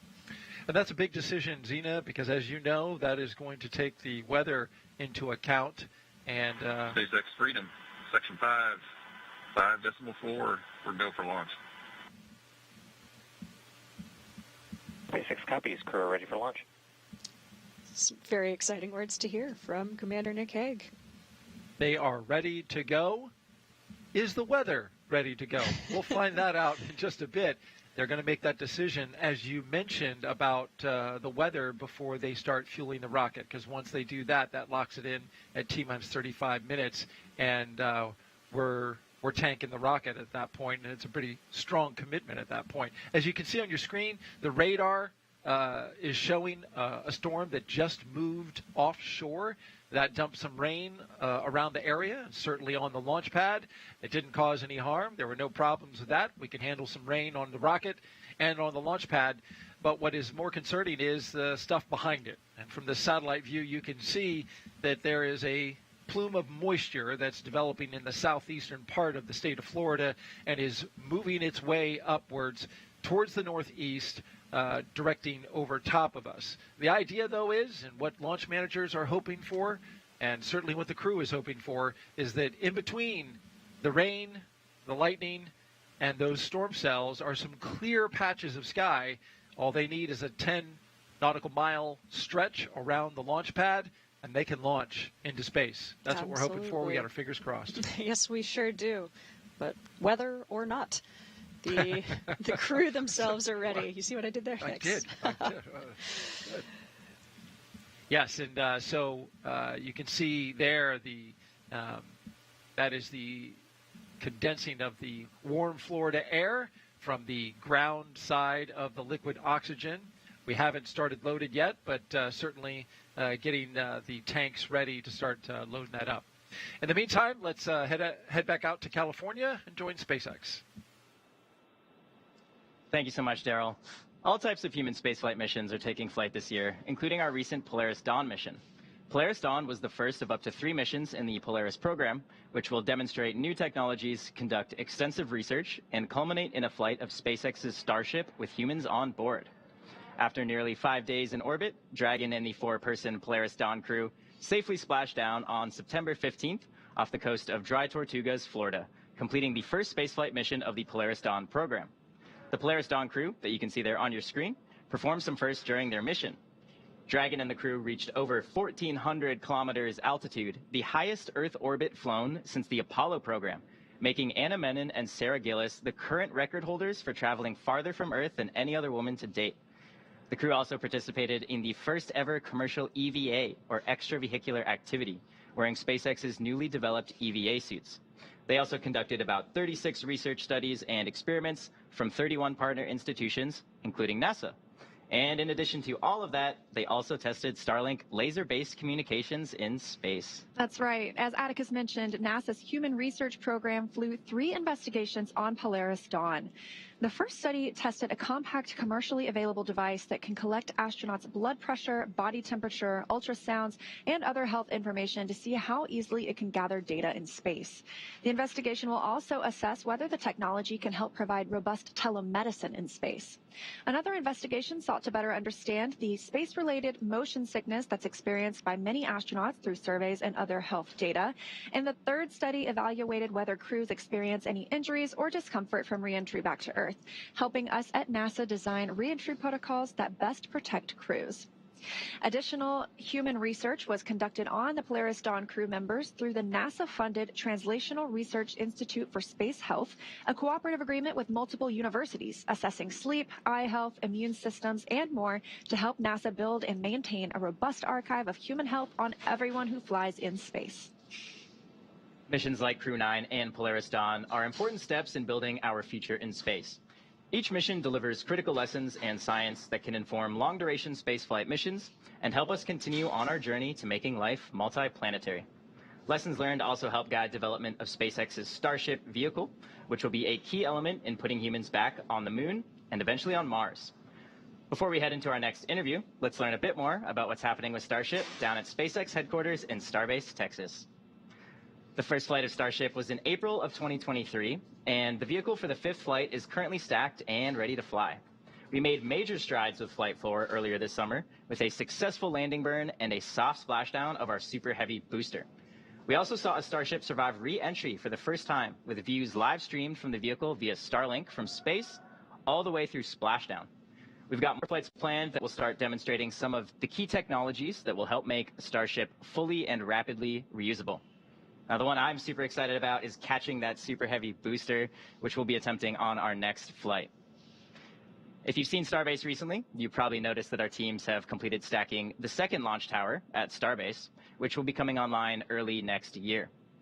Having 2 operational launch towers paired with ships and boosters rolling off the line in our new Star Factory will allow us to increase our flight cadence and test more rapidly. Our teams at Starbase have been hard at work on the continued Star Factory expansion. This 1 million square foot facility brings Starship and Super Heavy manufacturing closer together for more optimized production. And that will set the stage for us to rapidly produce hundreds of ships each year. And that's what it's going to take to build a self-sustaining city on Mars. Production lines are spinning up in Star Factory with multiple next-generation Starships currently in build as we get ready to ramp up our launch rate. We did recently static fire the Starship for Flight 6, producing some incredible video of its 6 Raptor engines in action. And we do have boosters already built for the next several flights. And I'm really looking forward to seeing us catch the booster on the tower. That'll be a huge milestone. So I think we're all looking forward to that. Now, because Starship will serve as the lunar lander on Artemis 3, which is currently scheduled for the second half of 2026, it'll be the first to send humans to the lunar surface since Apollo. So we can expect to see SpaceX ramping up testing this year and next. The NASA and SpaceX teams have been working through a ton of additional hardware milestones outside of the flight tests, including the recent testing conducted with Starship's airlock and the Axiom spacesuits NASA astronauts will be wearing on future moonwalks. One of the next major milestones in testing will be the first ever ship-to-ship propellant transfer, where 2 starships will rendezvous in space and transfer propellant from one to the other. Putting humans back on the moon is a major milestone. Our mission at SpaceX is to enable this type of exploration, and we can't wait to see this feature unfold. For more on what else is happening in the world of exploration, we'll hand it back over to Daryl and the crew in Florida. Thank you very much, Atticus. T-minus 52 minutes and counting until liftoff. T-minus 52 minutes and counting until liftoff. As we've mentioned, today will be the first time we launch astronauts from Pad 40. For more on what was done to make that happen, we now have NASA's Megan Cruz live from a nearby launch viewing location here at Kennedy. Hey, thanks, Daryl. And I'd also like to introduce Alec Jacobs. You see him right there next to me on the screen. He's the launch site integration lead with the Commercial Crew program. And we wanted Alec on today because, Alec, you were part of certifying Slick 40 for this inaugural crewed launch. Can you tell us about that? Yeah, so I've had the pleasure of being on the team that's been working on Slick 40 for the past 2 years to get it ready to launch Crew. 2 years ago is when NASA and SpaceX made the decision that we wanted to be able to have Slick 40 as a backup launch pad for crewed missions. So since then, the teams have been hard at work implementing all the crew systems. We've implemented the crew tower, crew access arm, emergency egress systems, and all the Dragon systems needed to fuel and get ready the Dragon spacecraft for launching crewed from this pad. So it's been a great work over the last 2 years, and things have really come together in the last 6 weeks as we've focused our effort on Slick 40. Yeah, and you guys had to pivot to Slick 40, right? Because Crew 9 was supposed to launch on 39A, but as we know, it's really busy here on the Space Coast. Yes, it is really busy on the Space Coast, like you said. So a lot of launches going on from both 39A and 40 across the Space Coast. One of the ones we were looking at closely was NASA's Europa Clipper, which is actually planned to go off of 39A in October timeframe. So because of that and because of the move to the Crew 9 launch date, we were able to move to Slick 40 because of the crew capability we've been working on for the last 2 years. So really glad we put all that effort into that backup capability at Slick 40, and now it's all coming together today as we hope to launch here in just a little bit. Yeah, so it sounds like agility, flexibility, that was really key to getting us to launch day today. Can you walk us through some of the other changes that maybe the program had to navigate? I mean, including, obviously, launching 2 members instead of 4. Yeah, so a lot's happened in the last 6 weeks, and like you said, Megan, launching 2 crew members versus 4. Our teams have had to adjust to that, make sure we have the right training protocols and plans in place for the 2 versus 4 contingent. We're also able to let our first stage booster fly on its first mission out of Slick 40, get a flight on that booster, and now we're using it for the second time.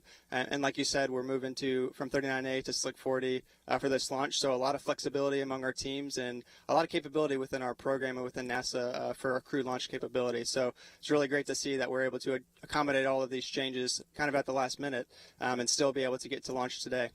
Yeah, really talented people that we work with here. So thank you so much, Alec. We're now just minutes away from polling the launch team to see if we're going to load propellant into the Falcon 9. So let's introduce you now to Ronnie Foreman live at SpaceX headquarters in Hawthorne, California. Thanks, Megan. I'm Ronnie Foreman, a senior commercial sales manager here at SpaceX, and I'm excited to be joining you all. We are coming up on just under 50 minutes to launch. Dragon SpaceX for a weather update. Call out there from our core about a weather update. Freedom's with you.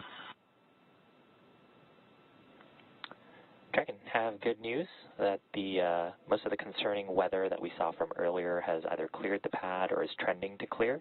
We are still watching some precipitation, and we are expecting our next cross-check at around the T-minus 45-minute mark. We'll let you know, along with the go-no-go for a prop load, what that weather looks like. How copy? Freedom copies. Outstanding news. Thank you.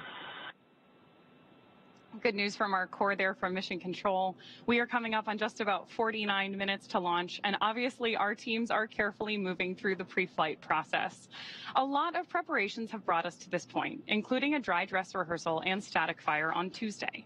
A dry dress rehearsal is a practice run before launch, where all of the steps are conducted except for the loading of propellants, which is why we call it dry. The integrated spacecraft and rocket are rolled out to the pad and raised vertically, and the crew and all of the support teams go through their steps exactly as they would on launch day to make sure that they're ready when we do go for launch. However, during a static fire test, which we also did earlier this week, the crew is not present.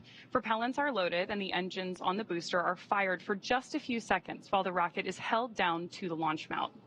The data from the static fire test is then reviewed and incorporated into NASA and SpaceX's decision to proceed with launch. All of that hard work brings us to today, and next up in our countdown, our launch director will check in with the team for readiness, both for prop load, as you heard earlier, and for launch. The Dragon team, as well as key NASA launch members, are currently at the Launch and Landing Control Center at SpaceX's Hangar X in Florida. The launch director will also check in with the Dragon mission director, or MD for short, and NASA launch manager to make sure they're ready to move forward. Right now, of course, our two-person crew is on board Dragon waiting to get that green light to stow the crew arm for launch and arm the launch escape system. Once our LD gives the go-ahead, we should get a good view of the access arm moving away from the spacecraft. The range continues to be go for launch today, monitoring the clearance area surrounding our launch pad, as well as the air and sea space along the flight corridor. If you're joining us on the Space Coast, you know it's about 85 degrees out with just a bit of a breeze, and we're hoping you are going to have a great view of launch today. And of course, as you heard earlier, overall weather is trending in the right direction, and we are currently tracking a 35 to 40% chance of weather violation at our target liftoff time. Our teams will continue to keep an eye on the weather. Propellant load and launch. For all operators in MCCX and Hangar X, both control rooms will go into lockdown at T-minus 45 minutes and will remain in that state until the launch escape system is disarmed. All operators are to remain at their console, maintain the sterile cockpit until MD confirms successful disarmament of the launch escape system following orbit insertion or propellant offload. In the event of a scrub, stand by for hold and launch escape protocols. For non-urgent no-go conditions, brief the CE or LD and they will approve aborting the countdown. For urgent issues affecting the safety of the operation, operators shall call hold on the countdown net. Launch control will abort the launch auto sequence and immediately proceed into the launch abort auto sequence. In T-minus 10 seconds, launch control will be hands-off and relying on automated abort criteria for the remainder of the count. Operators advise the launch director whether structural breakup or fire is imminent or occurring per Dragon manual escape flight rules.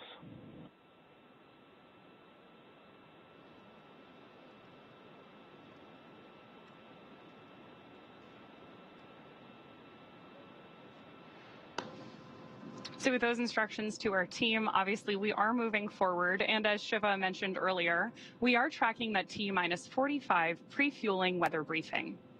Our biggest watch item, as Daryl mentioned earlier, is a few lingering rain and storm systems, but we do think we're going to have a good shot at launch today. Our teams, of course, will be staffed around the clock in mission control, which you've got a great view of on your screen there, to monitor Dragon not just today, but throughout the entire mission, from liftoff to Crew 9's arrival at the space station, all the way through splashdown when the astronauts return home early next year. On console and mission control, there are 6 key positions. The mission director, or MD, is in charge of the room and tasked with making real-time decisions to ensure mission success. The person that you've heard talking to the astronauts is the crew operations and resources engineer, who you'll hear us refer to as the core throughout the broadcast. And launch control, at this time, you may proceed with arming the crew arm for movement. Launch control copies, arming now. Good news that we're about to get that view of the crew arm moving away from Dragon. And we are moving ever closer to launch with just under 45 minutes to go. Crew arm is armed for motion. The 4 additional team members focused on vehicle systems in mission control include avionics, navigation and control, software, propulsion, life support, and communications with ground support teams. Apart from mission control, crew access arm retraction has started. Confirmation there. Oh, and a great view on your screen that crew access arm is moving away from Dragon on Slick 40 for the first time. Now, apart from mission control, our Falcon 9 team is currently located at the LLCC at Hangar X in Florida. With just about 44 minutes until our T0 today, all the teams are settling in for final checkouts, propellant loading, and for launch.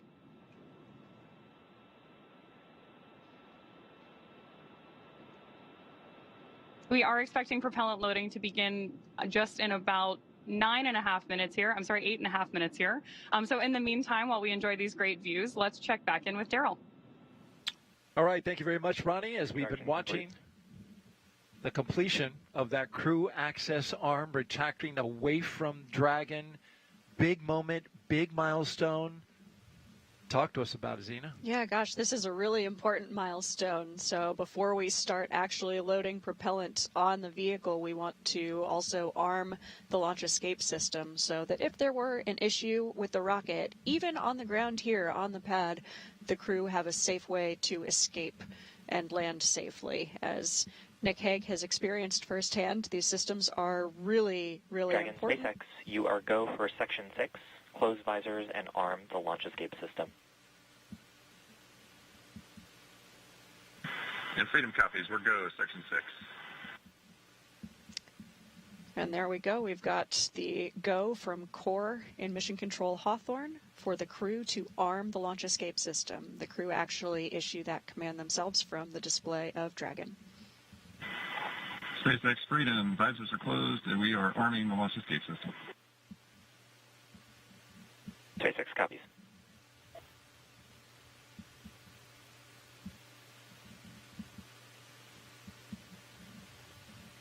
All of these milestones moving towards the big one, which is tanking Falcon 9 with propellants, which would kick off at T-minus 35 minutes. A update on the weather from Launch Weather Officer Brian Cizik, who informs me that the probability of violation has now gone to 30%, reflecting Launch escape a system is verified 70% armed. go. The launch escape system is now verified armed, which means that the astronauts would, in the case of an emergency, exit off the top of the rocket through the launch escape system, carrying Dragon out to the Atlantic Ocean. But again, the weather is something that they are watching, but has been improving. We had some storm cells pass over the launch pad earlier, dumping a fair amount of rain on the area. But as you can see now, the sun, somewhat diffused through clouds, is shining brightly on Crew Dragon Freedom on top of a Falcon 9 rocket. And there's a lovely shot as well. We're getting some sunlight poking through the clouds.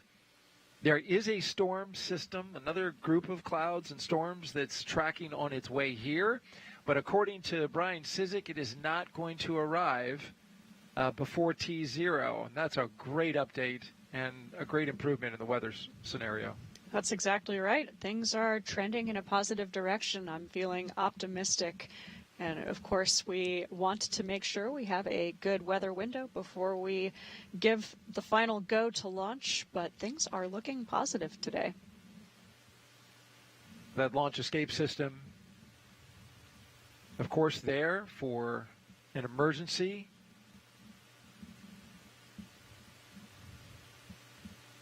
If there was a pad abort, Dragon would lift off, either automatically, or if Nick Hague felt he needed to, he could, obviously you understand this as you're in training as a commander, could hit the abort and bring Dragon off the top of that rocket as well, taking it about 2.5 miles off the coast there to land in the ocean.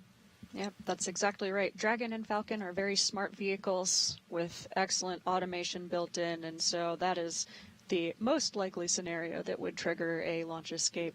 But of course, the crew have the ability to trigger that manually using a handle that's just below the displays of the Dragon spacecraft, and actually certain ground operators can also trigger it remotely.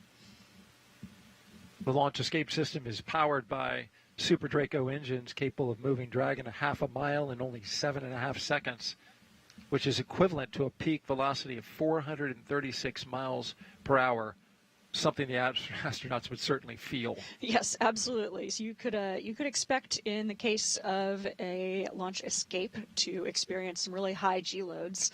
Those loads are going through the chest as opposed to vertically through your head, and so you would wind up feeling like someone extremely, extremely heavy, or 12 someone's extremely heavy, are sitting on your chest.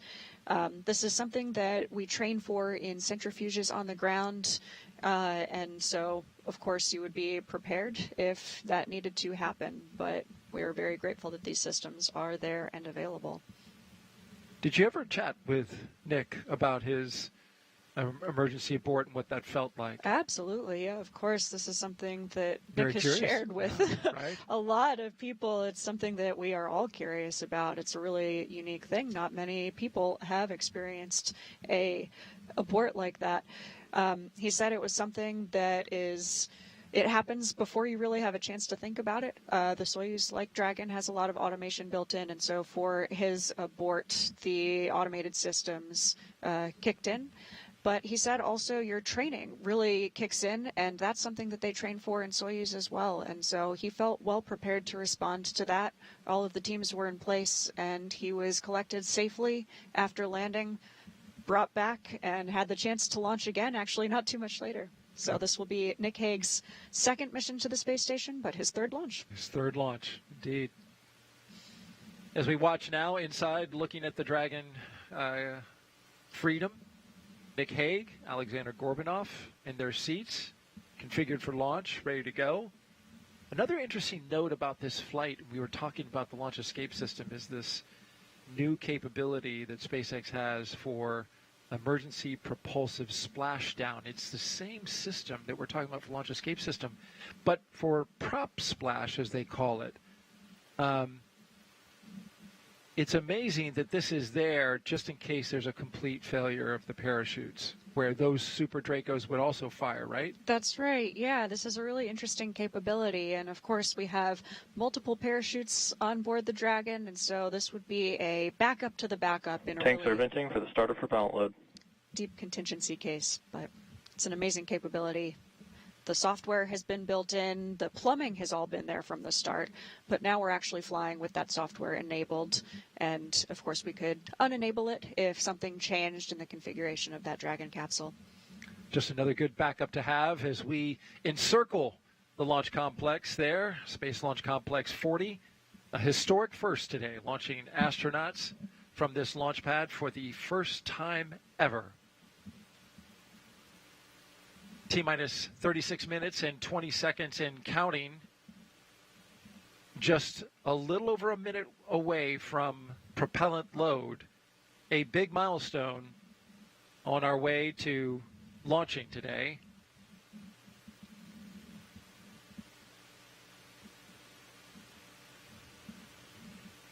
T0 is 1:17 and 21 seconds p.m. Eastern Time. It is an instantaneous window. We have to go at that second or we don't go at all. And that's all because of the timing necessary to catch up to the International Space Station.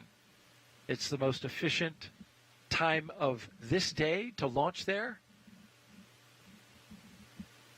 using the least amount of propellant that you would have to otherwise. And propellant is needed for a lot of things. Get the astronauts up, and of course we're bringing this booster back as well.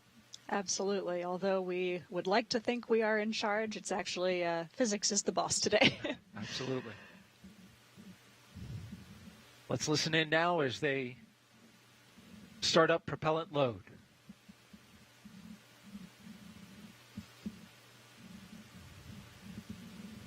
Propellant load has started. There we go. There we go. This is a big milestone today. You can see that crew access arm is retracted from the Dragon. That is because we now have the launch escape system armed. Loading propellant is a dynamic operation. Very dynamic operation when you start flowing, kerosene, highly refined kerosene, and then a little bit later, liquid oxygen. That's right, yeah. So we'll be starting to load the liquid oxygen on stage 1. T-minus 34 minutes, 20 seconds in counting until liftoff of Crew 9. We've got them seated inside the SpaceX Dragon at the top of this rocket. Spacecraft called Freedom.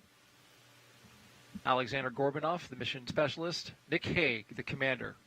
The launch team is now preparing to continue the propellant load. That's right. Yeah, a little over a minute ago, we heard the start of propellant load. We'll be starting with stage 1, then stage 2. Skipping a little bit forward once they launch, get into space, and arrive at the ISS. They've got some incredible science that they will be doing. Here's a closer look at how we're getting that science done.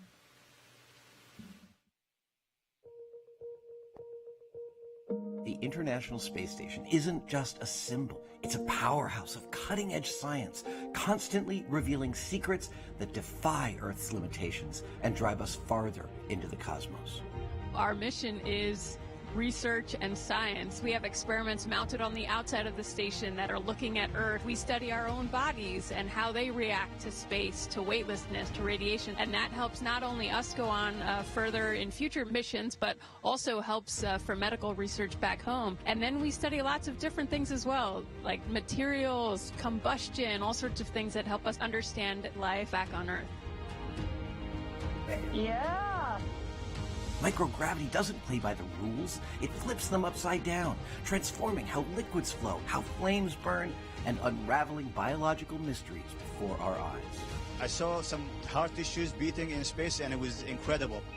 So Tom, we see that top one beating. Looks like happy heart cells. But we're not just along for the ride. We're explorers, diving headfirst into the challenge and harnessing the power of this unparalleled platform, just as we have been for decades. We're on a relentless quest for answers, seeking to understand the intricate workings of the human body in space and ensuring future crews stay safe on their daring journeys beyond Earth's orbit. The human aspect of human space exploration is always going to be very important for decades to come. And when it comes to technology, we're not waiting around. We're discovering new ways to grow crops in harsh environments and engineering innovations to tackle Earth's greatest challenges. We have amazing technology that allows us to recycle water and create water for us to drink. It's delicious. Microgravity isn't just a curiosity. It's a game changer in the fight against diseases back on Earth, paving the way for breakthroughs that benefit us all and enabling new economic opportunities in space. Welcome Axiom 3 on board the International Space Station. From our vantage point more than 200 miles above Earth, we are not just spectators. We're gaining unprecedented insights into the world we call home, and we're sharing our findings openly. We're not just achieving results today. We're sparking inspiration in future generations of explorers and embracing the power of global collaboration as we reach for the stars. What was your favorite experiment on the International Space Station? Toby, great question. My favorite experiment was the one that I got to eat. It was us growing hatch chili peppers in our plant habitat. Station Huntsville on 2. We have video in Node 1. Look at those chili peppers.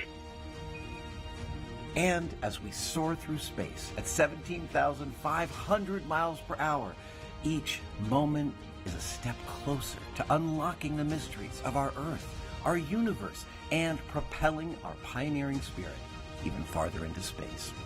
So come along for the ride aboard the International Space Station. Well, you heard a moving and saw a moving tribute to the science that's going on board the Start of Stage 1 cryo helium loading. And there you heard the call out that we're now cryo-loading liquid oxygen into the Falcon 9 rocket. Another great milestone passed. T-minus 29 minutes and counting. And here's now more about the crew that's going into space today. U.S. Space Force Colonel Nick Hague is your Crew 9 commander. He was selected by NASA as an astronaut in 2013. This will be his second spaceflight to the International Space Station. In 2018, as we've mentioned, he and his Soyuz crewmate experienced a catastrophic rocket booster malfunction after launch. They were forced to abort but landed safely 5 months later. 5 months later, I should say, Hague launched on another Soyuz and served as flight engineer for Expeditions 59 and 60. He spent a total of 203 days in space and performed 3 spacewalks. The Kansas native is a test pilot and a distinguished graduate of the United States Air Force Academy. Nick spent 5 months in Iraq in support of Operation Iraqi Freedom.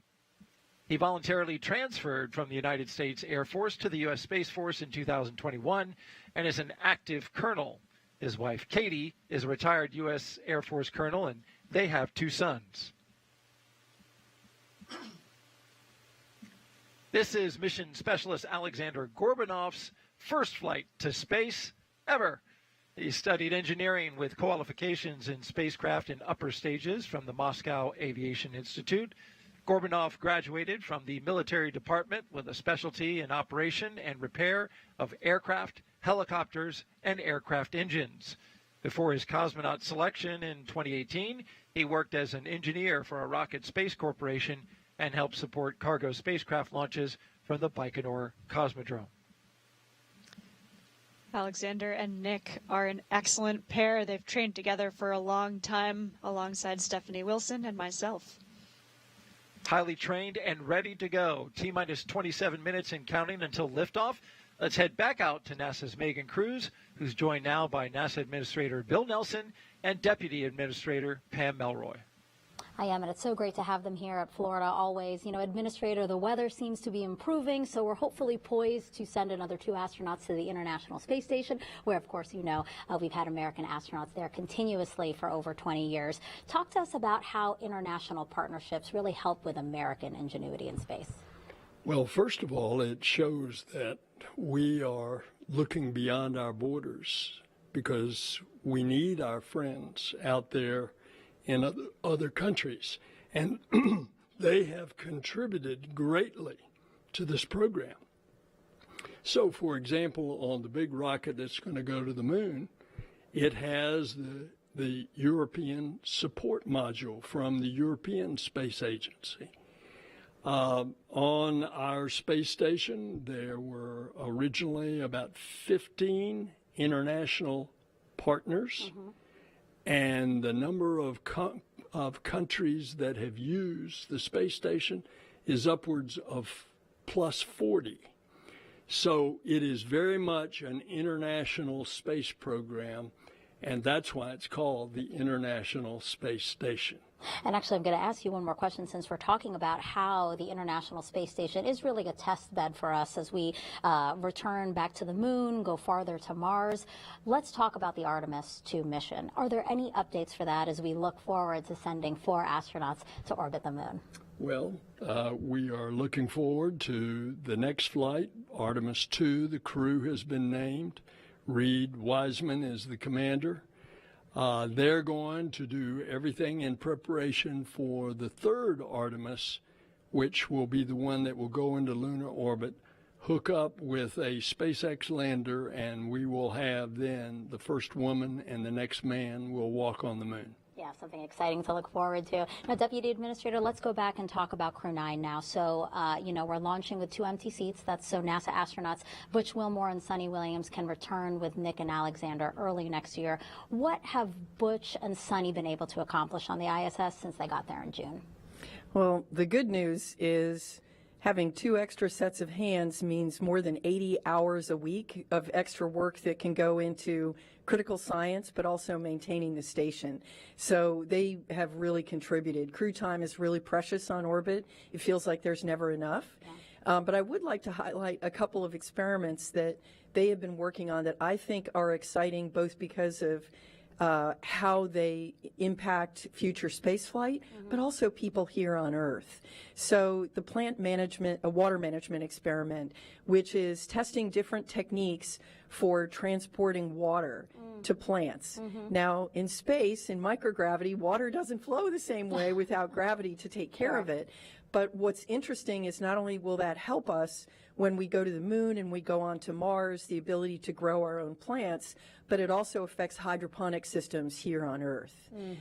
The other experiment that I think is really significant is looking at taking some tissue cultures of the bone marrow that creates platelets, right? Very important in our blood system. And they're going to grow them in cultures.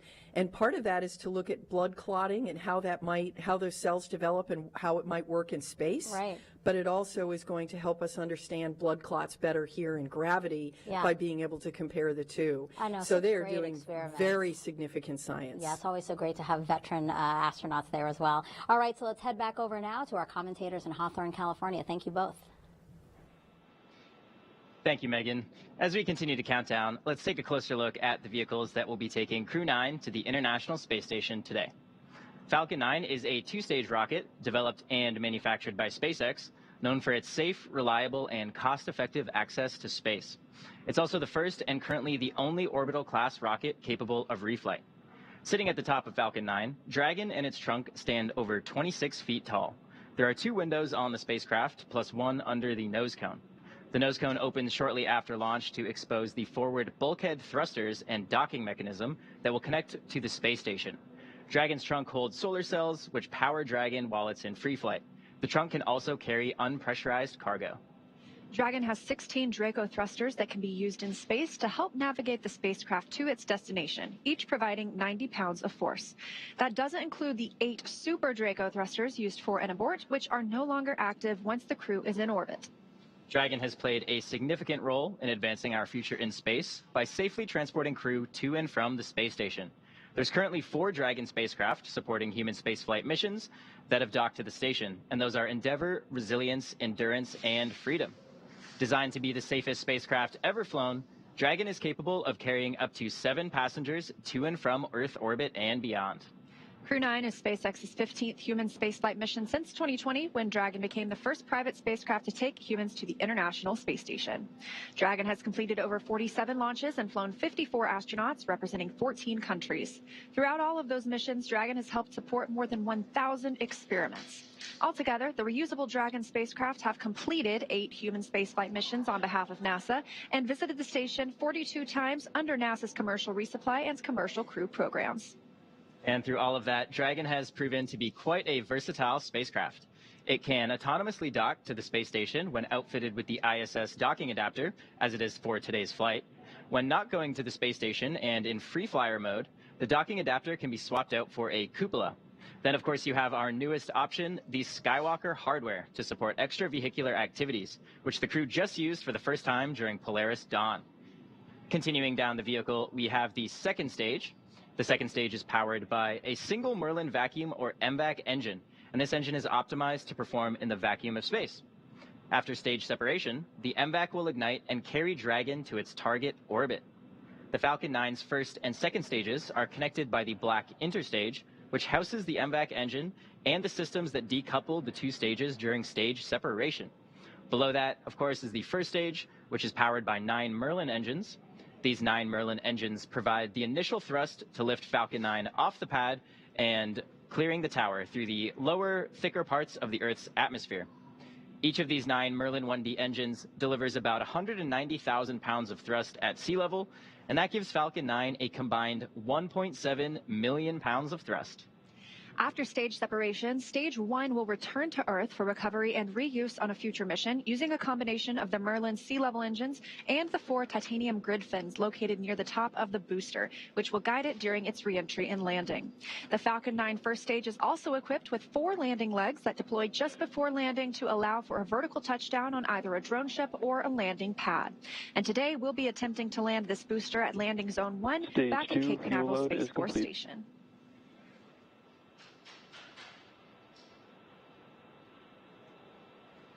The second stage will power Dragon into its initial low Earth orbit before separating, leaving Dragon to continue its journey to the space station using its own thrusters.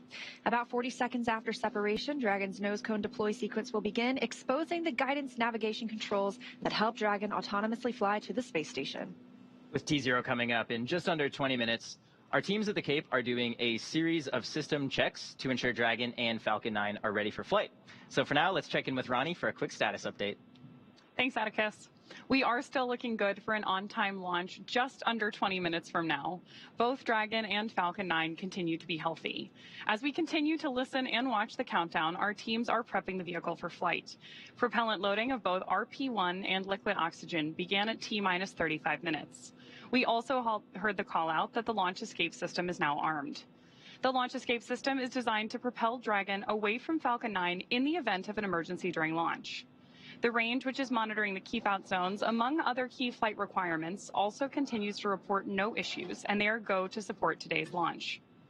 As you heard earlier, weather is also looking good, and we are still tracking roughly a 30% chance of violation at our target liftoff time. But we are optimistic that we're going to have good conditions at that T0. Now, as a reminder, today we have an instantaneous launch window driven by our planned rendezvous point, the point at which Dragon and station will meet in orbit.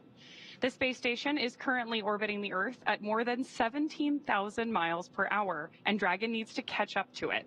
That means we have to deliver Dragon to the correct orbit by timing its trajectory relative to the orbiting laboratory so that they are in the same place in space at the same time. A precise liftoff time is crucial for hitting that rendezvous point. Of course, that means that at this point, if we hear a hold for any reason, we'll have to stand down and target our backup opportunity, which is tomorrow at 12:54 Eastern Time. Now, with all systems go, I'm going to turn it over to Nilofer for a status update from Houston. And thank you, Ronnie. Back here in the International Space Station Flight Control Room at NASA's Johnson Space Center in Houston, teams are continuing to work around the clock to monitor activities aboard the orbital outpost. Leading the team inside the room is Flight Director Nicole McElroy. The team in Mission Control Houston, the team in Hawthorne, and the astronauts aboard the space station will track the autonomous docking of Dragon Freedom on Sunday when they enter joint operations. This will happen when the spacecraft enters the approach ellipsoid, the invisible boundary that helps us monitor arriving and departing spacecraft. Once docked, Dragon Freedom's crew will perform a series of leak checks, then work to open the spacecraft's hatch before floating into the station to begin their 5-month stay. We anticipate that the hatch will be opened about an hour and a half after docking. When they enter the orbital outpost, Crew 9 will be greeted by the rest of their Expedition 72 crew and will come together for opening remarks. The anticipation for launch continues here in Mission Control. How's it looking on the Space Coast, Daryl? Well, we're looking pretty good, Nilofer, and thank you very much. Weather improving here at the Kennedy Space Center. If you're just joining us, we are 16 minutes and 37 seconds away from the launch of the 9th astronaut rotation mission to the International Space Station under NASA's commercial Stage 2 LOX load has started. And there you heard Stage 2 LOX load has begun, the final loading of propellants into the Falcon 9 rocket. Commander Nick Hague and Mission Specialist Aleksandr Gorbunov are strapped into their seats inside Dragon Freedom. As you can see right there, the Falcon 9 rocket fueling operation well underway. The launch escape system is armed, and that means Dragon is prepared to launch itself away from the Falcon 9 in case of an emergency. So far, operations look and sound as expected, and we are counting down to liftoff at 1:17 and 21 seconds p.m. Eastern Time. And I want to welcome in a special guest here on set now. NASA astronaut Stephanie Wilson is here, joining us alongside Zena Cardman, both of you NASA astronauts. It is so good to have you both here. You both trained for Crew 9. This isn't where you probably expected to be on this day, but you have accepted this role of supporting your friends for launch. And as they get ready to launch with 15 minutes left to go, Stephanie, question for you. What is the mindset of the crew that you trained with? You've flown into space 3 times on the space shuttle. What's the mindset of the crew right now? Well, thank you, Daryl, and thank you, Zena, for having me join you today. And yes, both Zena and I have trained for 1.5 years with Nick and Alex. They have trained hard. They are well prepared. In this moment where they are strapped inside the vehicle with just the 2 of them, they are reviewing procedures. They have trained for this moment. They are ready to execute the mission. They are, of course, looking forward to the work that's ahead of them on the International Space Station. Perhaps a little bit sad to be leaving family and friends, but they'll be talking to them soon once they have docked to the International Space Station. But it's a moment to review all of the hard work that has gone into this moment in the preparation and to be ready to execute the mission, which they will do very well. Speaking of hard work, you both trained for Crew 9 for 1.5 years. And so from a human level, we know you are professional astronauts. Your seats were needed for Butch and Suni to bring them back. What was it like for you personally when you learned that you wouldn't be flying today, but you would be flying some other time, but not today? Yeah, gosh, Daryl, I think I felt a lot of emotion when I saw Stephanie walking through the door there. It's bittersweet, but it's a really beautiful thing. I think any launch is a testament to the power of collaboration, and this launch maybe even more so than usual. I think from my perspective, it's a privilege and a choice to take part in something that's larger than yourself, and that's a choice that I make today and the next day and the next day. So in this moment, it's feeling exciting, it's feeling bittersweet, but for the most part, I'm feeling a lot of joy and pride in our space program, and so excited for our crew members, especially Aleksandr. This is his first launch to space. Nick, this will be his second mission to the International Space Station. It's going to be a beautiful day. And I think for you, Steph? Yes, very, very similar. I think that We all train together. Adaptability and flexibility is key as we look across our corps. You know, we all train for various roles, and we select people that can serve in various roles and can be seamlessly thrown into different roles. And excited for them. We're always excited for our colleagues to have an opportunity to launch into space. Of course, we wish we could be with them. We have trained with them for this time. We, of course, want to be together. We have built friendship and camaraderie and learned for the roles for the Crew Dragon and for the International Space Station. But I'm very excited for them, looking forward to hearing their stories from space and for seeing them launch. And that launch just 12 minutes away, a little over 12 and a half minutes away, the Falcon 9 rocket. Well, this is a booster that can be reused more than a few times with minimal maintenance. At the time that this launch happens, it will be flying over the International Space Station, rather, will be flying 260 statute miles over northeast Bulgaria. Crew 9 will then spend the next 28 hours or so chasing down the International Space Station for a rendezvous currently targeted for September 29th at 5:30 p.m. And we'll have live coverage on NASA TV of docking, which will arrive when it does dock, about 2 hours before. And so I want to thank Stephanie Wilson for coming in and joining us. We really appreciate your time and being here. Thank you so much for sharing your thoughts with us. As we continue to count down, T-minus 11 minutes and 42 seconds and counting, getting close to terminal count. We want to commend both Stephanie Wilson and Zena Cardman for their professionalism and for their support of their fellow crew members and friends who are going up today. That's absolutely right, Daryl. It's an exciting day to be here, and although 50% of us are staying on the ground this morning, we are part of this mission, this Crew 9 mission, and we're so proud to be part of the team that got this Dragon Freedom, Nick Hague and Aleksandr Gorbunov, ready for flight today. Thinking about another minute or so, we'll hear the next expected call that the crew displays are configured for launch. We'll hopefully hear at that point some great words from our commander. That's right. Nick Hague is going to have some words for us, so we're going to tune into that. And you and I will join Stephanie outside and watch your friends launch to space. In the meantime, let's send it out to SpaceX in California. Dragon, SpaceX. Confirm crew displays are configured for launch.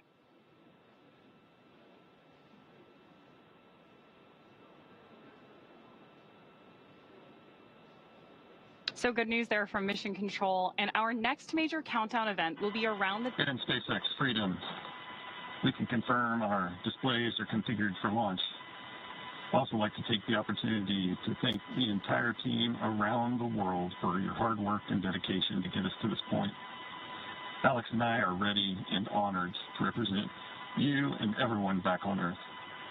A huge thanks to our families and friends for your unwavering support, and to Crew 9, unbreakable.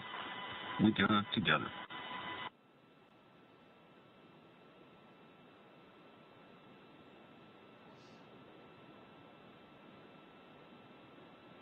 SpaceX copies.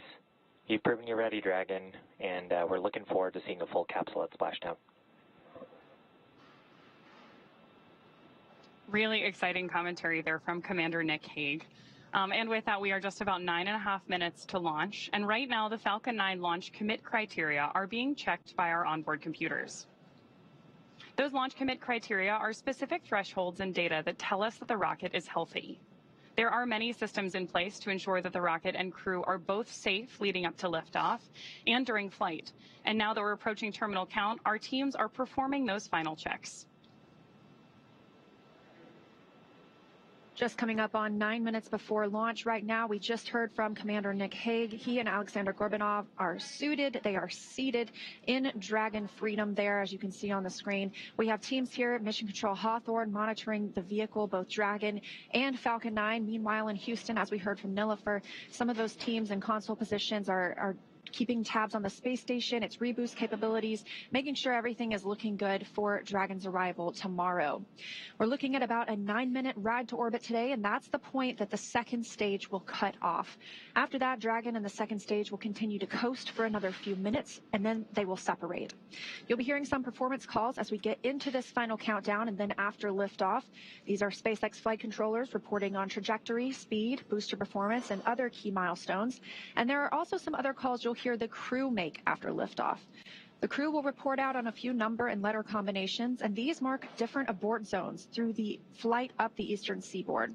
The first two are 1A and 1B, and these are available when the first stage is firing. The next are 2A through 2E. Those will come into play once the second stage kicks in, but we will only hear the call for 2A. Diverting a little bit from the other naming system, you will also hear the call Shannon, and that refers to Shannon, Ireland. That means the crew could target off the coast of Ireland if they needed to abort later in the second stage burn. Again, you'll hear these calls throughout the flight uphill, along with the key performance callouts from the guidance, navigation, and control officer, as well as the propulsion lead. One of the next callouts we're listening for in our countdown is the announcement that Stage 1 engine chill has started, which is one of the key processes that prepares the engines on board our first stage for flight.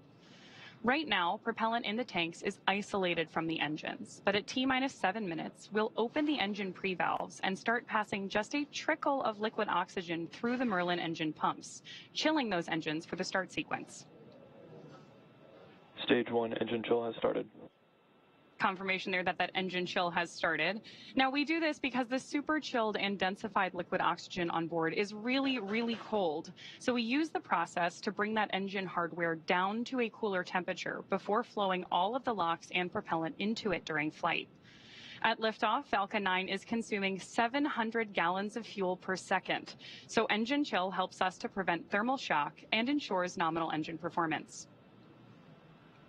The next thing we're listening in for is the confirmation that RP1 load has been completed on board Stage 1. RP1 is that densified kerosene or rocket fuel that propels the crew into orbit. All of that RP1 is we are waiting to hear that it is fully loaded onto the rocket, and the second stage loading was completed earlier. So we're still loading liquid oxygen as well on the first and second stages. Stage 1 fuel load is complete. Confirmation right on time that RP1, the densified kerosene loading, is now complete. Again, still loading liquid oxygen on the first and second stages. We need this to combine with the densified kerosene. That RP1 liquid propellant needs an oxidizer to combine with in order to ignite. Coming up next at the 5-minute mark, we'll hear the call for Dragon to configure for terminal count and then transition over to internal power. And then we'll hear the propellant tanks on Falcon 9 are getting ready to pressurize, which means they'll have some additional rigidity and structural support for the rocket as we get ready for the strong back to retract. The strong back provides access to Falcon 9's fueling lines and umbilicals for both prop load and the different gases being loaded on board.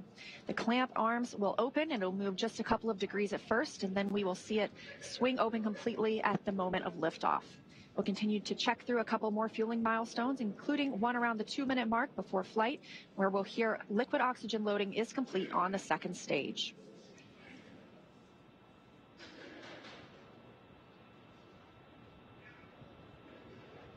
Falcon 9 tanks are pressurizing for strong back retract. Dragon in configure for terminal count. Now under 5 minutes to launch, we are in terminal count, meaning the Dragon onboard computers take control of the spacecraft. Again, we are still watching first stage as its liquid oxygen loading continues. That'll be complete around 3 minutes, followed by completion of second stage liquid oxygen loading about 1 minute later. Strong back retract has started. Just heard that call out from Mission Control that strong back retract has started. And if we keep a close eye on the screen, there we go, just coming out of those clouds of liquid oxygen, we got to see those clamp arms opening up around stage 2. What's going to happen now is that our strong back will recline just about 2 degrees away from the vehicle. But the TE will throw back all the way to 45 degrees at liftoff, clearing the way for Falcon 9 to leave the pad. As Leah mentioned, that strong back does route the vehicle's fluid and telemetry lines all the way up to the rocket and our spacecraft today. Good views of the strong back moving away from Falcon 9 and Dragon. They're on the bottom right-hand side of your screen. With that, we are just about 30 seconds away from LOX load completion on board the first stage.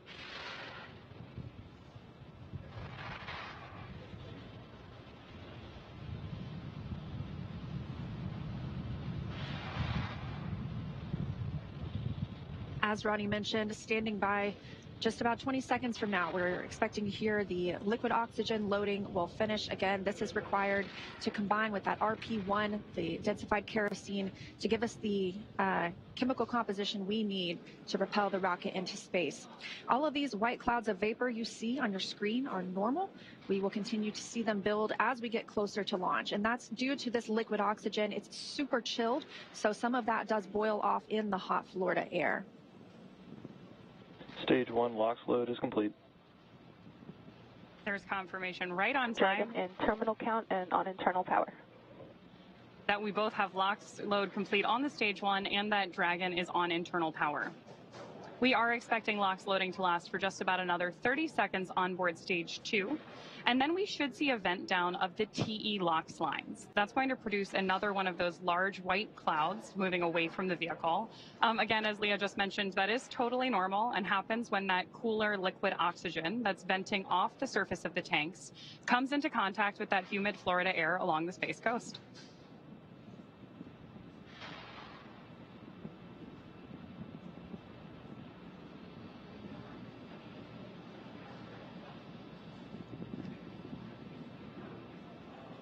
We're standing by now for stage 2 liquid oxygen loading to be complete. Stage 2 LOX load is complete. Dragon in auto idle.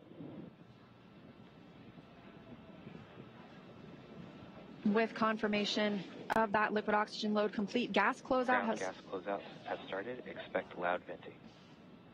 Right on time, that gas closeout has begun. So we are now isolating all the feed lines for the different gas systems from the Falcon 9 rocket. Those will then get vented overboard through the umbilicals and the strong back itself. And you can actually hear that venting right now. Now, something else you'll see is our sound suppression technique. Our rockets are super loud, and that sound can impart pressure loads back on the rocket itself. So just before liftoff, you'll see a ton of water dumping onto the pad. This absorbs and prevents the sound from hitting the structure and reverberating back onto the rocket, which could cause FTS is damage. armed. Falcon 9 is in startup and is now controlling. Dragon in countdown. Now that we are in countdown, the flight computer on Dragon will switch to countdown mode. And we've also heard the flight termination SpaceX. system is armed. Go for launch.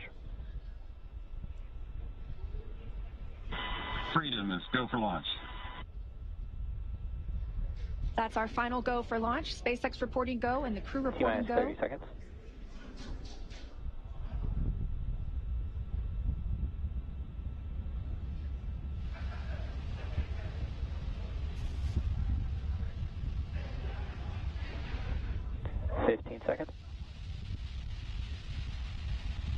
Standing by for the first launch of 10, humans 9, from Space Launch 8, Complex 40. 7, 6, 5, 4, 3, 2, 1. Ignition. Engine full power. And liftoff of Crew 9. Go SpaceX, go Falcon, go NASA. Liftoff of Crew 9 now soaring to the International Space Station. Stage 1 Alpha. Stage 1 propulsion is nominal. Copy, 1 Alpha. Those 9 Merlin engines now providing 1.7 million pounds of thrust, propelling Falcon 9 and Crew 9 and continuing to get good calls from teams here on the ground.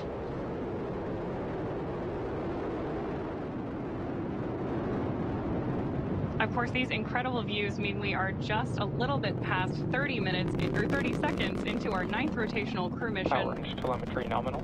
On board Dragon and Falcon 9 with good callouts from mission control that everything is looking good. With that, stage 1 is throttling down to pass through max Q, which is the period of maximum dynamic pressure on Falcon 9 during ascent. Max Q. Confirmation of max Q. Vehicle is supersonic. And that Falcon 9 is now traveling faster than the speed of sound. Stage 1 throttle up.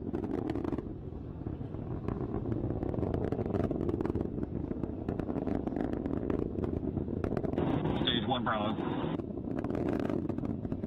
Copy, 1 Bravo.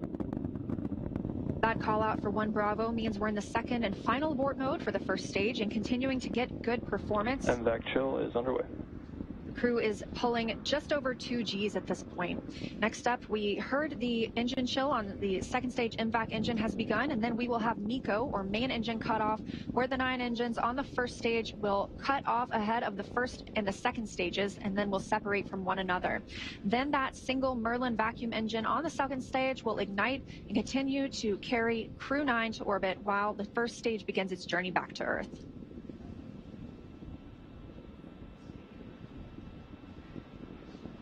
Two minutes in, and the crew is now traveling over 2,600 miles per hour.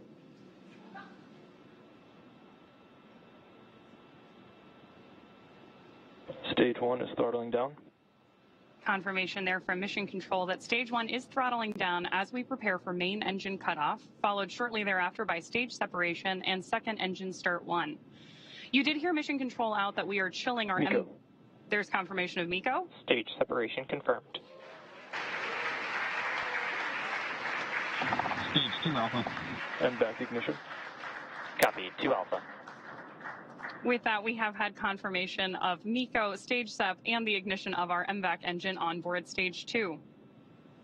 Our next major milestone is going to be the beginning of stage 1 boost back burn, which is expected in just a couple of seconds here.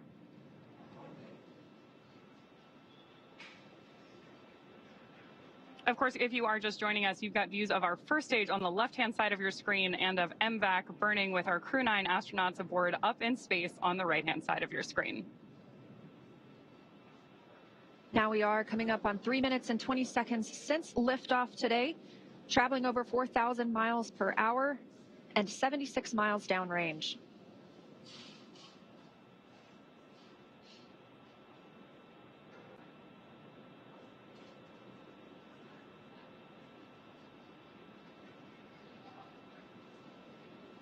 As our first stage makes its way back to Earth, we are tracking a landing attempt today at landing zone 1, not too far from where we lifted off in Cape Canaveral, Florida. Dragon, SpaceX, nominal trajectory. Confirmation there that both vehicles Copy, nominal trajectory. are on nominal trajectories. Everything is looking good. And we're getting good performance on that single Merlin vacuum engine on the second stage. The crew's G-load dips right now. We are going to prepare to hit the separation event. Right now they're about 1 G, which is about what we're used to experiencing on Earth.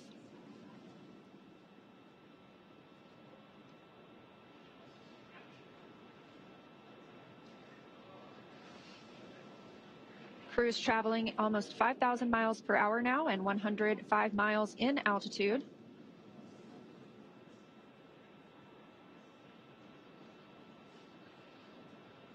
As we await the entry burn for our first stage, you are getting great views of it on the left-hand side of your screen. You can also see 2 of our titanium grid fins, which are the primary mechanical structures. Dragon, SpaceX, nominal trajectory. Confirmation there from Mission Control that everything is still looking good. Freedom copies, nominal trajectory. Now, as I mentioned, those grid fins are the primary mechanical structures that we use to steer the booster back toward its landing zone, which today is LZ1 at Cape Canaveral.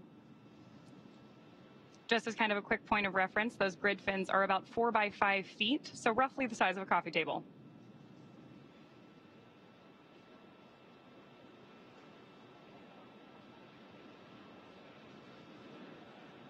Getting our first tracking shots of the booster on its way back to Earth.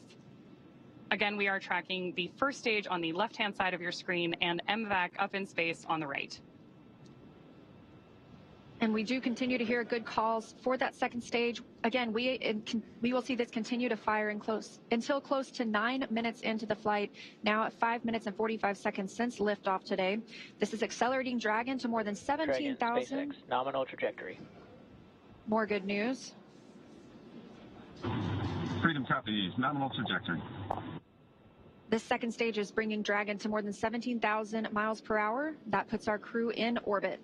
And the single Merlin vacuum engine can produce over 220,000 pounds of thrust in the vacuum of space.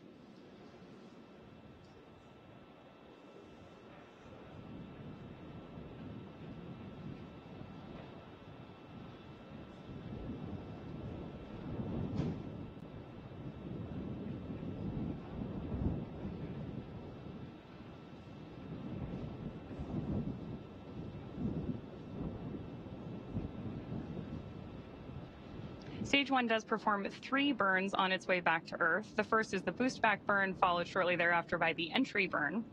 The entry burn is used by Falcon 9 to slow the vehicle down before it reaches the denser parts of the Earth's atmosphere. Dragon, SpaceX, nominal trajectory. Nominal trajectory is there from Mission Control. Freedom copies, nominal trajectory. That entry burn is, of course, followed by the landing burn, during which time we'll light 3 of the Merlin engines on board the first stage. And we expect to see that landing burn just about a minute before we expect Dragon to be inserted into orbit. So we have 2 very exciting phases of flight, both for our first stage and our Crew 9 astronauts happening here at the same time.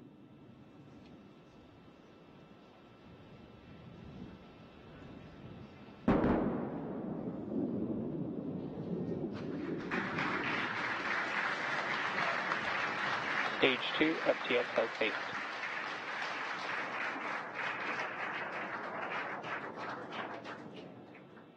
So a great touchdown of Stage 1 there just a second ago. And now, of course, we are continuing to follow our Crew 9 astronauts on their way to space. And we continue to get good calls for this second stage, that Merlin vacuum engine continuing to fire and propel our crew, now moving over 12,600 miles per hour and 611 miles downrange. Just over 8 minutes since liftoff today, so we are expecting to see this continue to fire until just about the 9-minute mark, at which point this engine will cut off. And of course, Dragon will coast for a few minutes, still attached to the second stage.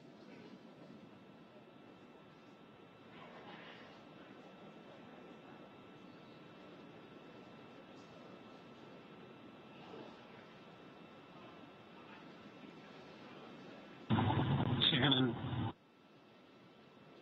That call. Copy, Shannon.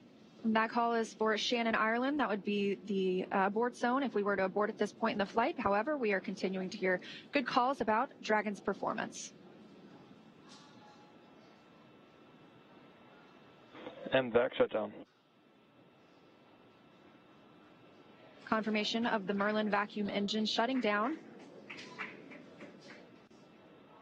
Dragon, SpaceX, nominal orbit insertion. Good news there from Freedom Mission, copies, nominal orbital insertion. from Mission Control and our crew that we have had nominal Dragon, orbit insertion. SpaceX, launch escape system disarmed.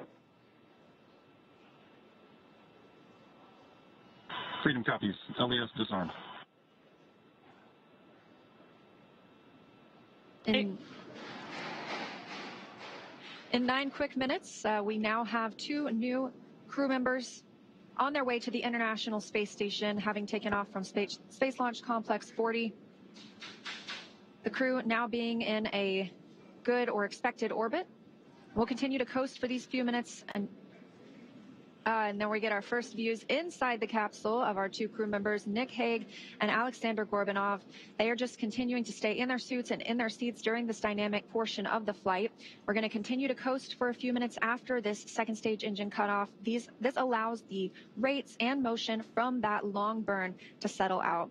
There are some small reaction thrusters on the upper stage or the upper part of the second stage that can be used to counteract any residual motion. That basically makes sure we're in a stable coast before Dragon separates from Falcon, and that'll happen about 12 minutes into the flight. So about a minute and a half from now, we expect to see Dragon actually separating from the second stage. Again, we did hear the crew has been successfully inserted into a good orbit. And again, this is them now in microgravity, one of them, Aleksandr Gorbunov, for the very first time.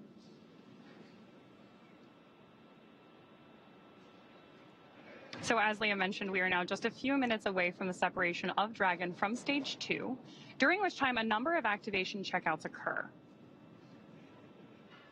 Automatically, first we're going to be checking out 12 of the Draco maneuvering thrusters, all around the service section of the Dragon spacecraft. We're also, of course, going to get ready for that nose cone opening, which will allow Dragon to dock with the International Space Station about 28 hours from now. The nose cone stays closed for the flight uphill to help protect against all of the guidance, navigation, and control sensors and Dragon's docking adapter. It's also covering 4 of our Draco thrusters that will be used for the majority of different phasing burns required as Dragon chases down the space station. We are currently standing by for that separation, which could happen anytime in the next couple of minutes.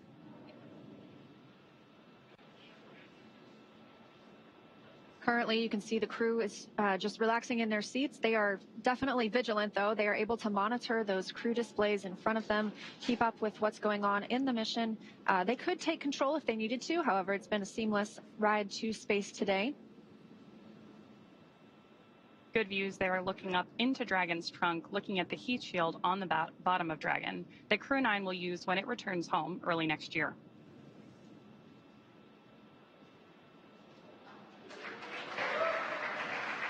Dragon SpaceX, Dragon separation confirmed. There. And Freedom copies, good separation. There you heard from Mission Control. Both Dragon Chief Engineer on countdown 1. Nick, Alex, on behalf of the entire team, we thank you for flying with Falcon 9 today and wish you a great mission. And Freedom, this is Launch Director on countdown. On behalf of the entire SpaceX Launch and Recovery team, I'd like to extend our congratulations to the entire Crew 9 team. Zena, Stephanie, Nick, Alex, Butch, and Suni. It's an honor to be a part of this mission with all of you. I'd also like to give a shout out to the Falcon 9 Crew 9 combo. The best bundle in the league, baby. Godspeed, Crew 9.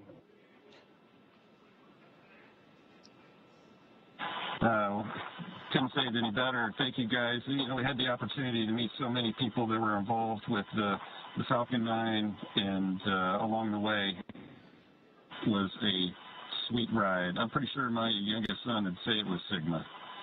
Alex has got a few words to add as well. And all the entities that made this launch possible. Roscosmos, NASA, Big SpaceX. And thank you to my family and friends for their support. And also I'd like to express my gratitude to the hundreds of thousands of people around the world who are involved in the development of space technologies and community humanity forward. Today's launch is also their accomplishment. Хочу сказать спасибо Роскосмосу и НАСА совместно со SpaceX за успешный запуск человека на орбиту, за очередной успешный запуск, и также благодарить родных и близких за поддержку. Спасибо.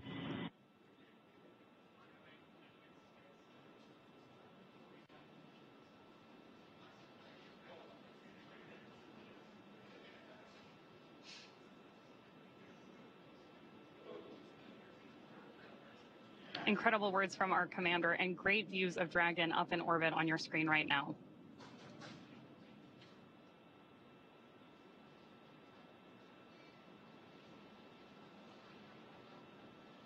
It's been about 14 minutes and 30 seconds since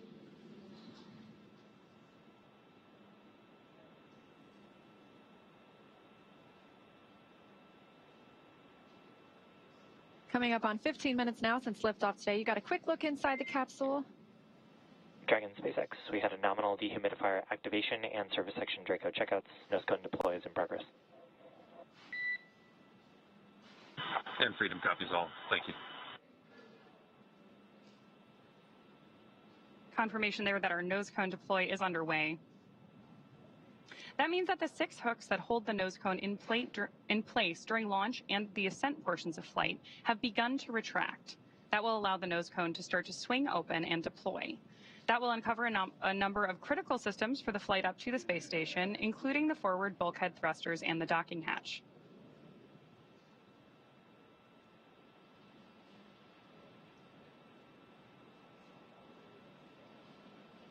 Incredible views from our crew up in space on your screen right now, but I'm sure it's nothing compared to the view out of Dragon's window as they make their way to the space station. I can only imagine. And that journey to the space station will take about 28 hours, so they won't arrive until tomorrow afternoon. In the meantime, they will have the opportunity to get out of their suits, to get out of their seats as well, and kind of just enjoy the ride. They're going to shift into some off-duty time.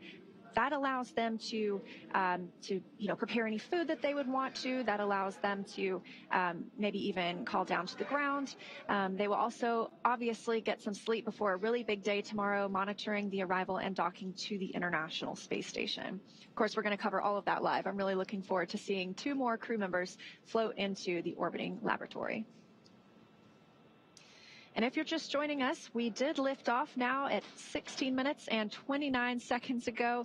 That was right on time at 1:17 p.m. Eastern Time from Space Launch Complex 40 down at the Cape Canaveral Space Force Station in Florida. We have 2 members on board Dragon today. That's NASA astronaut Nick Hague, who's serving as the commander, and Roscosmos cosmonaut Aleksandr Gorbunov, who's making his very first flight to space. Once they arrive at the International Space Station tomorrow afternoon, they will be joining 9 other crew members on orbit. They'll be up there for about a week. A week is probably the best guess, until the Crew 8 team, it is time for that crew to come home. Of course, they launched about 7 months ago at this point, and they will undock after they have completed a handover period with the Crew 9 crew, bringing them up to speed on everything that they've been working on for the last 7 months in orbit. So once they depart, we'll be back down to our typical approximately 7 people living and working aboard the International Space Station.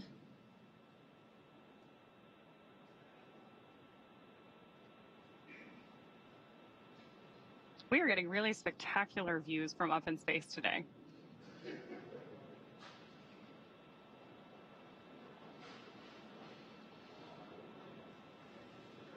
Shot there of our MVAC engine. We did get confirmation several minutes ago of SES-1. We know that nose cone opening is underway as well. Those are a series of hooks and latches that allow the nose cone to open. And that nose cone is closed during launch to protect the docking hatch, to protect 4 bulkhead thrusters that we will use for some of the larger burns that help us get to the International Space Station. One of the other things we're doing right now is going ahead and opening the ECLSS system, which stands for the Environmental Control and Life Support System, which will be activated inside of Dragon. As Leah mentioned earlier, soon our crew will be able to get their visors open and get out of their spacesuits and settle in for that 28-hour ride to the International Space Station.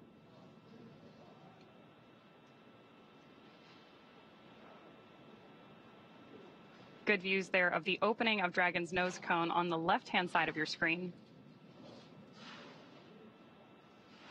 And coming up on 19 minutes since liftoff today, the crew, again, had a good orbital insertion, and that actually puts 14 people currently in low Earth orbit. That includes the those living on the International Space Station right now, as well as those living on the Chinese space station. So a total of 14 humans are now not off the planet, but rather orbiting around it.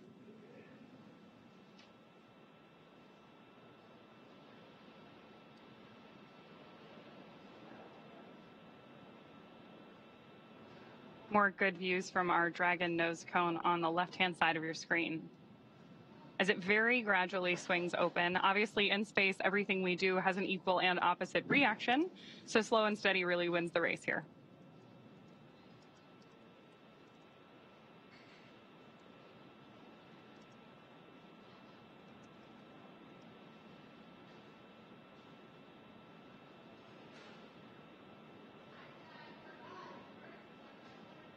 Again, now 20 minutes since liftoff today. Dragon is flying free from the second stage, and it looks like they're about to enter an orbital nighttime. So now that they're at orbital velocity, that's 17,500 miles per hour, they are going to see 16 sunrises and sunsets a day.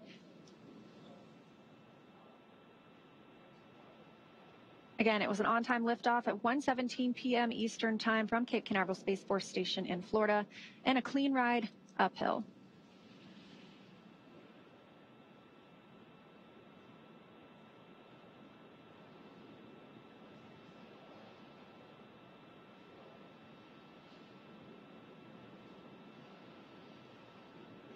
We've had some good communication from Mission Control up to our Crew 9 astronauts already today.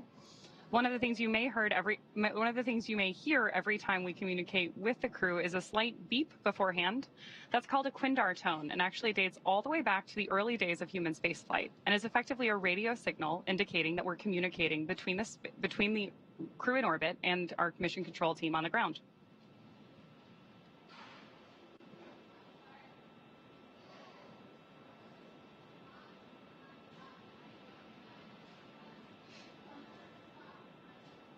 We now have views back inside the capsule. Dragon SpaceX, we have a nominal nose cone opening. We do have just about 3 minutes here left in the ground station pass if you've got any fluffy stowaways you'd like to introduce. And Freedom copies, good Draco checkout, good nose cone opening. And I just so happen to have a furry friend with me.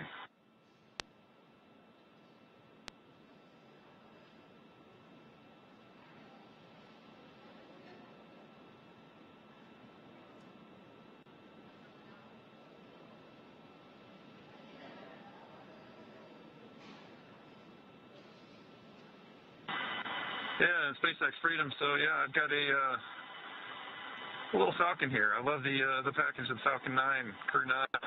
Yeah, we've got a Falcon on board with us. This one's a multi-flyer though. Was on my first flight with Alexei and I, and with Alexei and I and Christina, and now me and Alex.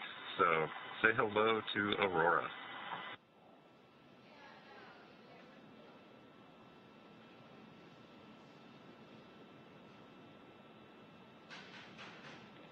And we see your Dragon. Actually, a good view right now because we're looking at the display cam.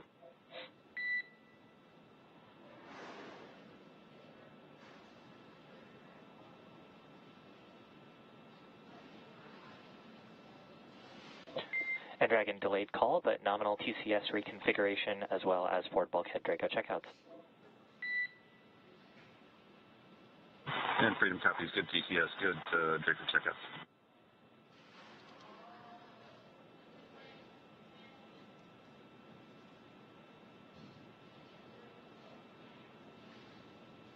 Spectacular views of our Crew 9 astronauts and zero-G indicator up in orbit. Human spaceflight has come so far in the last 5 years with Dragon. Since Demo 2 in May of 2020, SpaceX's Dragon fleet has launched a total of 54 crew members to space.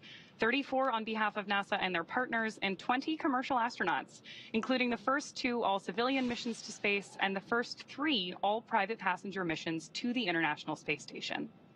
In addition to flying people, excuse me, SpaceX's Dragon spacecraft also enables researchers the opportunity to fly critical science to orbit. And that's just like what we saw with the 3 investigations that NASA's Human Research Program flew on Polaris Dawn.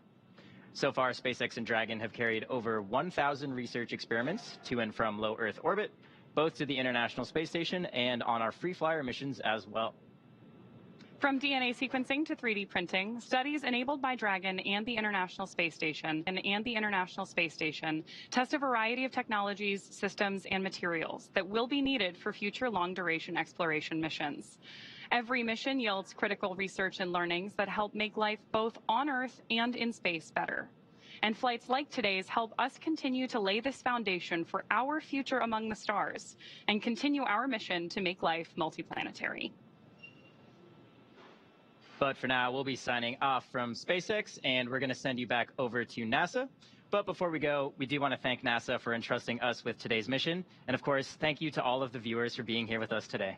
Yeah, it was a really special mission. It was fantastic to see now 2 new crew members in orbit and on the way to the International Space Station. So with that, we're going to end our coverage from Hawthorne until we pick back up with our docking coverage in about 26 hours. So for now, we're going to send it back to you, Zena and Daryl at Kennedy Space Center to wrap up today's launch coverage. Thank you very much, Leah and Atticus, and welcome back here to the Kennedy Space Center in Florida, where just about 25 minutes ago, we watched Crew 9 lift off from Space Launch Complex 40 for the first time with humans at the Cape Canaveral Space Force Station. NASA astronaut Nick Hague and Roscosmos cosmonaut Aleksandr Gorbunov are now en route to the International Space Station. I'm Daryl Dale, and this is NASA astronaut Zena Cardman, who has been with us for the past 4 hours, documenting Crew 9's path from astronaut crew quarters, suiting up all the way to the rocket, lifting off, and then getting into space today. And I got to watch it with Zena in this role. I get to watch oftentimes as we break, go outside and watch a launch with the astronaut. And in this particular case, Zena, with you being the commander from the beginning and then giving up your seat, you and fellow astronaut Stephanie Wilson, so that those seats could be used by Butch, Wilmore, and Suni Williams to come back. This has a very close association to you, clearly. What was your reaction there when you were watching them lift off into space? Yeah, Daryl, I think every crewed launch that I have ever watched has really brought me a lot of emotion. This one today was especially unique. I think it was hard not to watch that rocket lift off without thinking, that's my rocket and that's my crew. But I also know that I'm not the only person who can think that. Of course, we have Stephanie Wilson here today, but I mean, there are many, many people who made this mission happen, and there are people on orbit who will be taking this capsule home. And it makes me very proud to know that I am one of many people who can say, that's my crew, that's my rocket. Makes me really proud, makes me feel very connected to this mission that we all get to take part of. Go Crew 9. Well said, Zena. And an emotional moment in time out there watching the rocket lift off. And now the work begins. You will start training for the next mission. You spent 1.5 years training for this one. You're now going to go into space at some point. What does the future hold for you at this point? Yeah, it's a little bit to be determined. We've got a lot of exciting things ahead. I'm looking forward to starting training again at some point. And in the meantime, I can't wait to watch Nick and Aleksandr and the entire Expedition 72 crew really get to work and execute that mission that we all have worked so hard to make possible. Yeah, Nick and Aleksandr will become part of Expedition 72, as you mentioned, when they arrive on Space Station. NASA's Megan Cruz has joined us now with Jennifer Buckley, the chief scientist for the ISS program, with more about the science that's happening on board for Expedition 72. Megan. Yeah, it's great to have Jen here. And Jen, you know, obviously we saw some changes through the mission, most notably the change from a 4 to a 2-person crew. Did any changes affect the science? Well, the human research is specific to the crew member. So Butch and Suni have their science complement that will stay with them. But other than that, we didn't have to adjust our science plans. Butch and Suni are experienced crew members, so they jumped right in and have been helping us already with science on board, and we were able to keep our plan complement. Oh, that's fantastic. And I know Expedition 72, they're going to be responsible for making a repair on the NICER instrument on the space station. Can you tell us about that instrument, its significance? That's right. So NICER is an X-ray telescope that's mounted outside of the International Space Station, and it takes a look at neutron stars. Neutron stars are born from the cinders of a supernova event. They are the leftover material that then form neutron stars, and they're going to be repairing a light leak that occurred in May of 2023, which gave us some degraded detectors on that instrument. Okay, gotcha. And so that's what we're fixing so that hopefully it works tip-top shape? That's right. So right now with the damage, we still get full data during darkness. However, during sunlight, it degrades the data that we're able to get. And so when they do that repair in December, we'll bring NICER back up to its full capability. Oh, perfect. Okay, well, obviously we as NASA look out into the universe, but also we look back at our own Earth. And for those who don't know, one way that we do that and look at our Earth is we have our astronauts take photos from the International Space Station. And I was told that more photos were taken from the ISS of Earth in the last 6 months than all of 2023. That's right. So in the first 6 months of 2024, they took over 330,000 photographs. Oh my gosh. So, you know, this photography, apart from being absolutely beautiful, is really important science imagery. As you mentioned before, this allows us to take a look at our planet, and we can see how it's changing over time, as well as any environmental impacts. We also support the Disaster Response Network. So we're able to look at natural disasters like wildfires or even hurricanes. So we were involved in taking some imagery of Hurricane Helene as well, and we support other government agencies and provide that data. Yeah, it's always so important to talk about, yes, the work that we do as we look out into the universe, but also as we reflect here on Earth and see what we can do to improve things for everyone. So, Jen, thank you so much. Thanks for detailing the science for us. We'll send it back to our folks there. Thank you. All right, thank you very much, Megan, and good to be back with you here with NASA astronaut Zena Cardman. We are wrapping up our coverage for today after a successful launch of Crew 9. But before we do, I want to know if you take one more social question. Absolutely. Fantastic. Let's put it up for us. This is, let's see, Maya, age 10, asks, I want to know because I want to work there. How is it to work at NASA? I want to be an aerospace engineer when I grow up. That is awesome. Maya, we can't wait to have you in the NASA family. It's an amazing place to work. I love working in spaceflight, human spaceflight especially, and there are so many different types of people with different backgrounds who work. I love that we can all come together for this common goal coming from such different backgrounds. So all you've got to do is apply, and we'll see you soon. As a young girl yourself, you probably never imagined that you would be here. I sure did not. And you made it happen as well. That's right. Myself, but most especially all of the mentors and family and friends who made me who I am. Takes a team. Well said, Zena. Now, as we wrap things up, we want to let you know that though our coverage is coming to a close, you can still follow along with Crew 9's entire journey to the station by listening to the mission real-time audio commentary. Just to do that, you can snap that QR code that you see on the screen there, or if you're watching us on your phone, just screen grab it and you can click on it later. Nick and Aleksandr are on course to arrive at the International Space Station around 5:30 p.m. Eastern Time on Sunday, September 29th. On-camera coverage of docking and arrival will resume about 2 hours before that happens on NASA Plus. And, of course, that's always a big moment when the crew arrives, you know, especially not just for the people who are going there, that's their destination, but for the people who get to see them as well. Absolutely. It's a really joyful moment. I love few things more than I love watching astronauts fresh through that hatch, hugging each other and welcoming their new crewmates. It's an amazing thing to see. And there's 3 of them if you count this little guy right here, which you brought on board. That's right. This was the zero-G indicator. That's exactly right. And I absolutely love the history that this zero-G indicator has for Nick Hague specifically. And I'm sure Alexei Ovchinin will be happy to be reunited with that zero-G indicator as well. So getting the band back together. Seems like it's a good luck charm at this point. It seems that way. All right. Well, Zena, I want to thank you for co-hosting with me today. Yeah, I know it was a challenge. It was emotional at times, but thank you for sharing your insight, your experiences, your knowledge, but most of all, your heart. Appreciate you. Thank you, Daryl. Go Crew 9. Go Crew 9. All right, with that, we're going to wrap it up and wish you a great day. An important reminder, though, about an upcoming launch in a few weeks here at the Kennedy Space Center in Florida on October 10th at 12:31 p.m. Europa Clipper is scheduled to lift off aboard a SpaceX Falcon Heavy rocket on its 5.5-year journey to Jupiter's moon, Europa. You can watch it live right here on NASA Plus starting at 11:30 a.m. Again, huge thanks to all of our guests, for everyone who joined us today. But most importantly, we appreciate you for being here and watching. You can keep up with any Crew 9 updates to the mission using the online resources you see on your screen now. For everyone here at NASA and SpaceX, have a great rest of the day. We'll look forward to seeing you again soon. But we leave you now with a moment looking back at the highlights from suit up to liftoff. And so it's great to see Nick Hague and Aleksandr Gorbunov here in suits that are looking good.